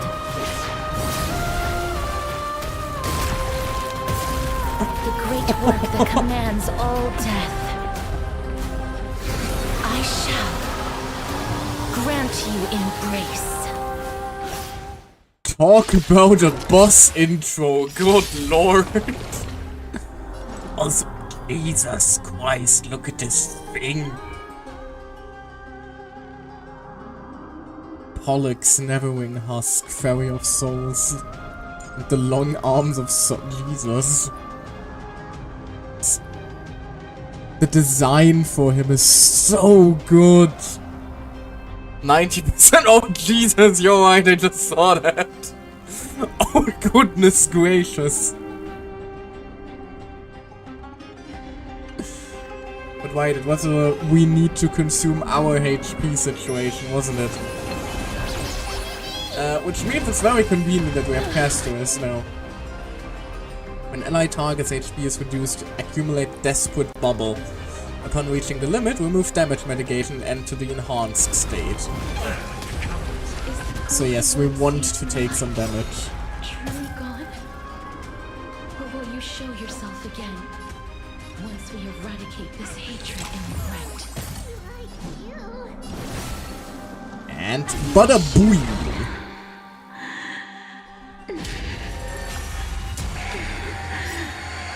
And everyone is dead. Don't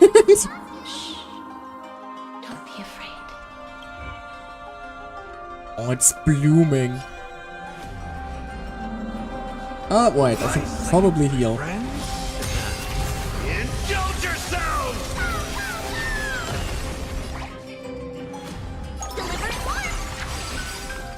Embrace a new life.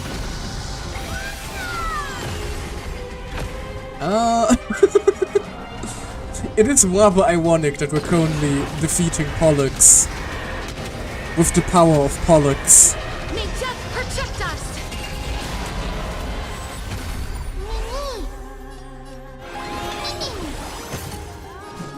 Loot here. Oh damn, that was almost enough to immediately get the dragon back again. Holy shit, I just realized how much damage we dealt him. He has 3% left. Okay, yeah, turns out if you're like using the specific mechanic meant to kill the enemy, you will, in fact, kill the enemy. There's no more need to weep in grief. I grant you peace.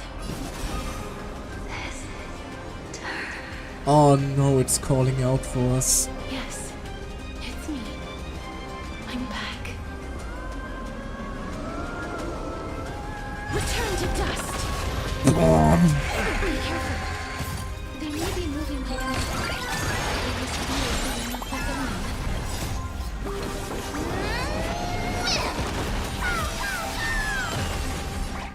Time to heal up a bit again.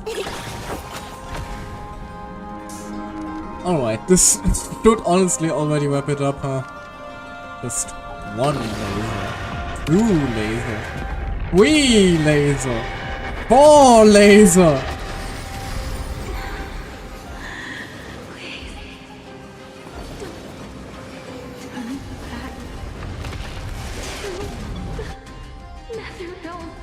Uh-oh.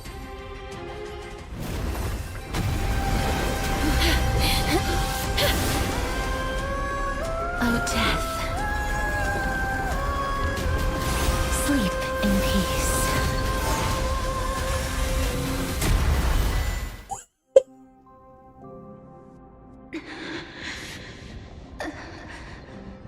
It's alright.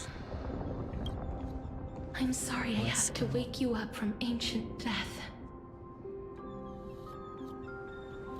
If you notice the trivial anger you, what?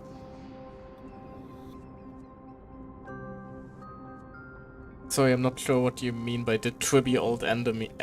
The trivial anger me. I didn't see the message. I'm sorry.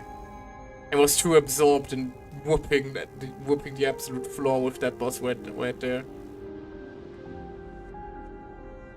talking about you not using it for like 15 turns. Fair, it just wasn't necessary. And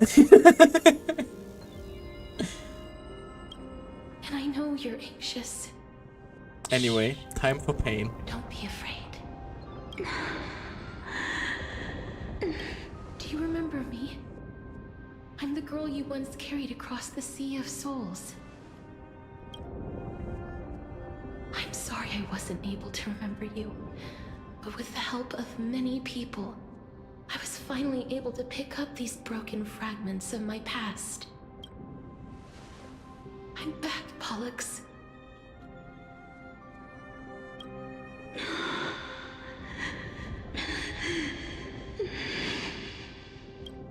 I know this might not be what you wanted. But I have to do this.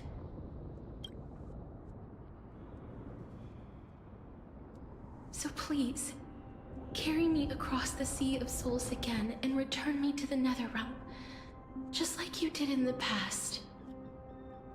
Please take me to where the core flame of death rests.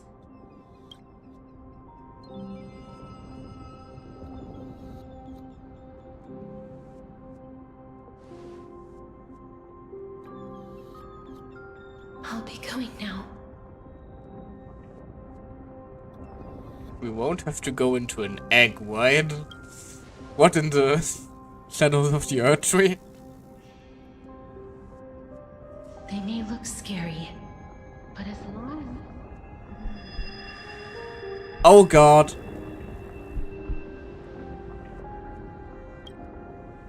What's happening? I'm afraid it may have been 15 hours. So dizzy. Are you... May have taken too long. What's wrong with her? Her time is almost up. If I don't go now, I'm afraid her soul will return to Thanatos' embrace before me. What? Oh no! Is there anything we can do? Hurry the fuck up, I guess. Don't worry. I promised I would ask Thanatos for the Trailblazers' right to roam the Earth again. Mem, stay here and keep a close watch until I return, alright? Alright. I'm the best at taking care of others. Go on, Cass. Make sure not to leave yourself with any regrets. Take your time, I can hold out.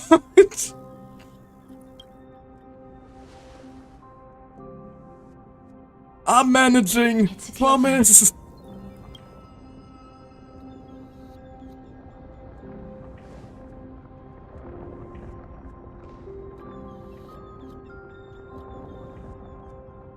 Oh god, it's even beating. Please.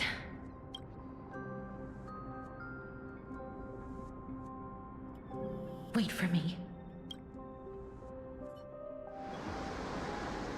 Oh, you sit in your little dinghy, eager to hear my song and follow closely behind. Please return to the homeland. You also mentioned it with me into the vast sea. That was too much text in too little time. I'm sorry. You still ended up back here. It was way too much text.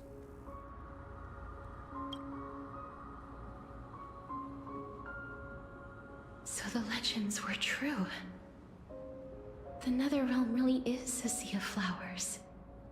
It is quite beautiful, Yes. isn't it? Just like the flower fields we tended to back then.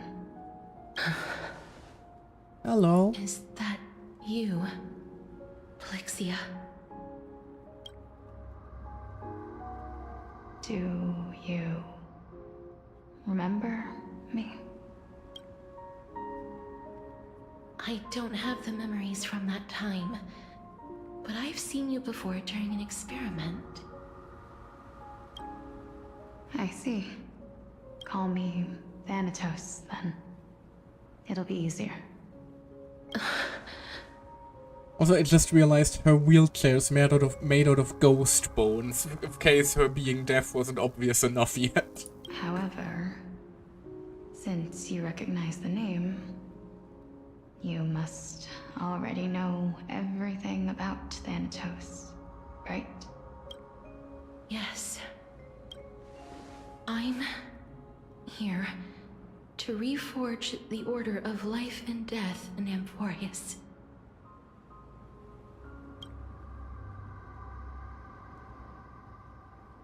You know, my sister was a sympathetic, but rather sensitive person.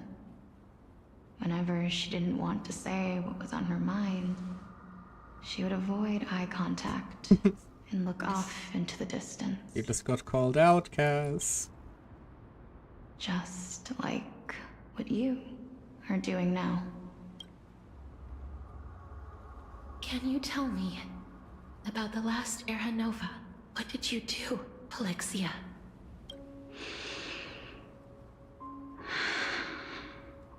Where should I begin?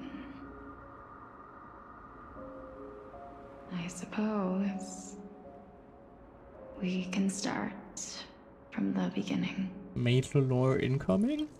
Question A mark? long, long time ago, there were a pair of like-minded twins. As foretold in the prophecy, they were chosen to be successors to the god of death. Still wonder how many loops there have been, like, total. But fate was cruel. The price of attaining divinity was to take the life of a family member with our own hands. That trial was indeed recorded in that memory. Then you should already know that my sister voluntarily gave up her own life, so that I could ascend as the demigod of death. But I couldn't accept that. Why did we have to kill each other for a future she'd never see herself?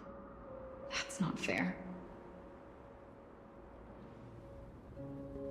So, while weaving the laws of the new world, I shattered the forbidden bottom line for life and death. I reshaped my sister's soul and took the form of the great dragon Pollux to carry her up the River of Souls and back into the mortal realm. But our fates were already decided and manifested in unexpected ways in response to my futile actions. Aging is an unbreakable law of nature laid upon humankind, created at the same time as death. When the living die, their souls will meet Thanatos, who would determine where every soul goes. If the Reaper raises their left hand, the soul is granted death and allowed to enter the Netherrealm to await reincarnation. If they raise their right hand, the soul is rejected by the Netherrealm and returned to the mortal realm to continue walking the earth. That's why the Hand of Shadow can only lay down judgment and not embrace another being. Yes. Death was originally a pair of hands, but they were split in twain when we reached the mortal realm, never to touch each other ever again. The half of Thanatos that represents life, the undying human who grants death, that was the curse I forced upon you. Then, what about you? As the half of Thanatos representing death, I shoulder the fate of defying death. I died the moment I entered the world of the living. From then on, my Titan also no longer existed in this world.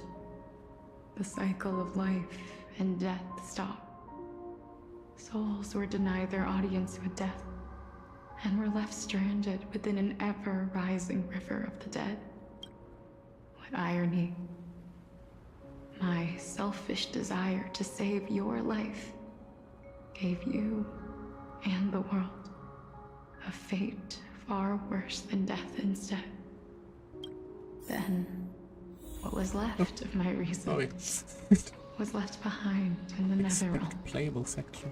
where I've been taking care of these flowers day after day, until there is now a sea of them, all while mulling over the subject of life, death, parting, and enduring an endless loneliness. Aw, I can't walk in the field of flowers.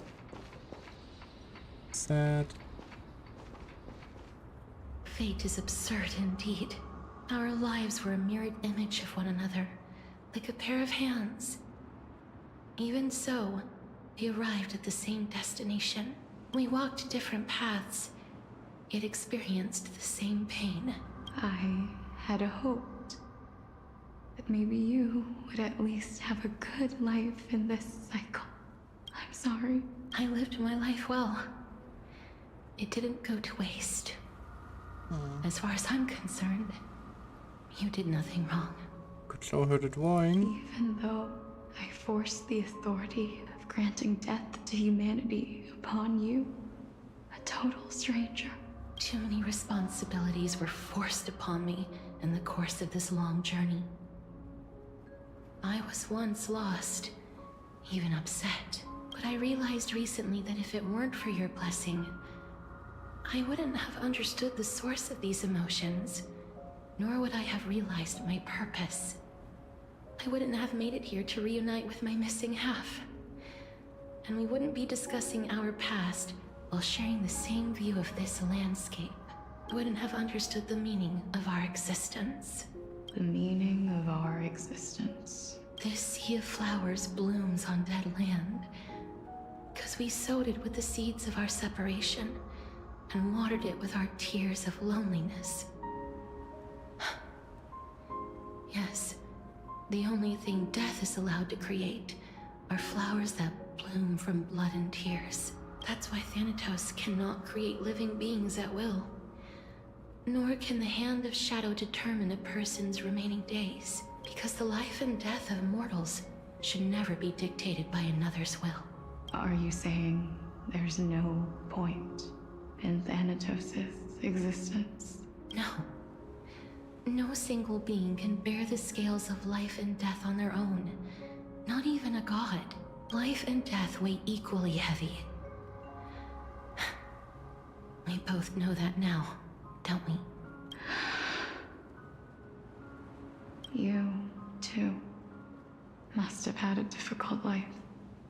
We've taken quite the ridiculous journey together, haven't we? I had a feeling, even back then, that we would meet again one day. Not to embrace one another after a long separation, but to come in search of retribution. Tell me the answer that's already been written, and let us draw this seemingly endless fate to a close. I just want to say I love the image of like this shattered moon above the sea of flowers. It really does stretch on endlessly, It's been far too long. I've waited here for centuries, watching day after day as desperate spirits are denied by this lonely wasteland. I always hoped I would see you among them, but I was also afraid of seeing you. I didn't know how I could possibly face you again, but more than anything, I was afraid that you might have forgotten all about me. I know. But don't you see, Polixia? I made it back anyway. You don't have to shoulder death's authority on your own anymore. It was always meant to be held in two hands anyway. So, let's give our core flame to her and have her take it back to the mortal realm. Give humanity back their cycle of life and death. Our responsibility as Thanatos was never about picking out favorite souls. We were only meant to watch over life. Let's tend the field together and create a warm sea of flowers for all the souls to come. What do you think, Polixia? Yes, just one last step. You shall wither, and through that, the dead will sprout again from the remains, and be reborn with the dead flame. As foretold by the prophecy, Thanatos' authority is only destined for only one person to wield. As the Chrysos heir of death, as their demigod, as a titan, our fated moment has arrived once again. Oh no, I was afraid of this. Just like before. Yes, just like before. But unlike that time, the ones undergoing the trial this time are prepared. You've made up your mind? Yes, as dictated by fate. But I won't be afraid. As long as you're here with me, complete your trial in this life. Grant me the embrace of death, and light the spark of life ablaze. You've been tempered by life and death.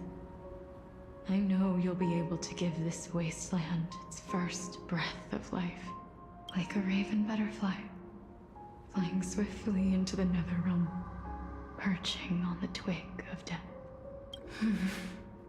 I will. After this, I will remain permanently in the Netherrealm. The River of Souls shall return here and rain down from the sky, scattering souls across the earth. The cycle of life and death will flow once again. The sea of flowers you sowed shall bear countless joyous or sorrowful souls, and bloom evermore.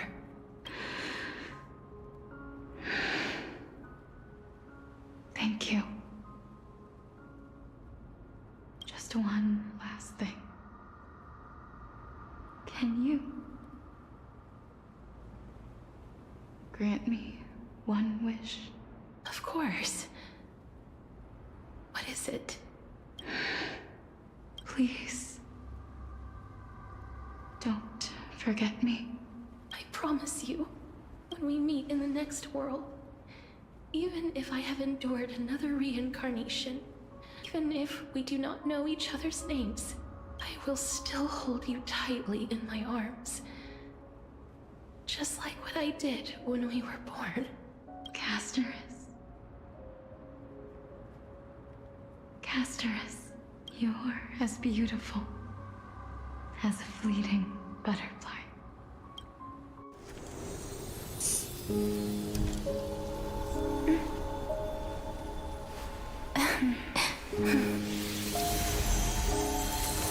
I will bring rest to death.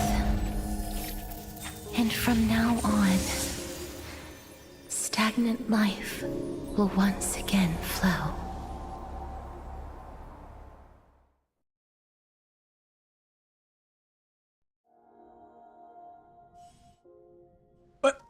What?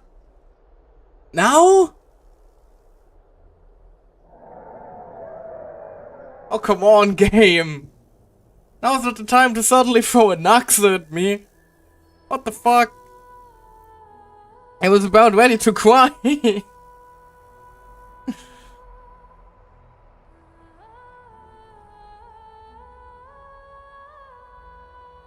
It's time to cheer you up.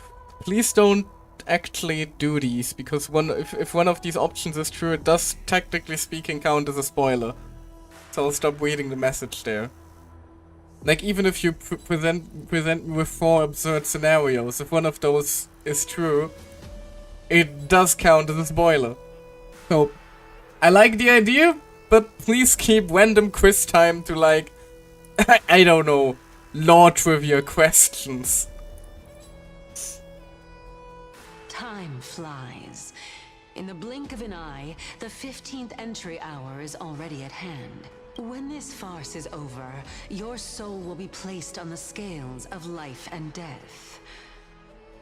I just didn't expect the very sudden tonal shift right there. No need to ask so many times. Of course. Like I was about, I was just like one tiny push away from bursting into tears there. Why do you drag your feet? Is your fear of crowds holding you back again? I simply find them too noisy. Paying attention to conceited fools like them would be an utter waste of my time. Such harsh words. As I see it, you are no less arrogant than they are. I couldn't agree more. Oh. I did not expect to hear that from you. Are you not going to refute me? Well, at least she knows what he is about. I know myself better than you think I do. At the very least, better than a stowaway like you. And they say men whose ends are nigh have but kind words. Well, that is exactly why I chose you. Go, Anaxa, use Thunderbolt! Should I thank you for the compliment? No, wait, he's a wind character. Go, Anaxa, use Hurricane! The hour of the trial has come. Do you have an answer for me? No, wait. Go, Anaxa, use You gun! prove the veracity of your argument. I suppose there is no point in putting this off any longer. Do you recall where we stopped the last time? You were saying that Amphorius's history is cyclical. Indeed. The demigods that bear the core flames eventually become the new Aww, titans at the both world's of them are end. here. Remember what happened on the Holy Mountain? Calypso, Naias. As their destined ends approached, one by one they left this world, leaving only the twins, who are fated to succeed death. Unfortunately, while their journey is consistent with ours, you and Calypso, as well as Nikador and Naias, act as supporting evidence. I can only come up with a rough sketch for my theory of a cyclical history. For all the pains I took to reach this point, I had already lost hope of ever obtaining definitive proof. After all, the past is in the past. Proving that we are the legacies of heroes of the past is a hopeless endeavor. That is, until I met a girl named Polixia and her sister. If Castorus was truly sent from the past to the present for the Titan's self-serving reasons, then having lived through 2 cycles, and with Styxia as the pivot, Yeah, but it's currently she very will much no elsewhere. doubt be the link to connect all of this together. If the Twins of Death can bridge 2 cycles to reunite at the shores of the Sea of Souls, then my hypothesis will no longer be just a hypothesis. And you too will get the answer to your question. Well, that is all well and good, but how can you be so sure? If there is even the slightest error in your hypothesis, the girl will be shattered. It matters not. The most important quality a scholar must possess is foolhardiness. If you are overly cautious, then you'll never have the gumption to make the first step, and change will never come. Also, we already know that he was right now, at this point. I, Anaxagoras, am destined to overturn this farcical world. Come. Well, let us go and teach those pathetic worms one final lesson. Well, at least you can certainly not say that this man lacks confidence. Lament on Stream of Souls. No. Head to the Demigod Council and witness the result of the Citizens' Assembly. Hello, everybody! So they are leaving the final debate to him. Ah, this is gonna go well, isn't it? Feynon fumbled the bag hard last time.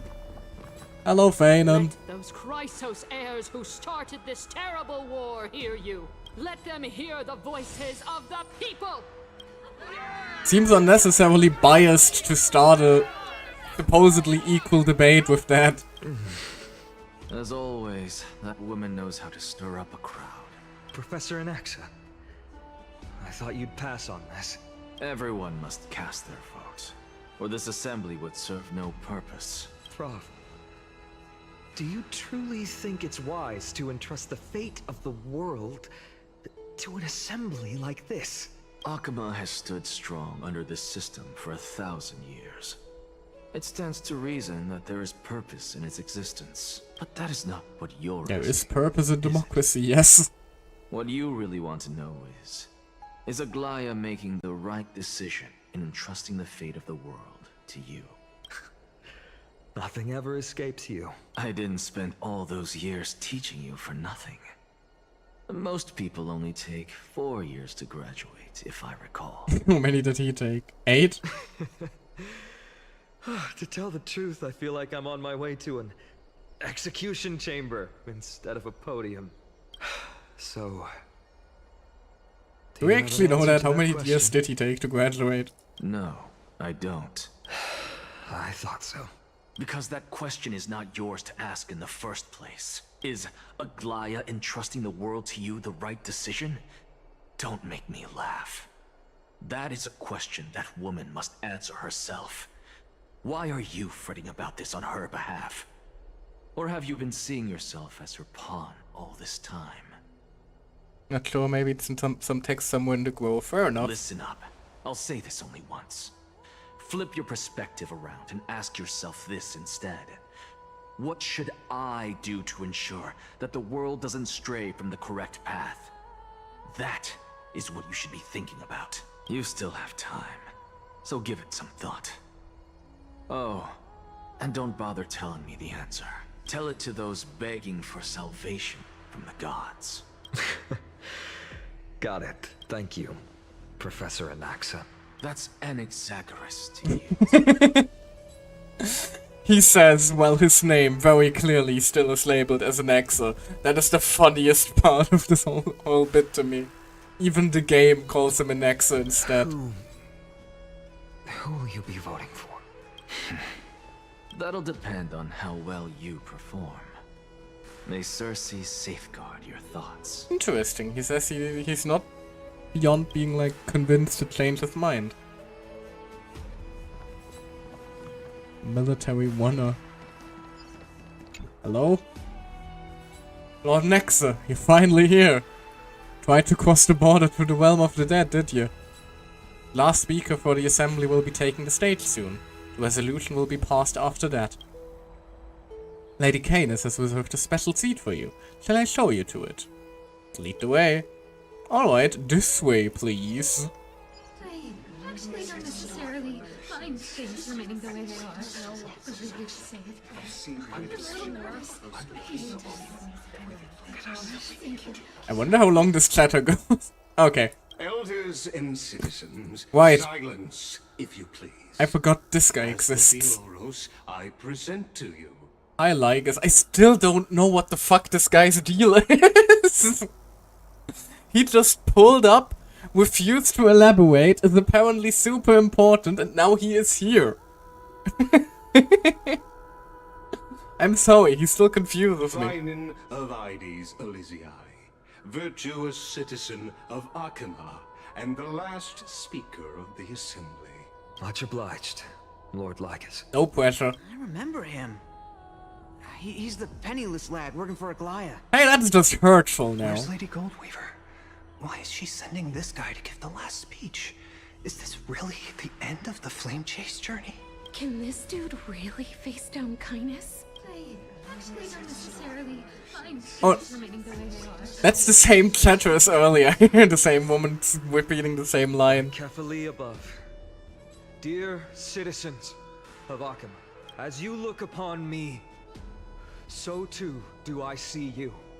Yes, we have I eyes. see your fear and misgivings, your apprehension about the discord between the Chrysos heirs and the Council of Elders, and your uneasiness about the future of the Holy City. Yet, before you contemplate something as grand as the fate of the world, I ask that you look closer. Look beyond the horizon illuminated by Kefali, at the crisis threatening to overwhelm us. What? Hades Elysiae, my beloved hometown, is a village forgotten by time. It is a place with the most invigorating breeze and wheat fields that spread all the way to the sea. I once thought that there I would enjoy a lifetime of peace and quiet with my friends and family. Also, speaking of, because Hades Elysiae was brought up again, I just remembered, like, at the like around, not the beginning, the middle of the Death City, it was teased that the Flame Weaver was there. Apparently he was. How I wish I could invite all of you to that paradise, far from the noise and chatter of the world. Alas, I can't, because she, and all that she nurtured, all that I loved, they have long been devoured by the black tide. My beloved home is no more. I will never forget the day the black tide struck. My father, Hieronymus, fought with a broken sword to his last breath to protect his child. My mother, Aldada, she was ripped apart by monsters. Also, I might live to stand before you here and now. Galba, he was a hunter. But in the end, those arms that once drew a bow instead embraced Piso, his beloved son, as they both breathed their last. Pythias, the teacher, risked her life to save her students, but a burning beam fell on her, crushing her. And what of Livia, her daughter? Did she make it out alive? No, she didn't. Livia, Piso, and so many other children. My childhood friends. They were all swallowed by the black tide and turned into monsters. They kept saying the same thing over and over. Even up until the final moment, I finally steeled my heart and granted them eternal peace with my sword. Why, Finan? Aren't we the best of friends? That is the black tide. A looming threat that can bring Akuma to its knees any time. Kindness may have promised that with the 3 Titans of Calamity Con, Akuma will return to an era Chrysia once more. But much as it pains me, I must disappoint you. While the demigod of strife has done everything in his power to hold them back, they are still coming. By now, the name of that black-robed swordmaster, the Flame Reaper, has likely echoed throughout the city already. The roaring thunder is a message from the strife demigod. The Flame Reaper has risen from death, and they hunger for the core flames of the gods.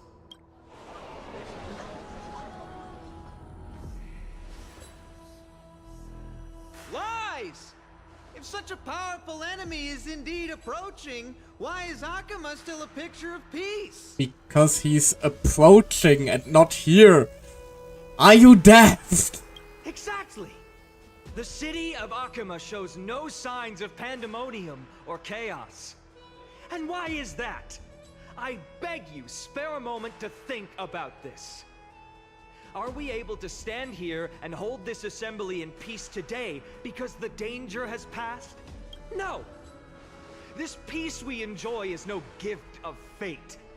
We are able to stand here today only because the Chrysos heirs have stepped up and shielded Akuma from calamity. With her golden threads, Aglaya has preserved and continues to preserve these idyllic days that all of you hold dear. The Council of Elders claims that Aglaya will one day forsake the people because her divinity is eroding her body and soul. But ask yourselves this. Rather than offering her aid and support, why do they choose to watch and push Akuma away from the Flame Chase journey? The answer that no one can bring themselves to speak of. A truth stained in blood and buried in greed, fear, and vanity. Allow me to lay it bare before you. It is because the Council of Elders, which bears Akima's history and honor, along with this citizens' assembly we once took so much pride in, are now infested with vermin. Oh Jesus! He's getting personal! You insolent whelp! How dare you! It is true that Aglaya has reached her limit. Why? Because she has been working tirelessly to weave the defenses of our holy city against the encroaching evil. All while these vermin are making up baseless accusations about her and scheming in the shadows. Not once has she ever failed Akuma. Yet these vermin attempt to tear her apart, tarnishing her name with unfounded allegations. Aww. She may have been blessed by divinity, but hasn't her heart always stayed true to humanity? They attempt to mislead you and reduce this assembly to a crude standoff between gods and humans, but citizens of Akuma. Once more, I implore you to open your eyes and look at those around you. Examine them closely. Beneath all that finery, do you see the good heart of a human or the poisonous glands of a pest? Make your judgment, then turn your gaze to the demigods whom so many of you regard as cold and merciless. Do you not see the light of humanity in them? And those who wear the mask of humanity yet utter only hurtful, slanderous words. Can you not see that their souls have been corrupted by power?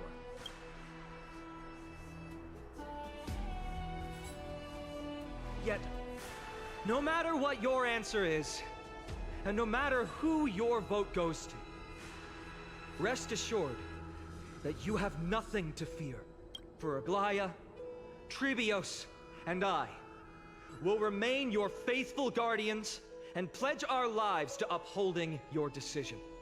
And this vow will stay true until the end of our days, where it will be passed on to future flame chasers. A steadfast and unwavering promise that shall endure through the ages.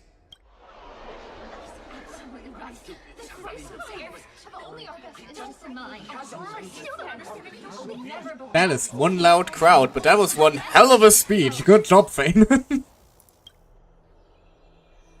In an uproar, representative leaders from different cities in Akuma throw pieces of pottery into the Dolium. At the present time, on the scales of Talentum, those who call for the continuation of the Flame Chase journey, and those who demand its suspension. Each faction holds an equal share of votes, resulting in a perfect balance. Perfectly balanced, as all things should be. As expected. This is the moment when the Flame Chase journey is the closest to its end. Don't tell me you've withheld your vote until now to make, like, the dramatic final one. And now, it's your turn to vote, Lord and Examiner. Ah, he's gonna fuck us all! He's going to fuck us all, isn't he? Is there anyone else who hasn't voted? No, you're the last. Cast your vote with His care. greatest performance. Oh, fuck him. He's gonna fuck us all. I don't trust him to bring this to a good conclusion. I have long since made a decision. Very well. May you bring much needed change to this farcical world. Head to the Dolium and blast the last vote. What have I just done? Also, you know, for someone who's supposed to be like the one counting the votes and all of that, you don't really seem to, be very neutral in this whole thing. No? Aiden doesn't want to talk to me. No pressure then, lovely.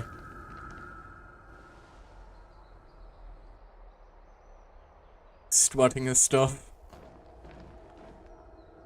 Now he just shoots You've it. done Fuck well, democracy, I'm taking Given over. the circumstances, delivering a rousing speech to stir up emotions was a prudent move. Also go to Aglaya. You're sadly a little bit late. Thank you all for your patience.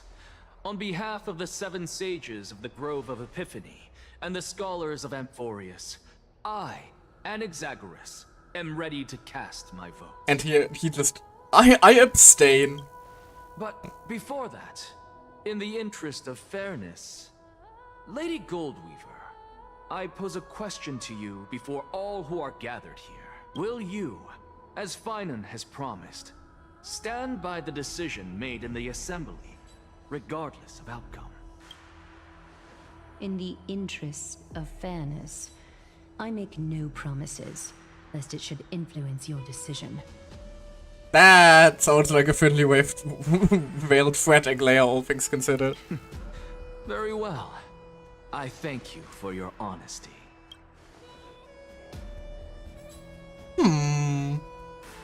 He looks like a sad puppy. Man, I like Finan.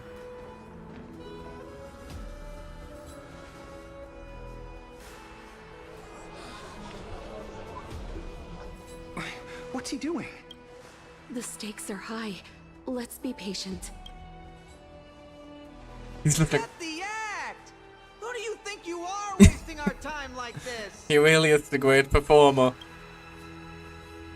Lord Anaxa, please do not forget that I... Rule number 1. Do not call me Anaxa. Rule number 2. Never interrupt me. Silence is golden. Can you stop farming ore for like 2 minutes? For Christ's sake. What is wrong with you, man?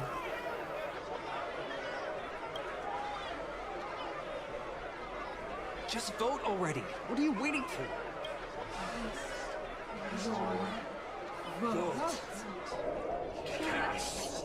Yo. Vote!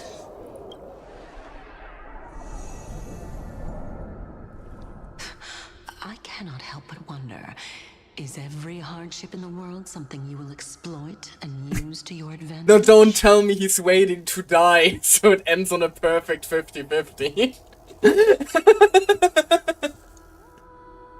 Because his time should be running out, right? How else am I supposed to make use of this situation where my body and soul are separated? Oh, Circes. Or should I say Calypso? Oh god, that's what he's about to do, on isn't this he? final journey.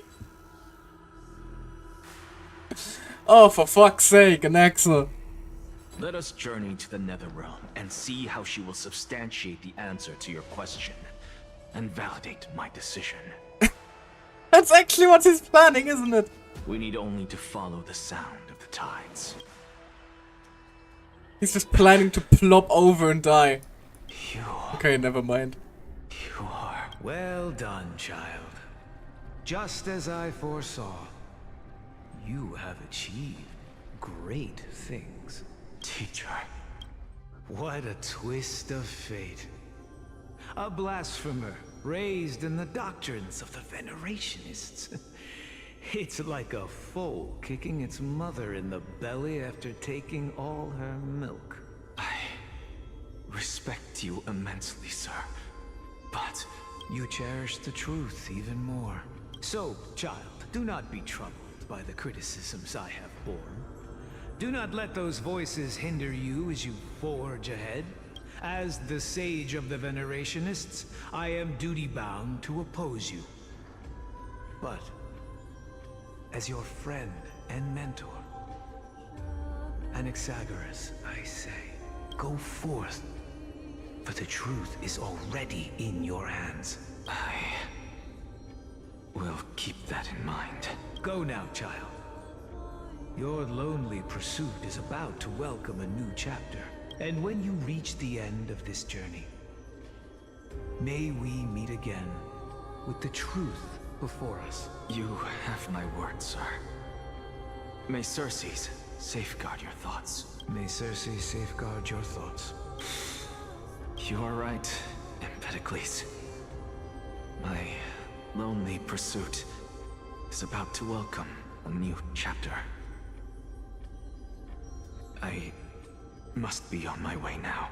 May we meet again with the truth before us, Empedocles. I'm sorry. What are you waiting for? Just cast your vote. He really is planning to just walk over and die as he... Silence, everyone! Never mind. Behold, Cersei, here at the center of the world, I shall write the final step of my proof. For this place is but one step away from the truth. What's he plotting now? Oh god. Professor, I completed the proof you wanted.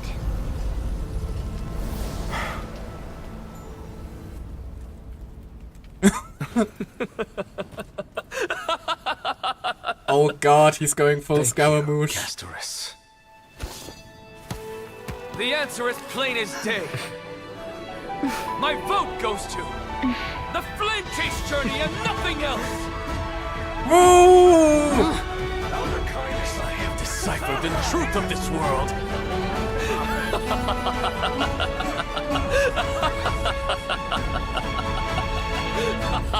Ro is having a blast! The balance shattered.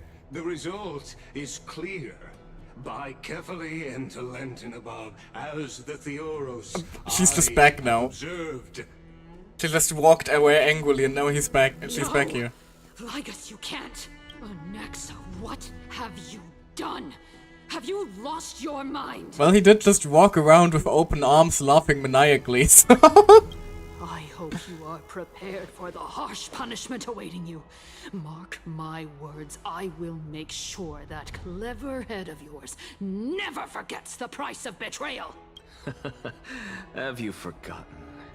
I told you that He'd be having an epiphany, yeah, basically. Talents.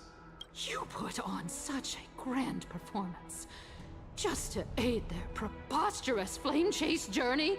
Performance? No, you are quite mistaken. I may be paranoid by nature, but I've always been known for my honesty. If you really understood me, Lady Kindness, you'd realize that I never had any interest in your pathetic little game of politics. Factions, standpoints, they are jokes in my eyes. I have never once switched sides, because I, and I alone, am the truth. Jesus Christ, could you be any more full of yourself? Lady Kindness, with all the citizens here as witnesses, we should honor the spirit of democracy and respect the decision of this assembly. I have observed that Akama has chosen her destiny. This citizens' assembly has resolved to continue the flame chase journey. This resolution shall be put up on the wall of heroes, such that all citizens are aware of the city's way forward. What if Ligus is like the demigod of Talenton, secretly? Because he is the one, you know, trying to uphold justice and democracy and all that. Or at least tied to it. It seems not everyone is ready for the assembly to end. Very well. Let me entertain you for a little longer. By your leave, Lord Ligus. Interesting. Elders and citizens, your attention, please. Stay for a moment more, if you will. Anaxagoras of the Grove of Epiphany has an announcement for the assembly. Just wish he wouldn't be talking if he's having like... He just talks as if he's constantly close to an orgasm, and I don't really like that. What is this performer up to now?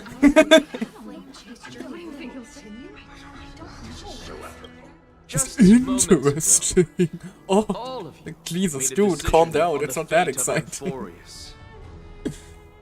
As a supporter of the Flame Chase journey, it pleases me to see the choice you have made. But I regret to say that I still harbor doubts about this outcome. Thus, I hereby challenge this resolution. Bro, you just casted a vote to make it. Tell me, who among you dare swear to Kefali's name that Era Nova will truly welcome the fairy tale ending that the Chrysos heirs have promised? Wait to see him beautiful true full new of world himself. free Oh of god. calamity and madness? Nonsense! No one? Must I pick somebody to answer? Very well. You, the one acting so wise and profound, in front of all present here, do you dare swear that it will happen for sure? No? Fine. Next. You, the one with ignorance written all over your face. That's just mean. You. Do you dare swear by it in front of the Titan? What are you trying to do? Useless. Your turn, then. With that smug look of yours, you must be confident that the Flame Chase journey is the best course to take, right? Hey! Mind your tongue! So, no one? No, it's just insulting people. I see. In that case, Finan, answer me this. Your speech was filled with such passion just now. How confident, then, are you in making this promise? Professor, what are you doing? Let him continue with his performance. Let him cook, Fanon.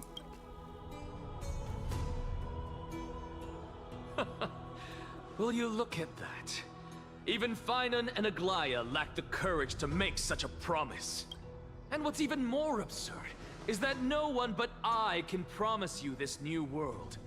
And yet, the Assembly passed the resolution anyway. But you needn't worry, because I knew better than to trust you good-for-nothings. That is precisely why I am here today. To give you one final lecture. Now listen up and listen well. I, Anaxagoras of the Grove of Epiphany, hereby declare that I must take a piss and will be taking a very quick break. This feels like a good cliffhanger. I will be right back. Wee!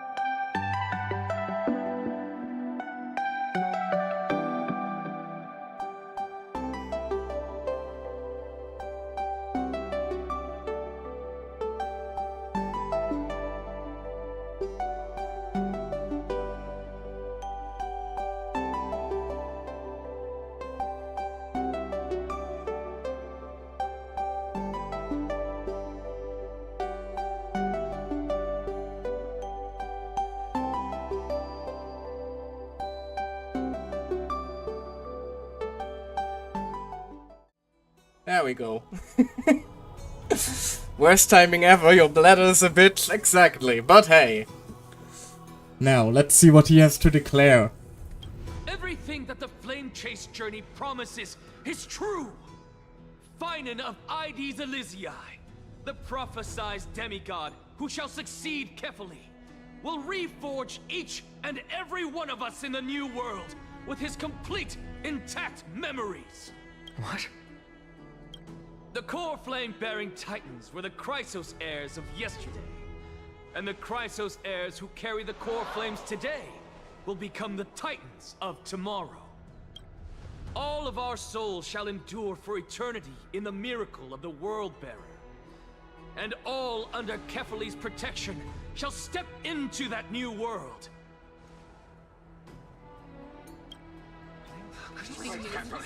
This is your blasphemy! It's impossible. What? Are you saying that we must bow down to you and worship you even in our next lives? Enough, you blasphemous imbecile! How dare you try to deceive us with all these lies and falsehoods? How can you prove? I told you, don't interrupt me. But Wait. since you fast, I shall be kind and indulge you. My statements are based on my experiments on the divine body of Kefali themselves. Random thing I just realized: if like the Titans are also, if like the Titans are nature is also always a loop, and Menestia always has a romance thing going on with the Reason Titan.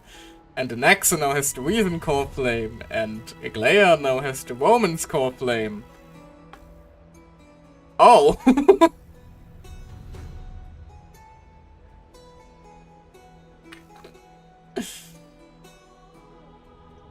Naxa the Gods will protect us, audience blasphemy. Naxa the Gods aren't real, audience blasphemy. Next cycle it would be love but hatred. Fair enough. You heard me correctly, everyone. With the tacit approval of kindness and the Council of Elders, I fused my soul with a god through alchemy and learned the truth behind Era Nova. What is he talking about? What is bro yapping? Isn't that pure blasphemy? It is, but that shows fuck didn't stop him. I, the vile, wretched blasphemer, deserve nothing less than death for my sins. Okay, and now someone just immediately shoots him. And the Council of Elders, which granted me consent and aided in committing this atrocity, should face punishment alongside me. By the gods, even kindness has betrayed Akuma.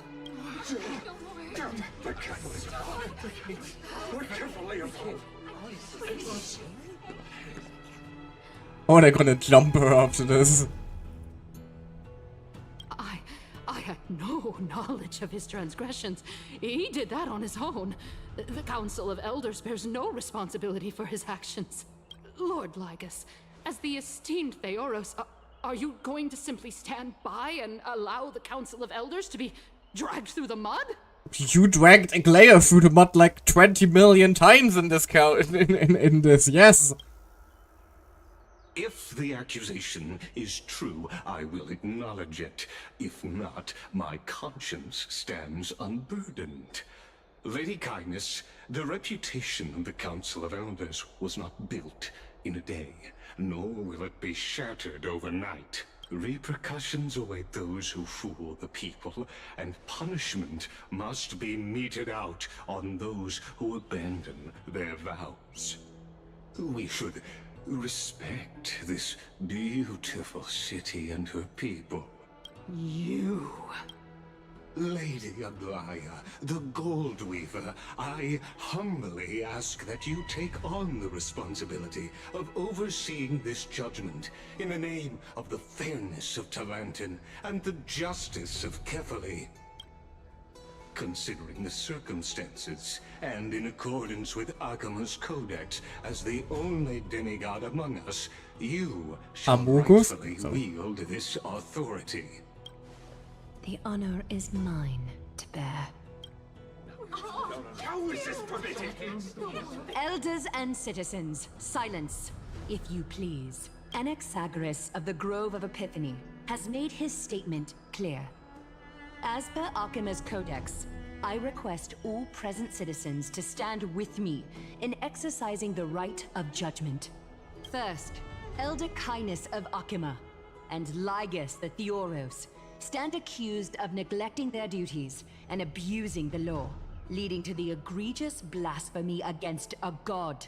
In the names of Talantin and Kefili, Akuma is to form a committee before the 7th action hour to conduct an investigation and disclose the findings to the public for subsequent judgment. Also now to another episode of where democracy is a mistake. That is not this. That's what we deserve! Curse you! Now, concerning Anaxagoras of the Grove of Epiphany, he has confessed to grave blasphemy against Kefili. In the names of Talantin and Kefili, the accused must be allowed to hear the people's voice prior to the execution, for a chance at a reduced sentence and possible pardon. Jesus. Professor. But joke's on him, he already knows that he will die. He will just die by default. Nothing really changes for him. Why does he seem so smug about it?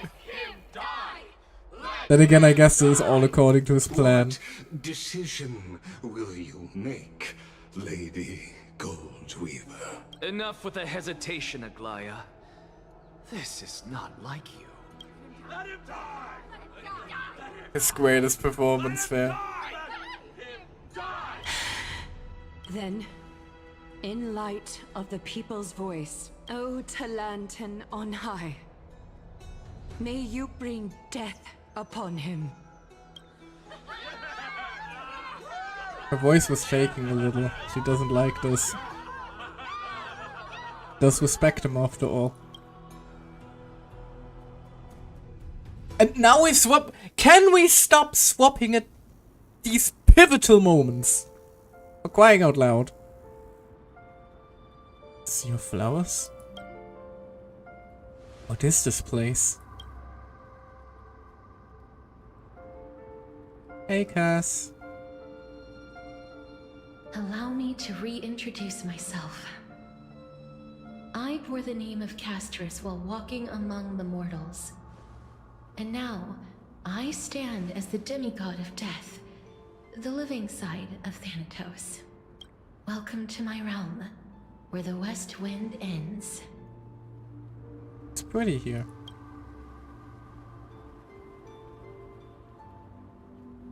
Mom, I made it. My character arc is finally done. No, it's a beautiful place.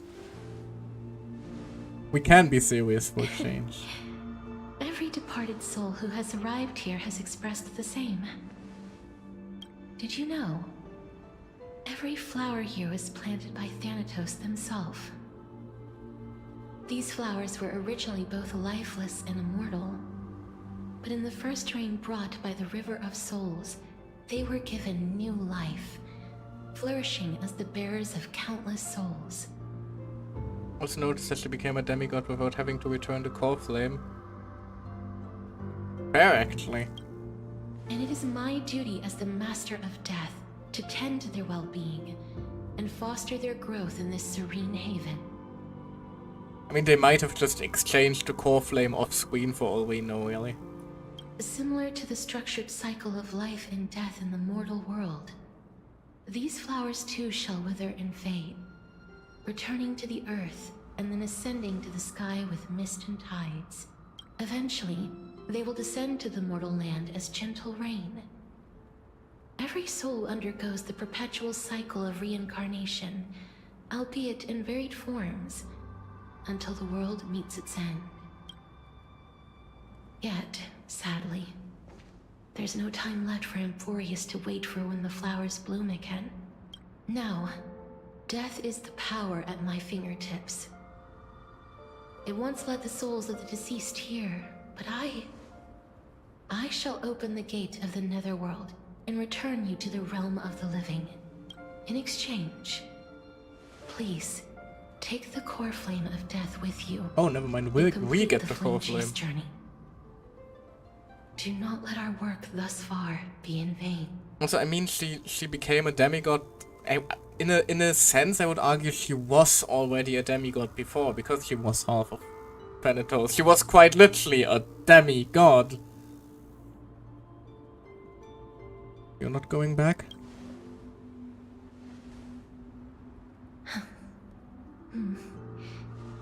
the other demigods, I will stay here and embrace my destiny.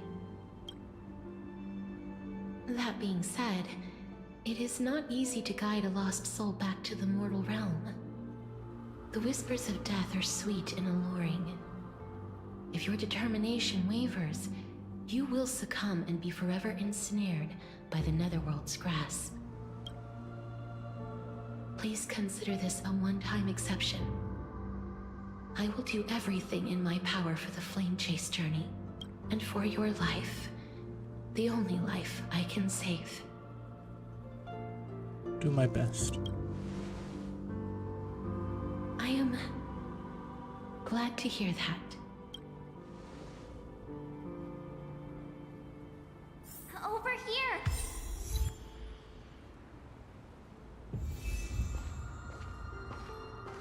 Keep going. Express is right here with you. I believe in you. Oh, Weld and... I'm very happy Weld and the others are voiced, at least. I'm very sad that Danhong and Mikola still aren't, but... I'll take what little I can get, I guess. Such a sweet joy. Death is such a scourge. Aww. Costello and Hunter sadly aren't voiced either.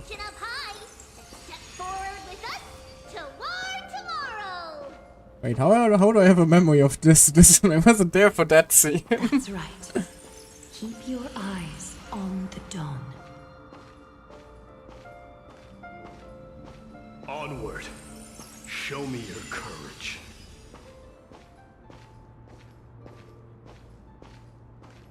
Partner, we shall become heroes together. Almost there.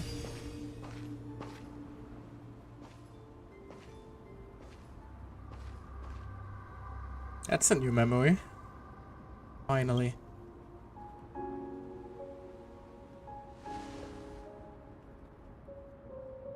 Thank you, Castorus. Since I've already made it to the end, maybe I can have one last glance at that sea of flowers.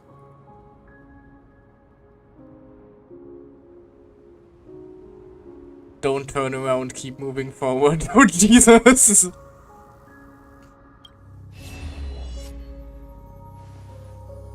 What?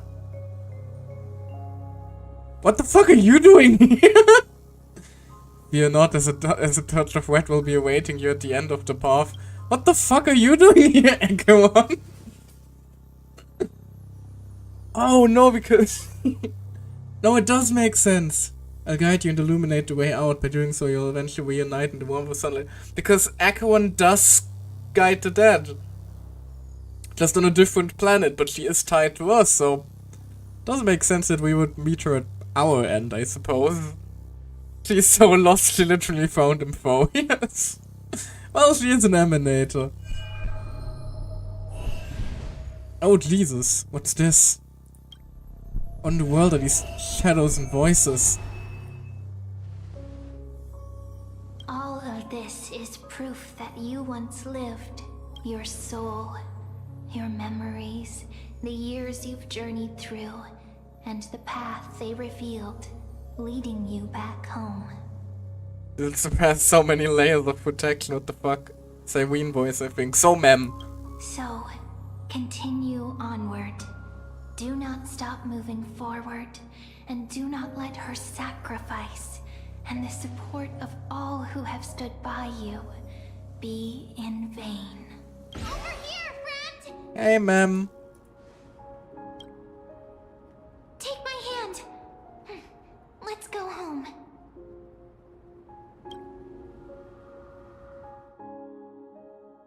Goodbye, Neverrealm. Hello again, Mortal Realm. But we never got to hug Castorus. Let the trailblazing continue.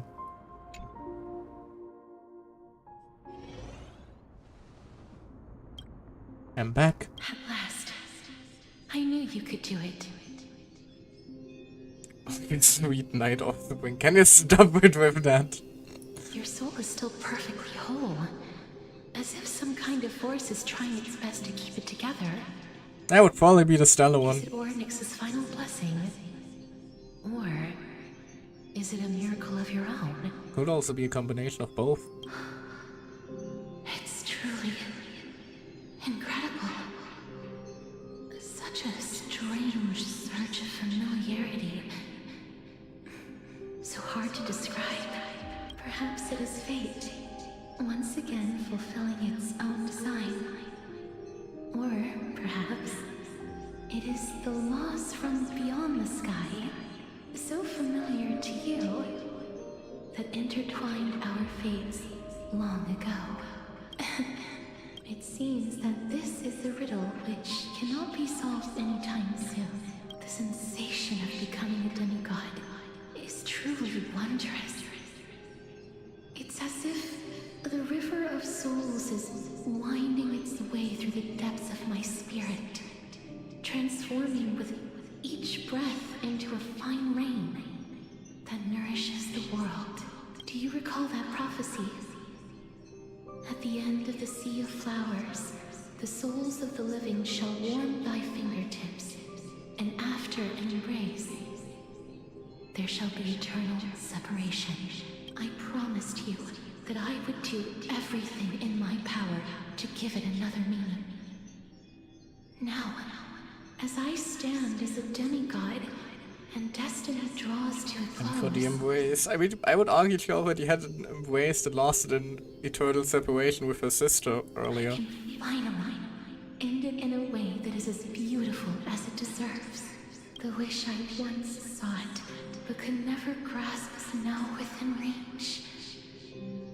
In this brand new world, every blooming life will lift its arms in celebration and recount the profound meaning of this very instant. Every touch, every embrace we share will never again be an ice-cold loss. They will radiate with an intense warmth, sowing love far and wide throughout the land.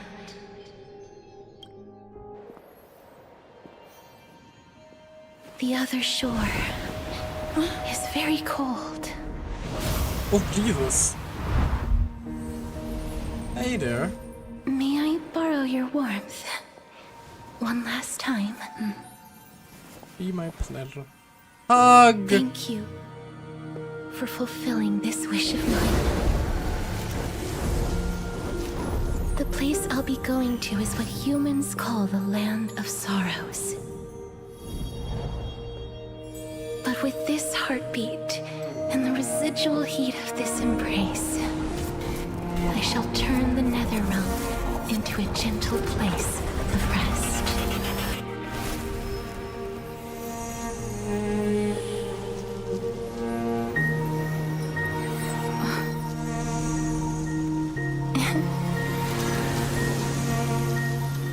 This embrace may be brief, but it's the proof that I once lived.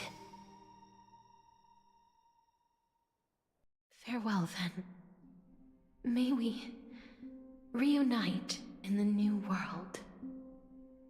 I swear to God, if that's not how Euphoria's end, if I don't get a happy ending for every single character by the end of this arc, I will be very upset. I gave up everything in search of truth, and it culminated in this very moment. You, on the other hand, performed as I expected. You did not hesitate when you saw the chance to attain power. It's as if you crave power, like a fly craves rot. Those are your words, not mine. But what you said at the end, did you already know what I had planned for Thainan? I may have lost an eye, but my vision is clearer than anyone else. You've nearly exhausted your humanity. You're no different from my current state as a walking corpse. Well, nobody was exactly subtle about Thainan being the one tied to Catholic. That's true. I've long since burned to ash over the past 1,000 years. Only he is capable of unleashing a raging fire that rivals our final great enemy, Aquila. So, this is our last chance.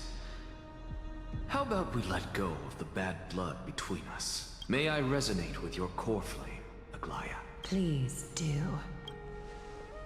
That's impossible. To persist with your soul thinned to such an extent. You're insane. Says whatever the fuck you are. Just as you fight to lug your corpse onward to complete your unfinished goals, I have my own reasons for doing this. Until Finan grows into his position as the prophesied leader, I must continue to lead everyone on the flame chase journey. I must keep inching forward, even if only as an empty shell. I've long predicted this was the case, but I didn't think you'd already lost so much. How ironic. We would have avoided so many misunderstandings if you and I had just spoken this candidly before. But casting aside our ideological differences, there is one thing you and I agree on. Finan. Yes. He was born to be a hero. He understands the hearts of the people, and I can confidently say he is a far better leader than you. Only he is capable of fulfilling your mission. Everyone is always glazing face. Sadly, he is a man cursed by Nestia. But by my estimates, his horribly elaborate sense of style should not impede Aranova. Congratulations are in order. He just is absolutely dripless. At the very end of our destined paths. And it's about Finan having no drip. When you put it that way, it makes me want to take back what I said. Aglaya, we're back. Speak of the devil. Come welcome our great hero reborn from the ashes. I hope he didn't hear your earlier assessment. It wouldn't be the first time I criticized him. A man should be aware Also, where of the his own fuck were you? Bro just came back pretending he's now part of the squad. Core Flame of Death, the fallen zone of Thanatos, the Death Titan. Core Flame urgently awaits to return to its place. The demigod of death has already overcome the trial and assumed the authority of the Titan. With Hyacinth all along, fair enough, but like, where's Hyacinth then? I'm gladdened by your triumphant return. Just sad we had to leave Cass behind. But I don't see Castris among your number. Well, about that. It looks like she not only helped me prove my theory, but helped you fulfill your mission as well. Anyway, come on, one more cutscene before it. I only got like 30 minutes more than you reading all the stories. Fair enough. Finally understood her order and complete her final trial. I believe she'll always be at our side. I agree. She might not have been able to change her fate, but she still wrote the final verse of her epic herself. Dreamin, please recite the prophecy for us. Trailblazer, please surrender that scalding cool flame for us as well. As you wish. Are the only life she ever saved by her own hand in her 1,000 years on this earth. I believe no one is more qualified for this noble task. Let the ceremony begin.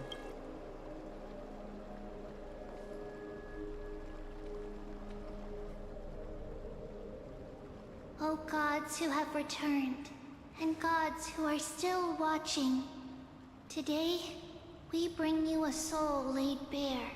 The Hand of Shadow, Thanatos, remembered their name from the past.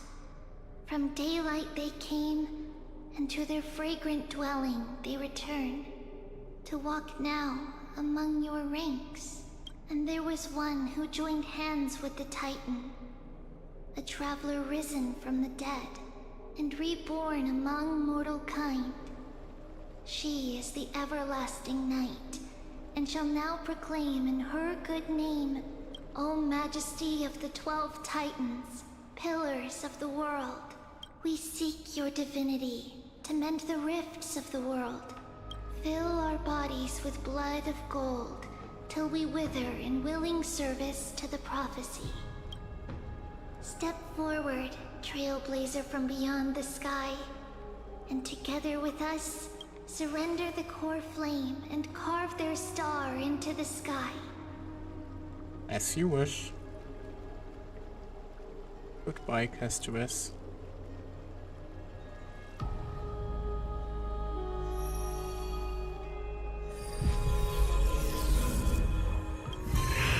We keep losing companions.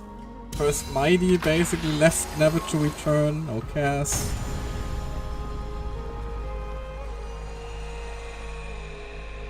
At this rate we're gonna run out of characters.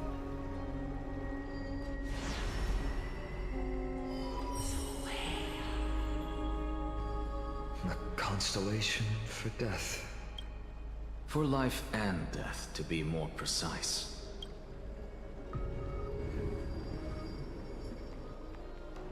Look, it's... Oh hey! Hello!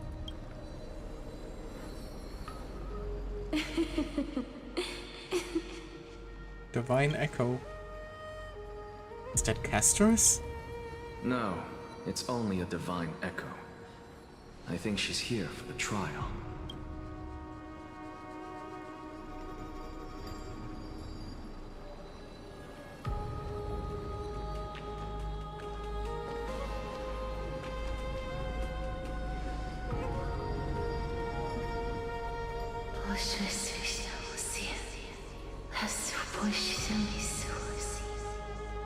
I don't speak Titan, I'm sorry. I don't know what you're saying.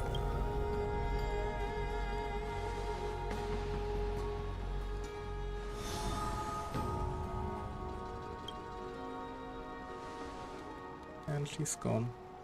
What did she say? That's the language of the Titans. Castoress... No. The Titan... They said, I have illuminated the cold shadow of death. Also, like, didn't we, by reviving ourselves, didn't we pass the trial of the Time Titan? So shouldn't we also be like ascending right now, all things considered? Onwards, for your path to the future is bright and its flame eternal.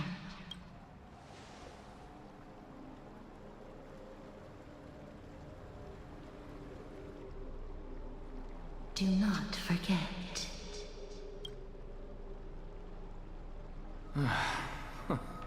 She made quite a scene. I suppose it's my turn now. I won't stop you. Professor, you... What's with that look? You were present, so let's get this execution over with. We wouldn't want to bring shame to Akuma's divine laws or keep me from creating a new world. You never change, do you, Professor? I don't understand. If your theory is correct, you'll lose all memories of your past life once you become a Titan. So what's the point of becoming a god? Also, I just realized, like, the last 3 playable characters... No, 4 playable characters they released had horrible fates. Fucking... The 3V twins. One of them died, one of them is dead. Mighty, he's gone and never to return to the city. Castoress, stuck in the realm of the dead, never to return. Alexa, about to be fucking executed.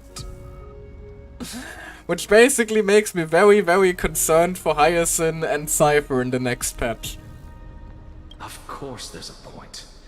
Even if I forget who I am, I'll still have my brilliant mind.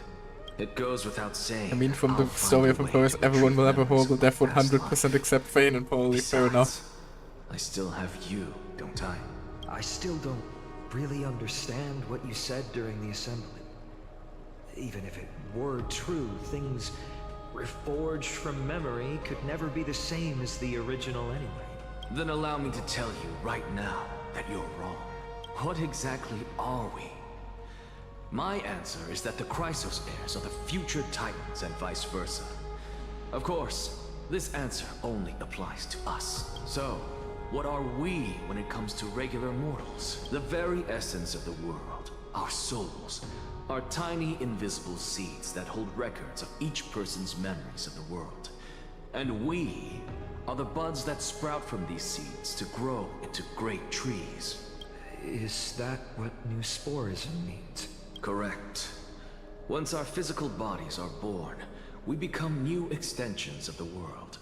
From there, we plant our seeds into someone's memories, and then scatter them into the hearts of countless people in the future. Just as seeds are affected by their environment, so too will our appearances differ across memories. But the partial memories we carry will always be the same. Also, I wonder if, like, it's just how the world is. At the end of this, we'll get another quick, like, March teaser. Because last we saw her, she was basically purely crystal. To destroy our very existence, one must destroy the world itself. But we have someone who will still live on with his perfect memory. Also, the Herter was also teased, released, refused to elaborate, and hasn't shown up since.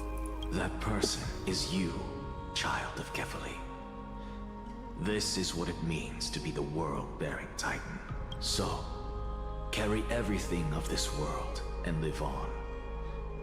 Don't disappoint those most precious to you.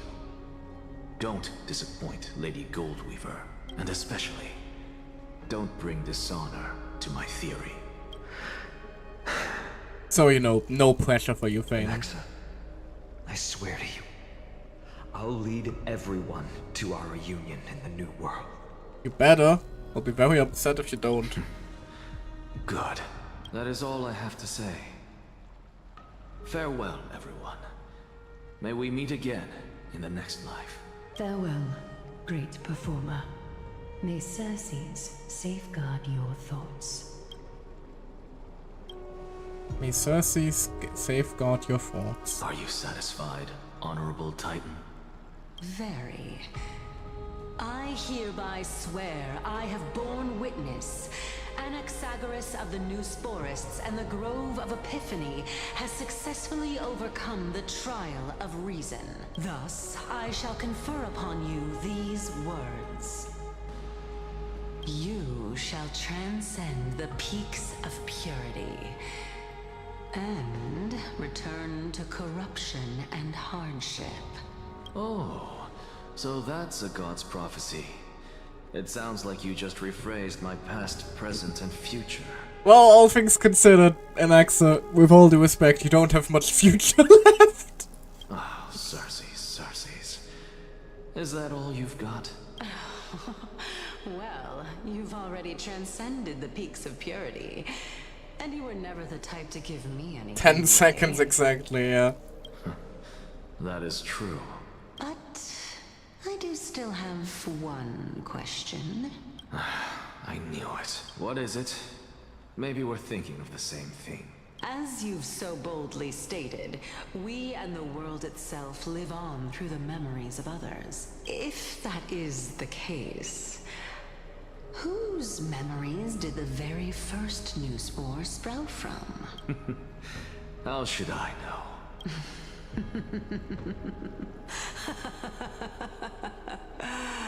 Oh my. But, since we are both equally curious, we should allow the children of humanity who come after us to investigate in our stead.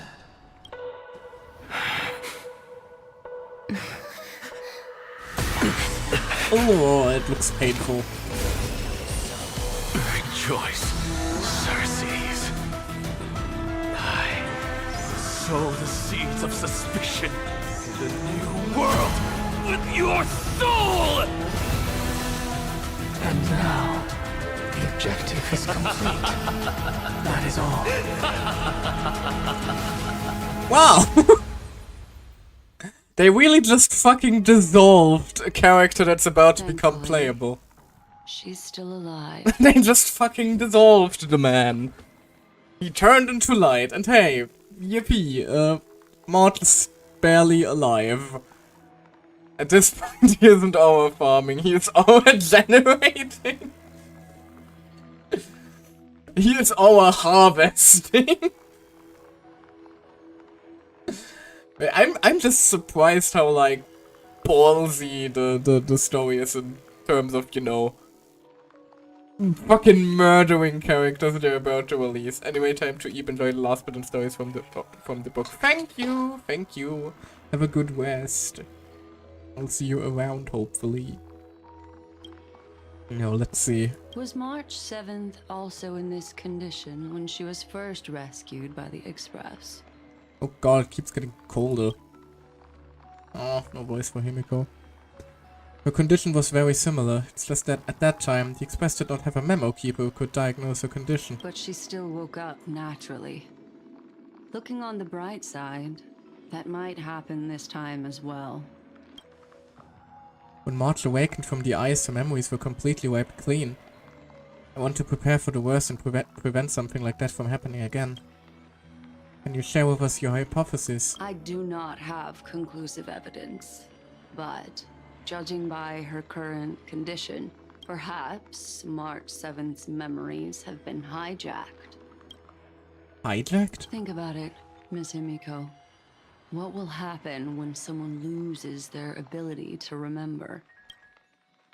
I'm not a biologist, but I hear this.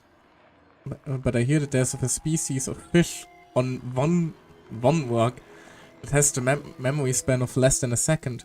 It forgets anything that occurs in the very next instant. Perhaps something similar will happen? Unfortunately, short-term memory is an entirely different concept from the inability to remember. Perhaps it is difficult for you to imagine, but an individual who has lost their ability to remember turns into nothingness. Nothingness? The belief of the Garden is that everything in this universe can be interpreted through memories. This is the driving force behind the continuance of this path. The past is made up of memoria, while the future is a possibility that will eventually be converted to memoria. But the present, it doesn't really exist, and it's only an abstract expression. Therefore, when a person is affected by the path and loses their ability to remember, their physical form will also be affected. These ice crystals are a manifestation of that. Miss Black Swan, there's one thing I haven't looked into deeply until now. You've guided us to Amphorius, but refused to tell us your true intention. Collecting memories is simply not a convincing answer. Is Miss Himiko suspicious of me? Ought not to be. I mean no offense, I'm merely speculating. But I'd appreciate your honesty if possible. In other words, now is the time for me to prove my innocence.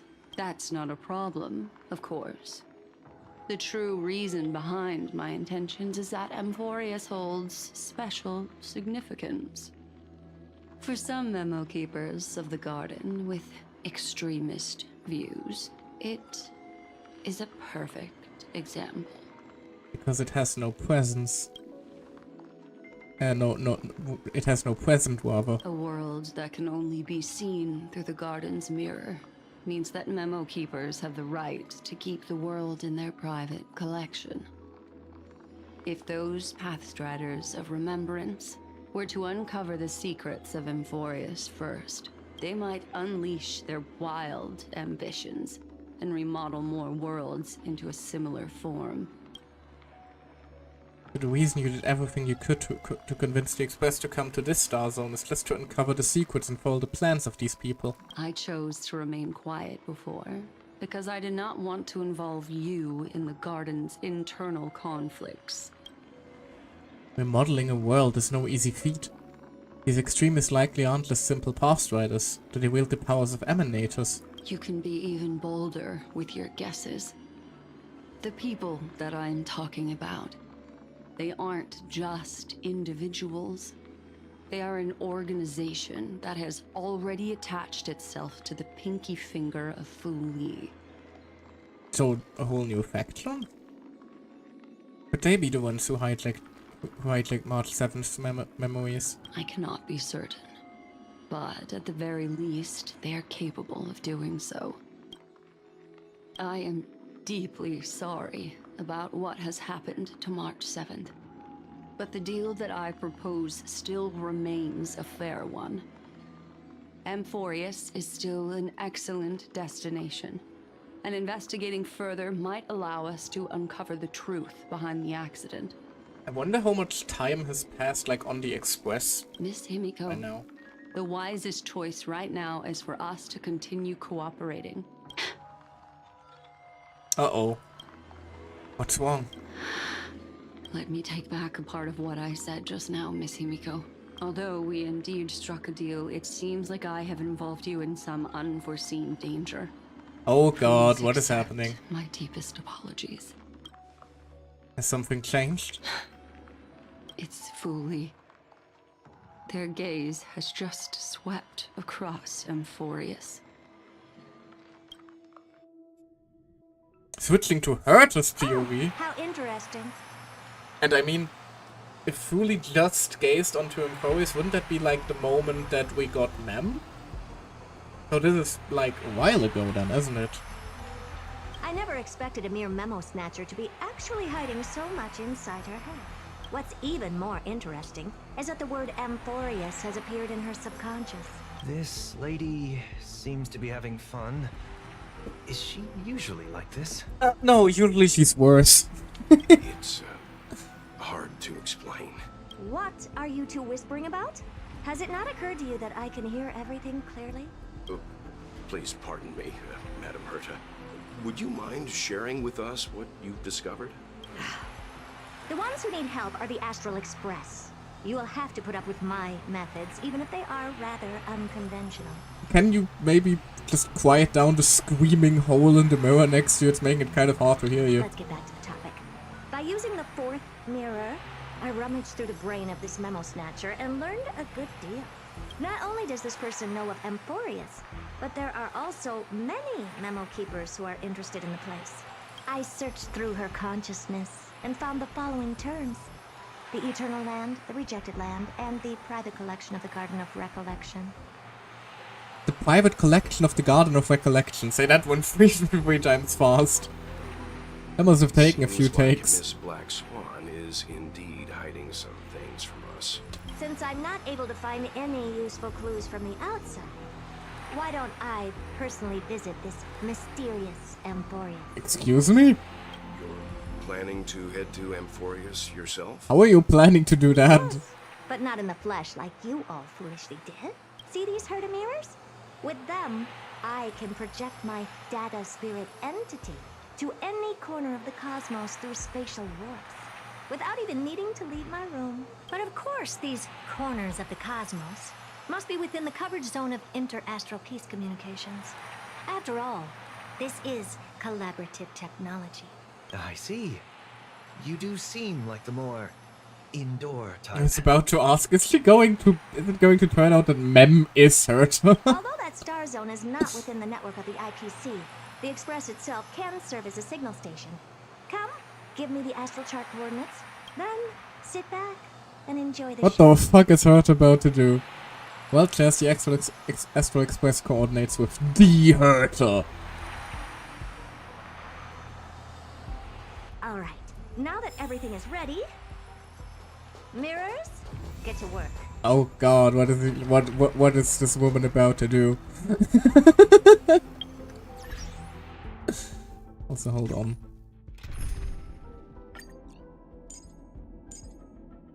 No, I can use my Herta. Why would I need a different Herta?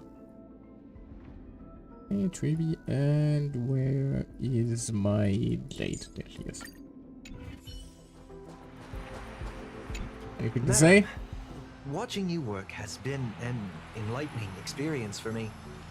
It's hard to imagine that an outstanding scholar like you could maintain such a relaxed manner most of the time. Your calm and collected nature is truly a trait that I should learn. This rat. Why does everything that comes out of his mouth sound so snarky? She does not like Sunday. How about you, Weld? Thank you, Madam Herta. Companions are the lifeblood of the Astral Express. When things are settled, we will repay you for all your help.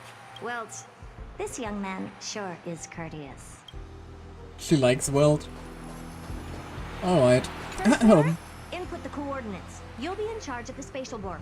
As you command, Madam Herr. The preparations are complete. I wish you a pleasant journey ahead. Second mirror. Second mirror. Prepare for the thought refraction. There's still some distance from the Astral Express to the Amphoria's celestial body. You're in charge of sending me over. This time, raise the power to the maximum. Don't be stingy. Oh, okay. I won't fail the mission, Madam Herr. Pressure. Third mirror. You're in charge of generating the data spirit entity. I'm happy to help, Madam Herda. What kind of appearance are you planning to use this time? Good question. Let me think. Forget it. Just use my own appearance. There's no one there that'll recognize me anyway. As you wish. Fourth mirror? Fourth mirror, you'll be in charge of... It seems like I have nothing for you. Fair enough. Stand by and wait for orders. Ah, standing by again. So, boy, next time, can you count down from 4 instead? Maybe, if I feel like it. Preparation of the data spirit entity complete. Thought refraction at max power. Excellent. First mirror. Let's get going. Have a safe trip, Madam Herta. May your journey yield good results. I'm still horrified. What the fuck is she about to do? Preparing to activate spatial warp. Destination: unknown celestial body. Amphorius. Spatial warp countdown. 5, 4, 3, 2, 1.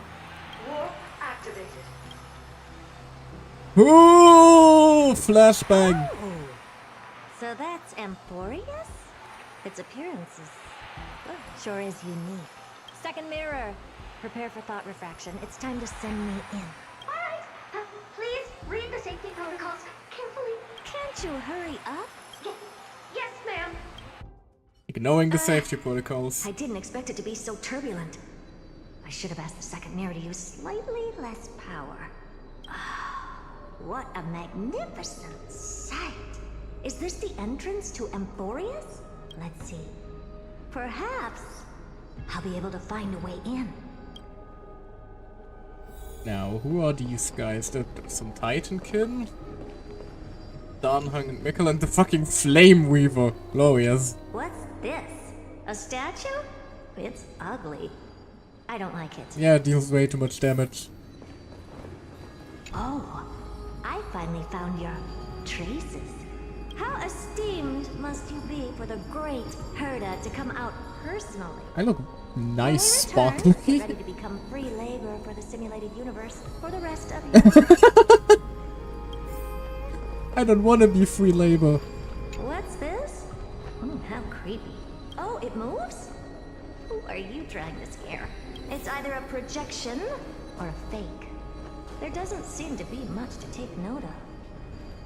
Now then, how am I going to get into nothing is Amphorius? lit up yet. Investigate. My deepest apologies, esteemed lady. Excuse I'm me? afraid that you cannot proceed further. Who's there? Your visit. Fucking Lygus? My calculations is a pleasant surprise. It's a pity that the preparations are not yet in place to receive you with the hospitality that some of your status... What the fuck is you doing here? Are you not going to answer my question? Who are you?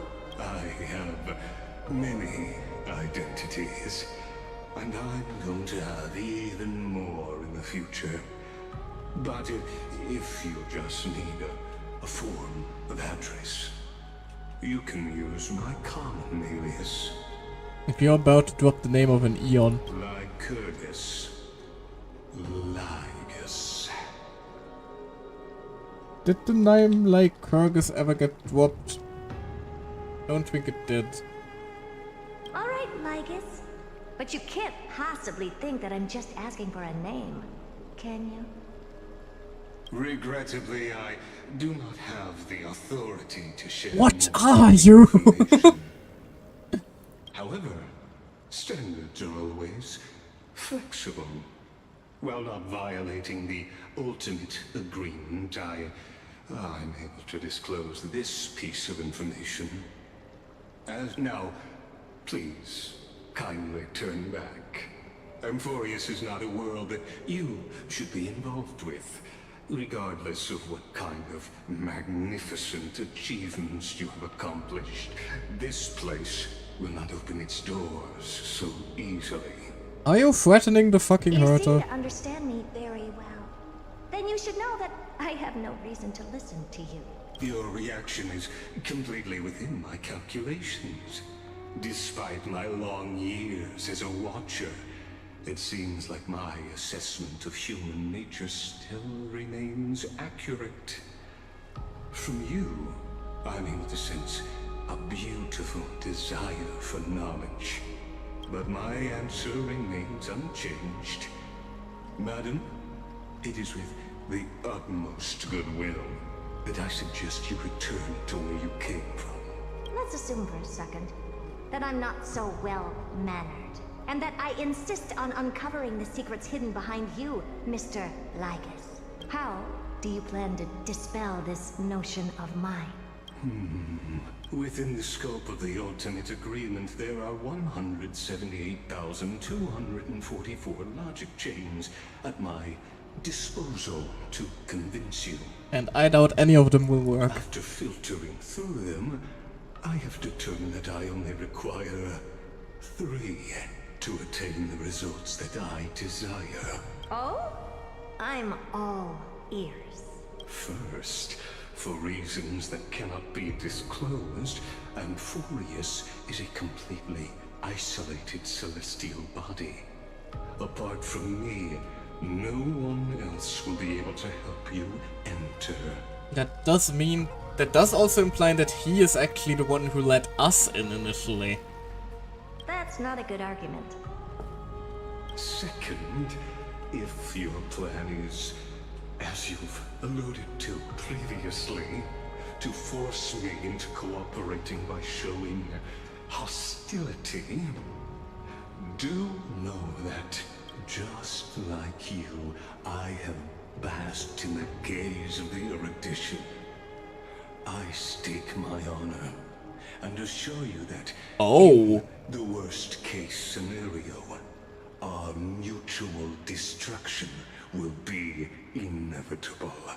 So he's actually an erudition emanator. Huh. Interesting.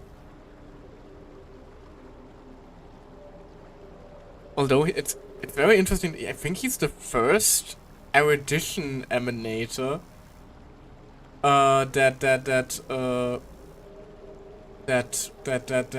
isn't a member of the Genius Society. Oh, no wonder I couldn't find a back door. When I did a scan of our surroundings, the safety protocols on you are comparable to Screwy's. How interesting. I assume that you still wish to hear the third logic chain. Of course. Why wouldn't I? Third, even if you exhaust all your means and find a way to break through, you will surely give up once you understand the consequences of your actions. After all, throughout your long life, as much as you'd hate to admit, your conscience has played a crucial role. What a brazen robot. You think that you can actually understand me through your paltry calculations? But since you put it that way, why don't you tell me what these consequences will be?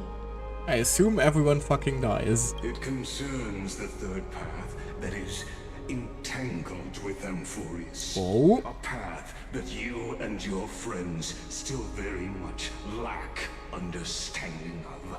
The destruction. So, if you ignore my warnings and persist in your ways. So it is destruction. Everyone was theorizing it would be something like Enigmata, but no, it's erudition, remembrance, and destruction. You will break the shackles of a Lord Ravager. And when that happens, their fury will engulf the cosmos. So Amphorius is a prison for Lord Ravager. Well, that changes things significantly, and apparently that's where we're being dropped off. Welp! Nameless Recollection. No, I do like to read through those, but I have already been screaming. Screaming? Ah! I have already been streaming for 5.5 hours. I believe that is enough for now. Which means, well done. Only 2 core flames are technically left to reclaim. Well, only 1 really. All things considered, the only one that we need.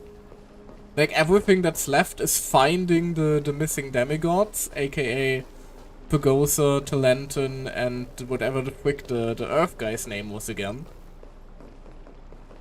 Take down Aquila, and then, you know, walk over to Kephale's core flame and grab that real quick, and we're done. Also, there's a chest here that I never picked up. Which I suppose means that either next patch we're going to like wrap up the main story and the rest will be mostly epilogue, or shit is about to really hit the fucking fan. And I'm personally suspecting the second, considering we just learned the Lord Ravager is involved. For now though, we will see where this story will take us next. I have no idea when I'll be streaming again, if I'm quite honest, as I will be quite busy for the next few weeks. But hey, we know how this song, we know the song and dance by now. I'll stream when I get the chance. I'll find something, I always do. For now, let me instead look if there is any friends of mine online that look, Do I really want to say that it's submissive and waitable? No, that sounds wrong. Let's just see if there's anybody online. There is. Let's wade into Matt actually. Oh, sorry, I had my mic there. Who is currently streaming Teamfight Tactics, huh? Funny, I recall the time that he got into that game actually. Let's wade over to him and wish him luck in his team fighting and tactical endeavors. As for me, I'll probably be signing off for now. And I hope I will see you back here again when the time comes for us to reclaim the last core flame. Until then, I hope you all have a wonderful day, night, evening, morning, or whatever other time of the day it may be for you. And I will see you next time. Bye-bye!